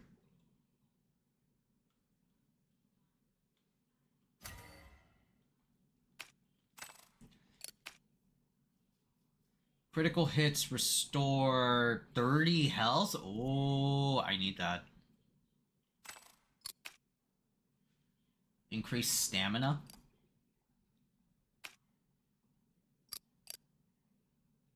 Dragon Wings. Divinity.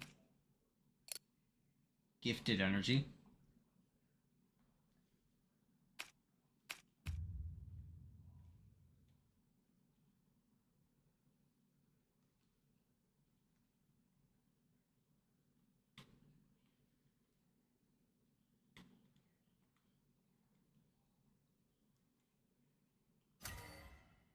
All right.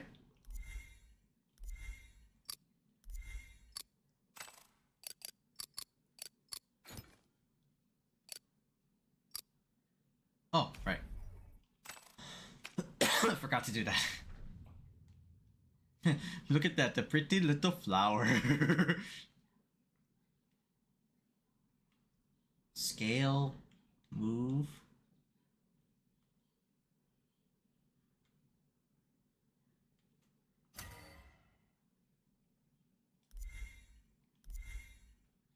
Finish and save changes. Okay. Oh, we have this! Oh, I didn't notice. Oh, man. Okay.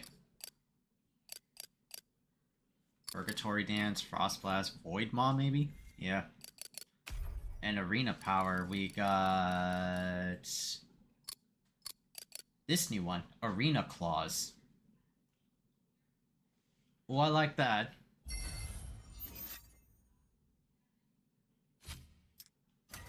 I like that.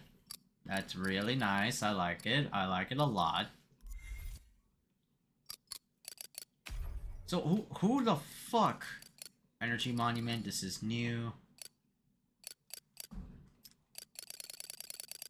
Solaria, events, okay.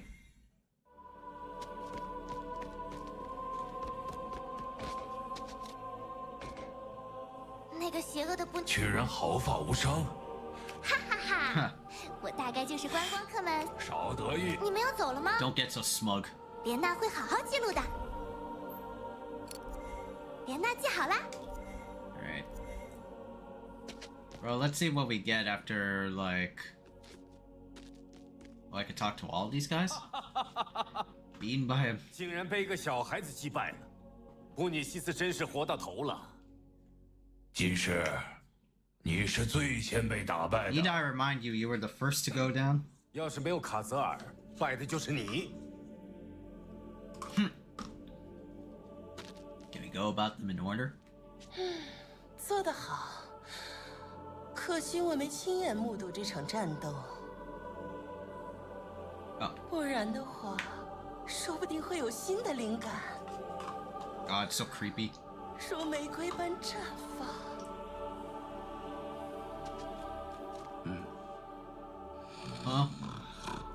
Huh? Bitch is sleeping? Bitch is sleeping on the job? 谁？谁敢打扰本大爷睡觉？是你们啊。Harman gave me a good beating. 回来了，啊，真是恭喜恭喜啊！那再睡一会儿，也没关系吧？I could still nap some more. Bitch is fucking tired. 非常精彩，卡泽尔。 That was rather impressive, Mr. 对于 Khaiza. 空罗能量的修行，在陆角，你想在我抱歉 Of all people. 在下 I meant no offense. 哈瑞娜、卡泽尔，辛苦你们了。布涅西斯，是他在操控异空间中 It 的 was 怪物。 mind controlling the monsters in the ultimate dimension. 已经无法挽回了。不，还有机会。布涅西斯将能量渗入异空间， Channeling energy into the alternate dimensions and remotely manipulating void tracks to break the weaker part of the 空罗 seal. 重现人间，就是为了收集人类的灵魂， Turn to the mortal 帮 realm 助布涅西斯解开此处的封印。 to help Arman break free. 要怎么做？必须取得所有的5块碎片，拼凑成完整的魂晶。 All this like extra just to like save my sister's soul or some shit. 毕竟人类不像空罗，可以跨越空间感应能量，交换能量。布涅西斯能引发这场骚乱，都是因为你们低估了空罗能量交换的本事。幸好，虽然不知他是如何使用灵魂封印的，但我们还有时间。我会找到所有碎片的。Find all the 小 fragments. 子，你最好不是在说大话。 Oh, 4 to go. Oh 这位 shit. 将军必须留在此地，减缓封印崩坏，否则后果不堪设想。阿瑞娜，与卡泽尔一道阻止布涅西斯的使命，就拜托你了。我明白了。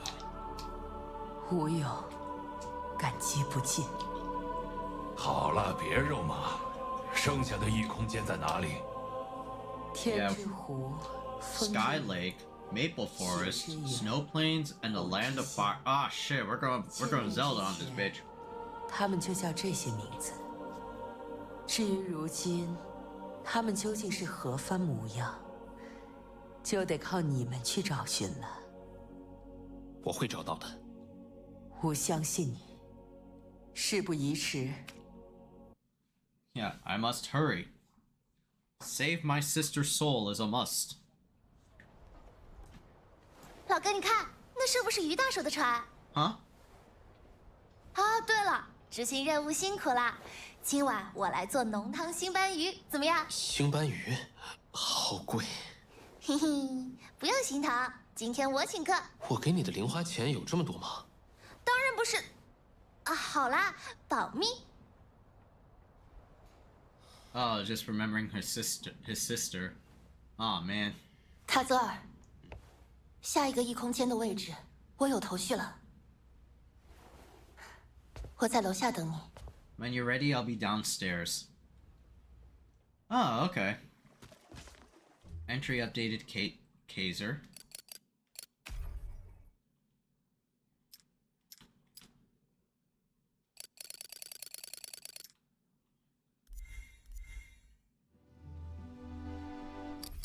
Oh, nothing. Okay.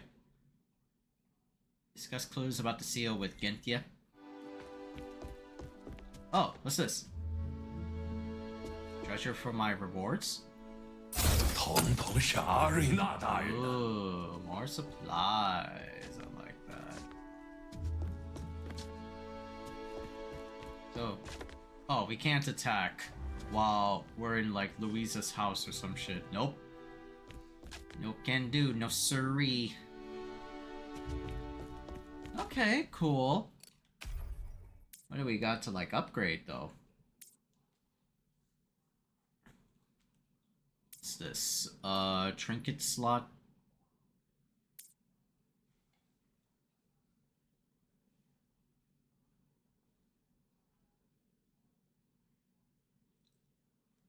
Ooh, okay. I saw that move. I was like doing like some like Virgil shit.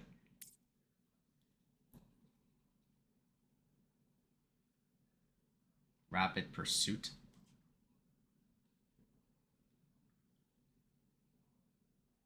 While reducing their area of effect.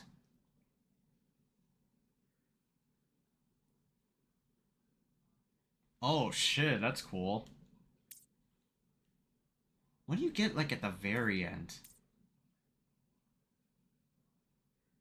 Becomes uninterruptible. Oh shit. That's literally Virgil. Water form.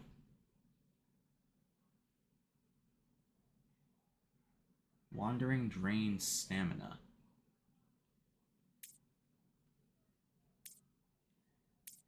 Cross slash. After performing thrusting slash. Oh, cool.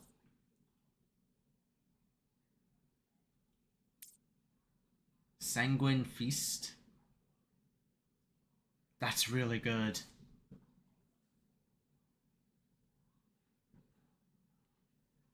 Cool, bro.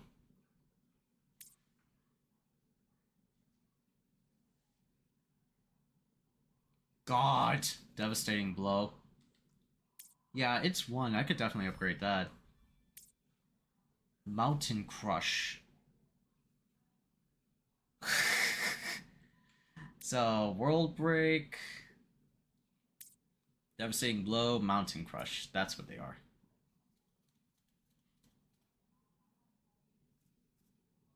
A geyser of fucking swords? That's so funny. Cleave.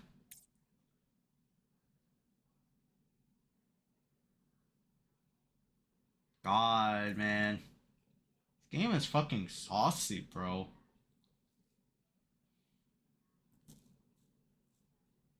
Game is saucy. But I gotta save up some moves, though. Can't, like, invest all of them in.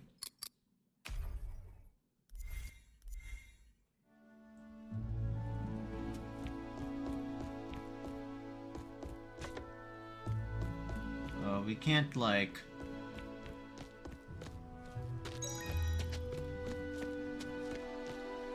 Imperial Harbor. Who's that downstairs? Oh, that's my bro from episode like 1. 皇帝的情报。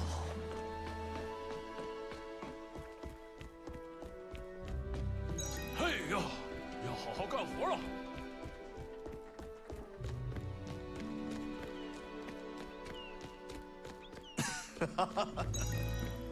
Holy gift potion. Oh, okay. You look like an enemy. Like you look like some kind of like bloodborne bitch. No.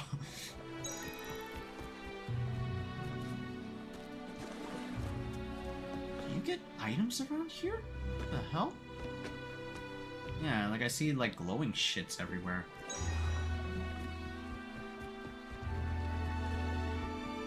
Green like glow sticks everywhere. 算了吧，没意义的。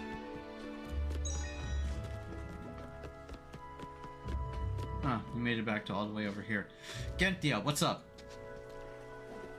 哇，你见到宗王了！这真是，你获得了他的指引。关于他所说的异空间，他只知道1000年前的大致方位。异空间所在的位置封印了空罗，对吧？那附近的空罗能量浓度应该很高才对。有道理。天之火，卡泽尔，能不能帮我去找本书？找书 ？A book？ 异空间的位置，我有些头绪了，但时间久远，我需要那本书才能确认。So I can be certain. 拜托了，请帮我找一本《平原地貌的演变》。 明白，就交给我吧。Just leave it to me, babe. 城内的图书馆，不行，已经被通缉了，还是低调一点，先去港口的书店老板那里看看吧。See Claudian first. 哎呀，要好好干活了。 Nope. Oh wait, what are we doing? Stamina potion? That's good.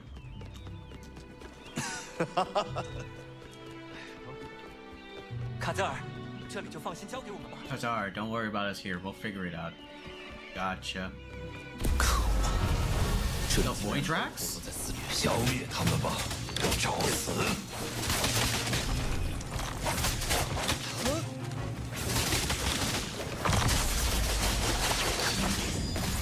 还算轻松。 Okay. Literally cracks in the sky. So dudes aren't done invading this poor shanty like seaport town.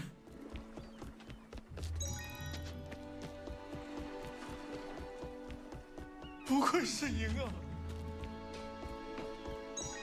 Hold on. I see a box. Alright. May have like white light a little bit. Maybe continue more until we get like a save point for the next area. 卡泽尔， Claudian. 老板，我想要找平原地貌的演变，这里有吗？有。太好了。我得找。最近店里乱。 Damn, he's so invested on that book. 一定要注意安全。找到了。 Okay. 幸好。 Luckily, these monsters don't eat books. 否则。 And if they tried, I fight them. I fight them for my books. 还是不要应聘吧。要买 Enter shop. 什么？ Ooh. Use for upgrading arena power. Life Force Bestower.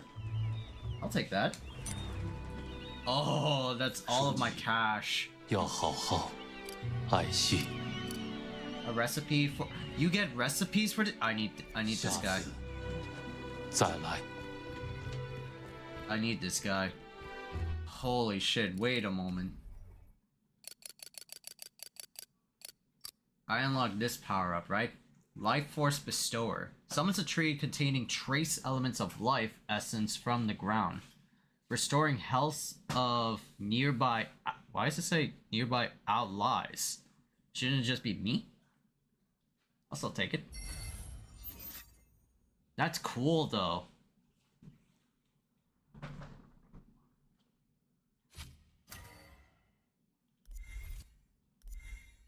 That's cool though, like a self-healing thing, and these things like hit you a lot. If you're not careful, you're gonna get fucked.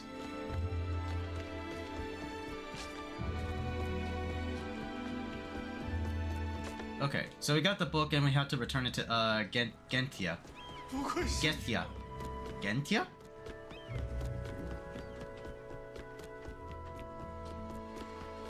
可恶的蝇！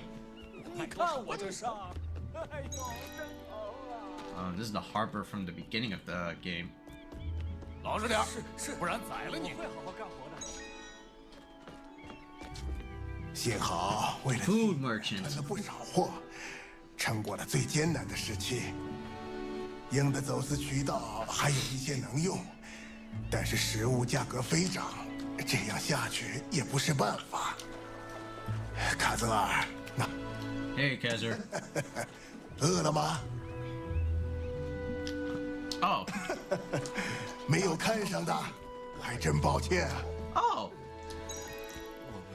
不会被皇帝陛下 Igniter potion. Oh, there's our little girl. She's right here. 要加油哦！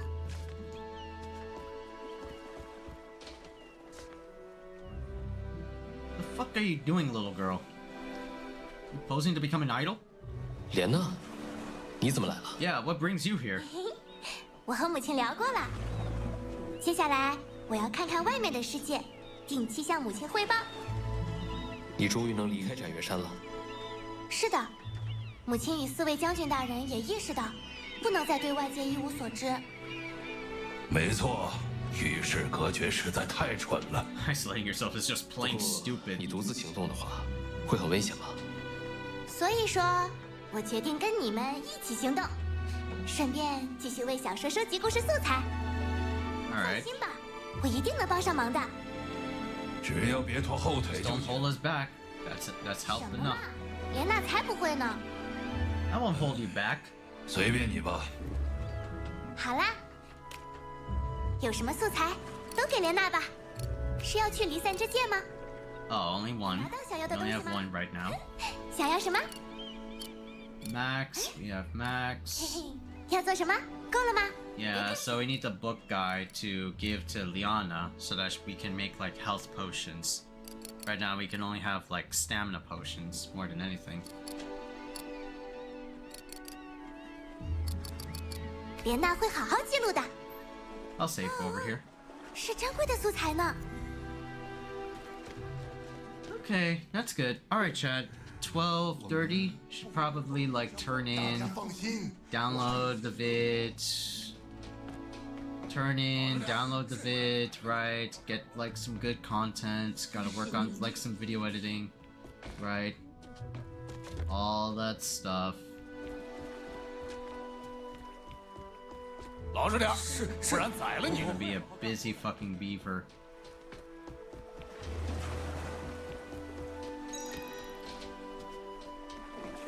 别来烦我。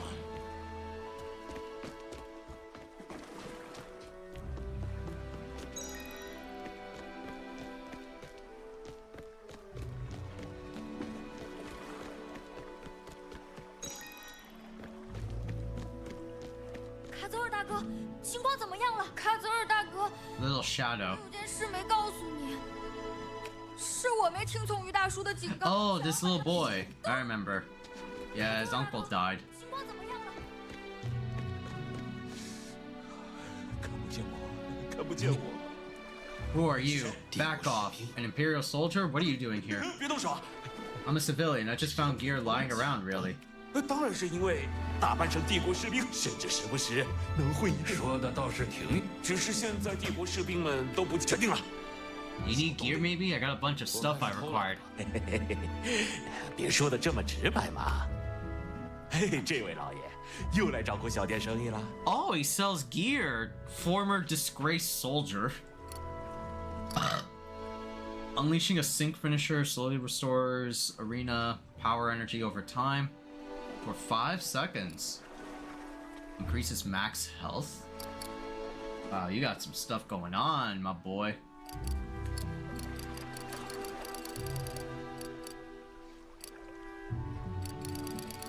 You got some stuff going on.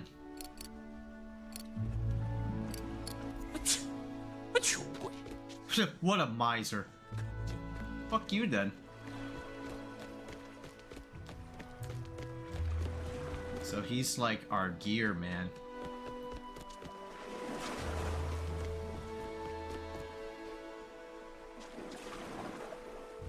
Oh, and this is this spot. Okay, gotcha. Alright, good to know. Right. Oh, and this takes us back over here. Oh, it's very nice. A lot of like access. Okay. Alright, so hold on, I gotta go to the little girl again to save, man.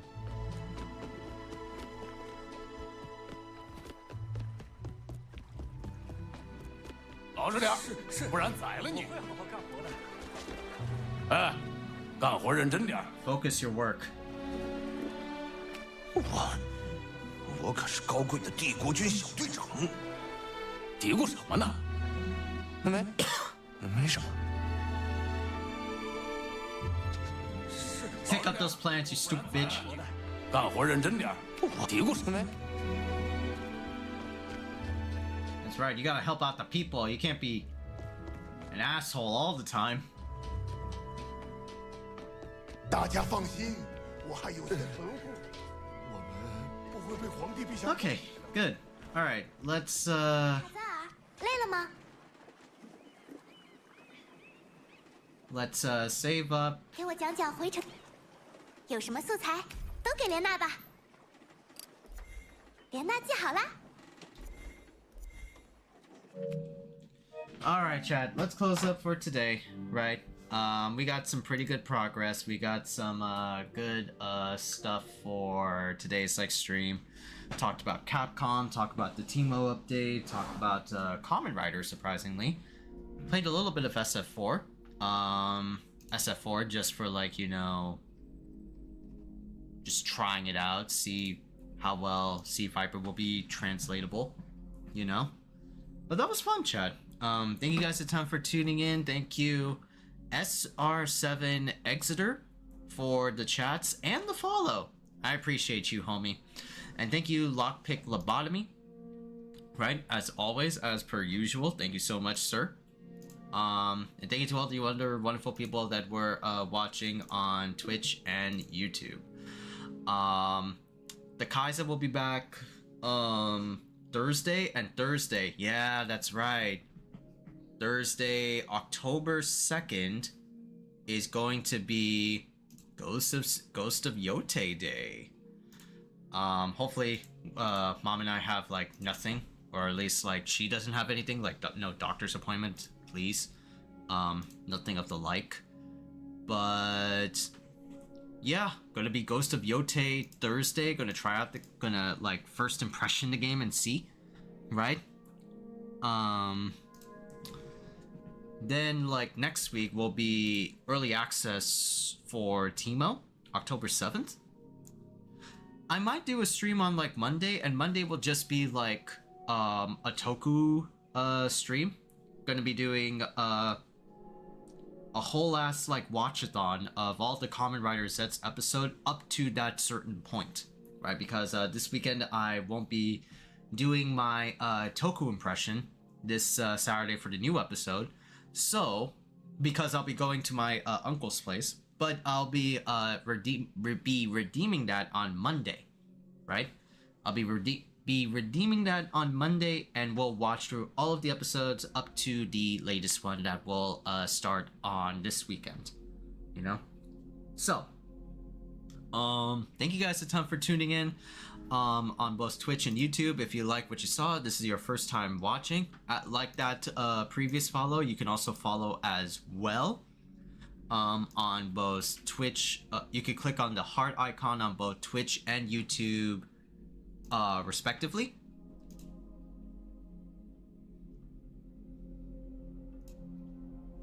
That way you'll be notified on when the Khaiza creates a post, uploads a video, etc, etc.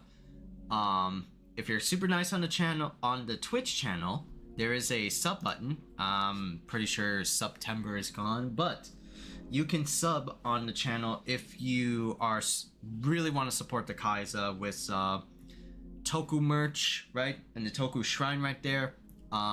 Twitch equipment to help improve the quality of life of streaming. Support the Khaiza's mom with credit card bills and mortgage bills. You'll also get sub badges, emotes, things like that. You'll also get ads free, 2x channel multiplier, all those Twitch goodies that Twitch offers viewers the experience. You know, you can sub for free if you have like Twitch Prime. So I always encourage freedom is better. I mean, that's behind like a monthly subscription, but hey, one free sub, monthly free sub. I mean, I would take that, you know, that's like, you know, a gold mine right there. In a way, I would see it as a gold mine. But alright, chat, thank you guys a ton for tuning in. Stay safe, be awesome, be virtuous, you know the rest. I'll see y'all Thursday with Ghost of Yote. Peace, homies. Have a good night.